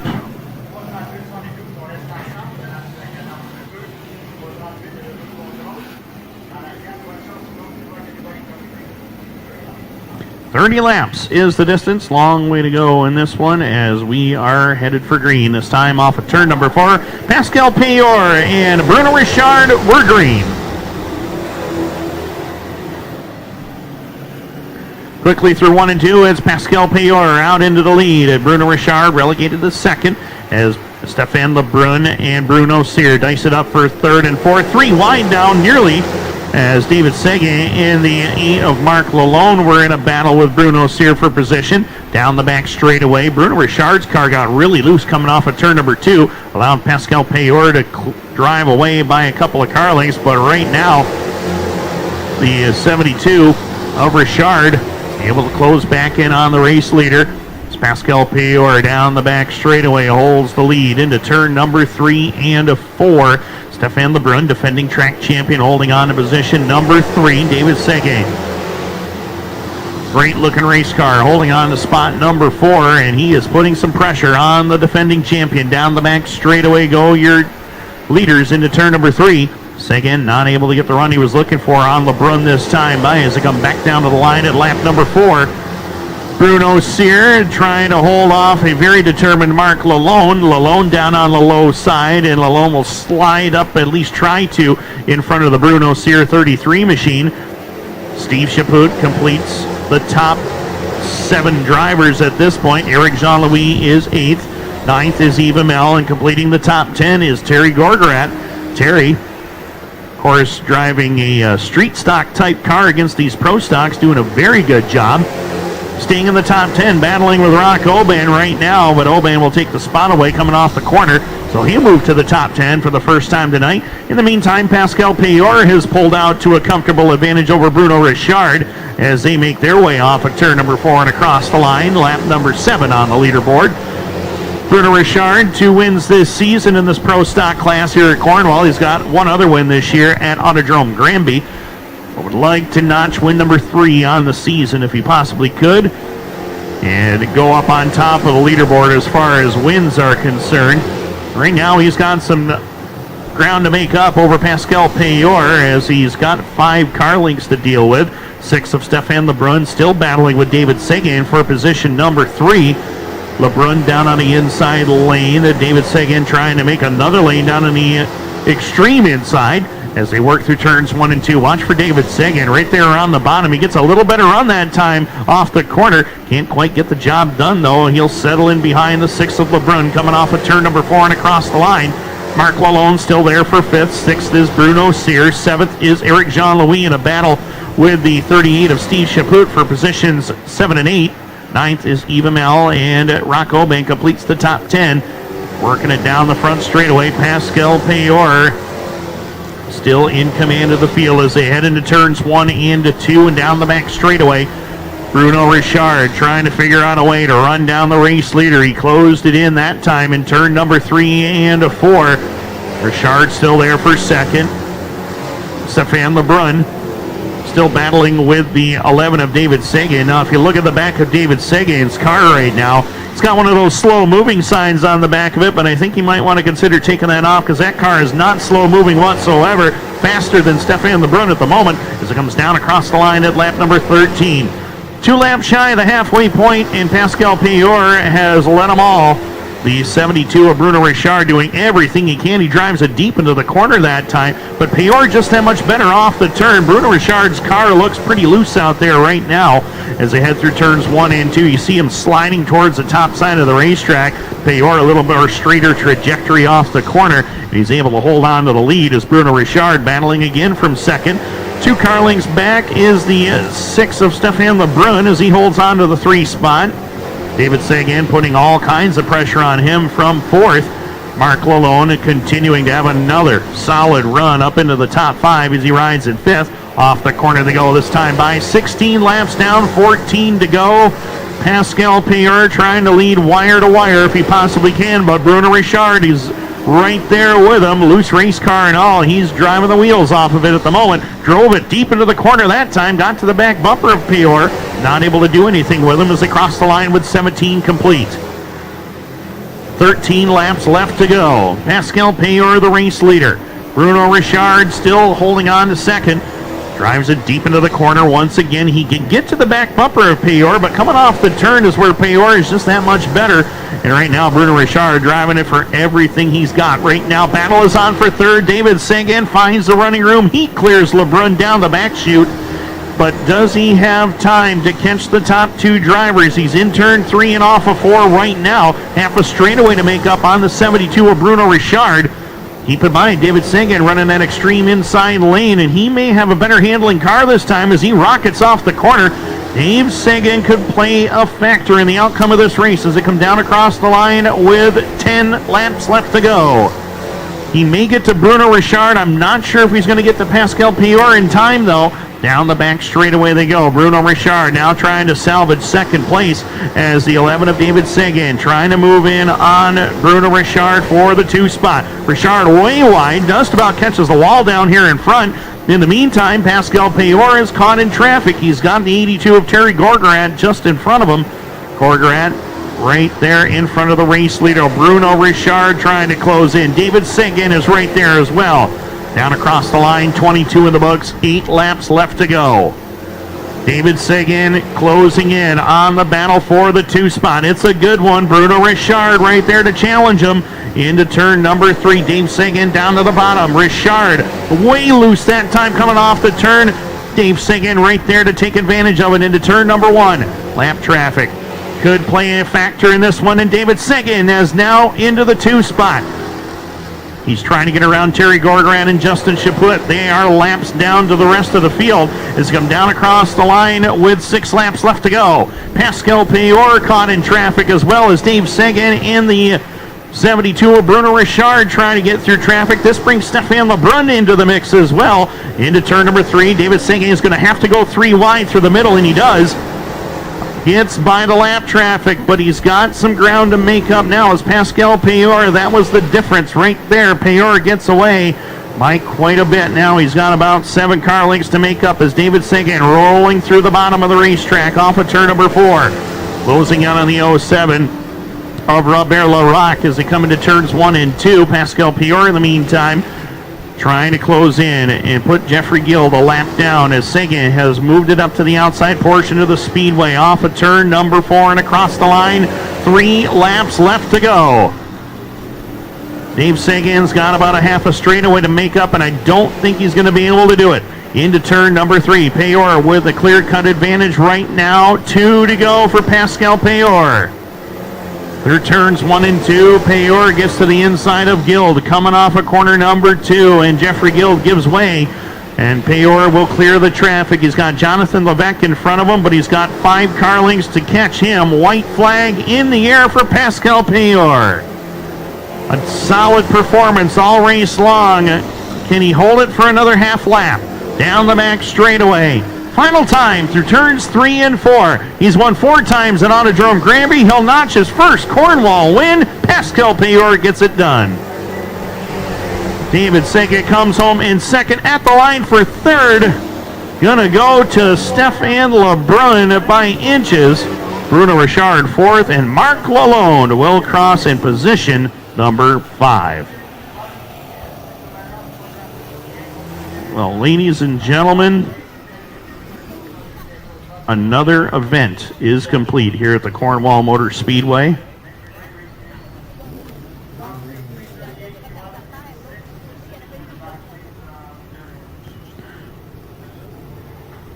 Green to checkered in that one.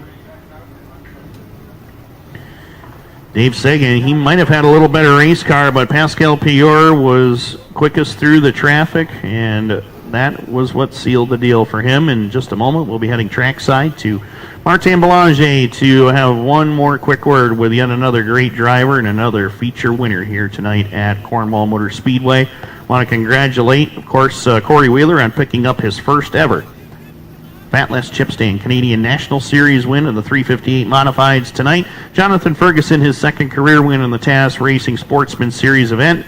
Pascal Payor, as you just saw in the Pro Stock ranks, the Alexandria Home Hardware Pro Stocks. Yannick Poirier, the big winner in the Quebec Lightning Sprints. And the Assist to Sell Mini Stock feature went to Mike Gauchier.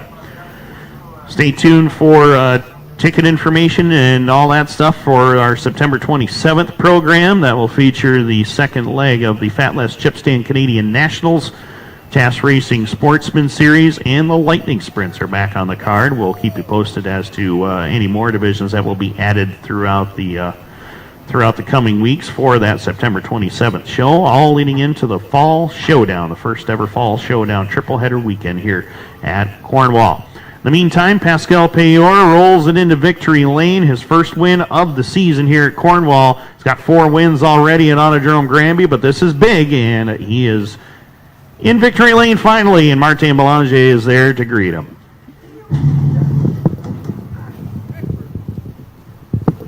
Enfin, une première victoire pour Pascal Payor à Cornwall. Ça a passé près à plusieurs reprises ce soir. Performance sans bavure ici, 30 tours sur le vert. 30 laps without any cautions in the Pro Stocks.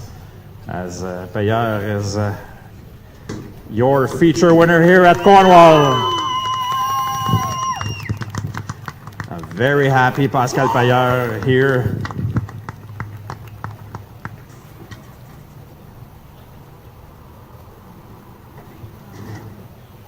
Quelques instants avec Pascal qui reçoit les félicitations de membres de son équipe ici.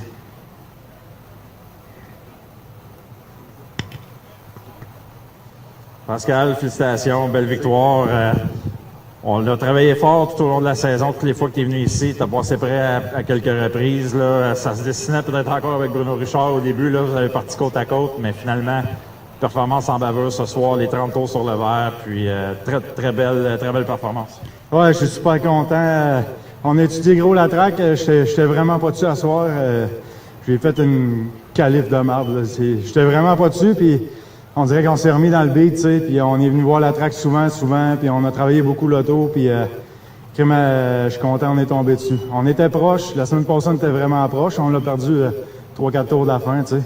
Mais à soir on l'a, puis on est super content. On a certainement beaucoup de gens à remercier pour cette belle voiture, puis c'est évidemment là, une bonne équipe là, qui t'a aidé à mener cette voiture-là dans le cercle des vainqueurs. Oui, cette année, j'ai encore tous mes commanditaires qui me suivent tous les ans, même si c'est une année difficile, tu sais. Ils ont tous rembarqué, presque, tu sais, puis j'ai une équipe super, j'ai une équipe la semaine.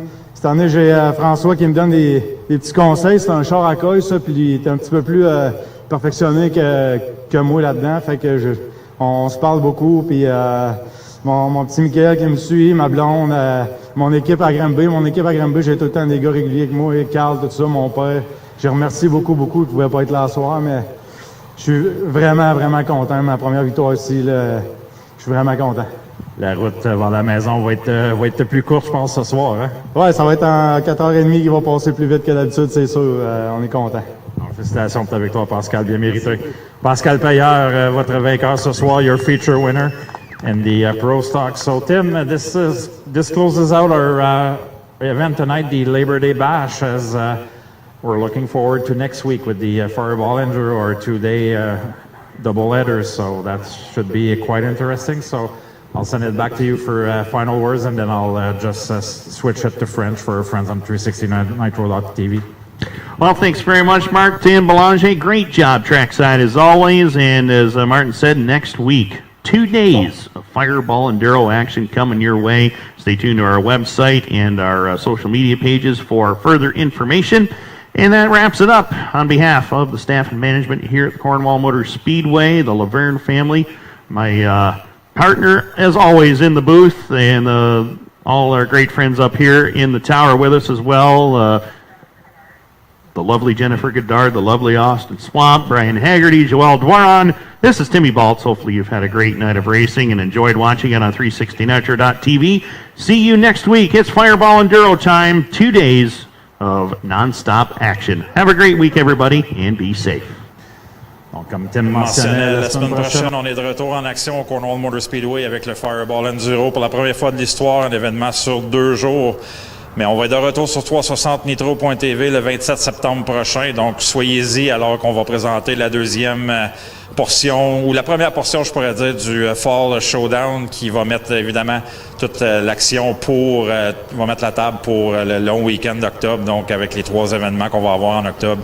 Donc, soyez-y. Donc, la semaine prochaine, pour les gens qui sont capables de venir ici, venez enjoyer un petit peu le Fireball Enduro. C'est vraiment un événement hors du commun, on voit pas ça ailleurs. Puis ensuite, on sera de retour avec l'action habituelle, avec les différentes séries qu'on a vues ce soir, le 27 septembre. Comme je disais, qui va mettre la table pour le Fall Showdown. Donc, Martin Bélanger qui vous dit au 27 septembre. Donc, suivez-nous sur 360nitro.tv. Tu ne veux pas manquer ça.